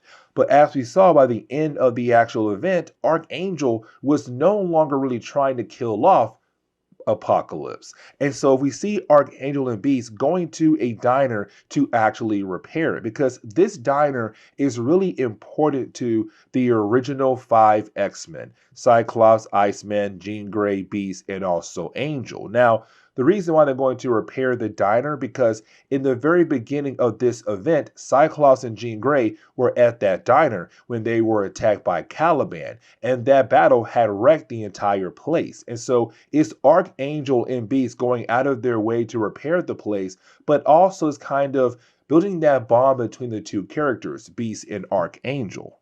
Now, another character that was truly affected by this event is Rogue. You see, for Rogue, she had lost a battle to one of the members of the Mutant Liberation Front. Now, when she had lost that battle, it really kind of gave Rogue some time to actually think about things, because to her, she's kind of wondering, what is the point of mutants fighting against mutants? Like, yes, the X-Men, their main goal is to hopefully one day achieve the idea of mutants and humans living together in harmony. But for Rogue, she's kind of like, what's the point where every single time we get up, we have to fight against our own kind to get rid of the bad people of our kind to kind of help out our goal here? But the problem is, our goal is never truly going to be reached, because we live in a world where humans basically hate mutants for no actual good reason. And so you have Rogue expressing this to Gambit, who walked outside to see how she was doing. Now, the next section, you would believe at first that we're going to focus on Jubilee, but we don't. We actually focus on Charles Xavier, because when it came to Charles, as we saw in the earlier chapters of this event, he was affected by the techno-organic virus. And so with that virus, it did seem like at first he was going to die. Now, for Apocalypse, he was able to save Charles Xavier. The problem is, though, apparently he had gained the ability to walk again. Now, the reason why I say a problem is because this is only going to last for maybe a few hours, and that is it. So by the end of the book, he will lose the ability to walk again. And so for Jubilee, it caught her off guard to see Charles Xavier outside the mansion, but also walking. Now, I want to jump over to Beast and Archangel, because as they're going around continuing to build up the diner in the middle of the night so that no one can truly see them, we kind of see them having this cool bonding moment where we have a flashback where apparently Archangel had hired Beast to write one of the term papers they had to hand over to Charles Xavier. When it came time to turn the paper in, well, Charles said, no, I don't want a physical copy, I want a mental copy, to kind of show that he knew that Archangel had hired Beast, paying him $1,000 to write the actual term paper. And Beast apparently did a good job, but unfortunately, it could not be used because, well, Charles wanted a mental copy. But apparently, Beast had told Charles what Archangel had actually did. And so Beast took the money and then got Archangel in trouble. So it makes for a very funny moment between the two characters. But when we jump back over to Jubilee and also Charles Xavier, it's really more Charles Xavier expressing how much he loves the idea of walking. Because to Jubilee, she kind of feels like with Charles having that big mind of his, having the most powerful mind in the entire planet, being a powerful psychic, that she believed that he no longer cared to actually have the ability to walk again. But then he tells her, like, you don't understand how it feels to once again be able to walk, to feel the grass underneath your feet, like having the ability to not be held by other people around the actual mansion. And so for Jubilee, she now has that understanding. She said, hey, you know what? Let's have some fun before you do lose the ability to walk again. And so she gives Charles Xavier some roller skates to have fun a tad bit more while he has the ability to walk. And so we jump back over to Rogue. Now, earlier, we had established that Rogue was having a hard time dealing with the fact that she does no longer see an actual purpose or reasoning to continue to fight for Charles Xavier's goal. But also for Rogue, she wants to have the ability to have someone just hold her, to comfort her, to hold her in their arms. And for Gambit, he wants to do that. It really shows that Gambit does have feelings for Rogue. The problem is her powers prevents him from being able to actually hold her like he wants to or like she wants to. And when he tries to just grab her shoulder, she freaks out because she knows if he touch her skin, her powers are going to activate. Now, I want to jump back over to Charles Xavier and also Jubilee because you have Jubilee doing a great job showing Charles Xavier the whole life on the edge situation. Like, I'm not saying that roller skating is extremely dangerous, but if you fall down the wrong way, you could get seriously hurt. And so for Charles, he's kind of scared of the idea of falling down, getting hurt. But for Jubilee, it's kind of like, no. That's the point of walking, though. Having the chance to go out there to experience different things. You may get hurt, but you didn't have the ability to get back up again and try to do it right the next time. And so even though roller skating needs a lot of practice and you may fall down over and over again, you still have to get back up and try again to continue to learn how to actually roller skate. It's her saying, like, if you want to have the true feeling of having the ability to walk again, you got to do more than just walk around. Try different things while you still have the ability to walk. Now, I want to jump back over to Archangel and Beast. And here's the reason why. Because you have Archangel and Beast bring up the fact that the old days could have been better. What I mean by that is, a lot of times for X-Men fans, the original 5 X-Men were kind of labeled bad because they were canceled in comic books time. But then when it came to Giant Size X-Men and we got new characters, to a lot of people, the new X-Men were actually better than the old. And so for Beast, it's him saying, like, he hears how the old X-Men were bad, but the good X-Men are better. But for Archangel, it's kind of like, no, I'd rather have the old days again because the old days for me personally were better because I was just a regular guy with regular wings. Now I'm a blue skinned guy with metal wings. It's kind of hard for me to say that the present is better than the old days. But for Beast, he says, let me explain things to you. The old days are there to help us learn from our mistakes, to make us a stronger person in the present time. So yes, the old days may be better in some ways, but at the same time, the present time is better than the old times in certain ways as well. technically it's an even match. But we use the old days to continue to learn to make sure we don't make the same mistakes twice, to make us a stronger person in the present time. We also get another page where you have Gambit bring a blanket to wrap around Rogue so that he's actually able to hold her in his arms to give her what she actually wants. And it's kind of this very sweet moment for Gambit. Now, I want to jump back over to Charles Xavier and Jubilee because the ending of this book is actually amazing. Because you have Jubilee and also Charles Xavier just spending the last few minutes of him having the ability to walk. And he thanks her for giving him one heck of a good evening. But as he walks away, he begins to lose the ability to walk again. And so, for Jubilee, she just prays and prays that someone would give her, or give him, sorry, just a few more hours, a few more minutes to have the ability to walk, at least all the way back over to his wheelchair.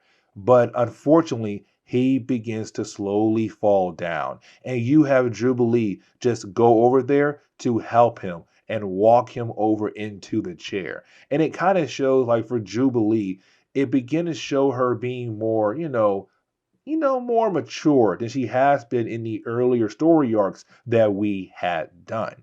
But this is where we are going to end today's comic book video. So please leave me a like down below and subscribe. But guys, see y'all next time. Later.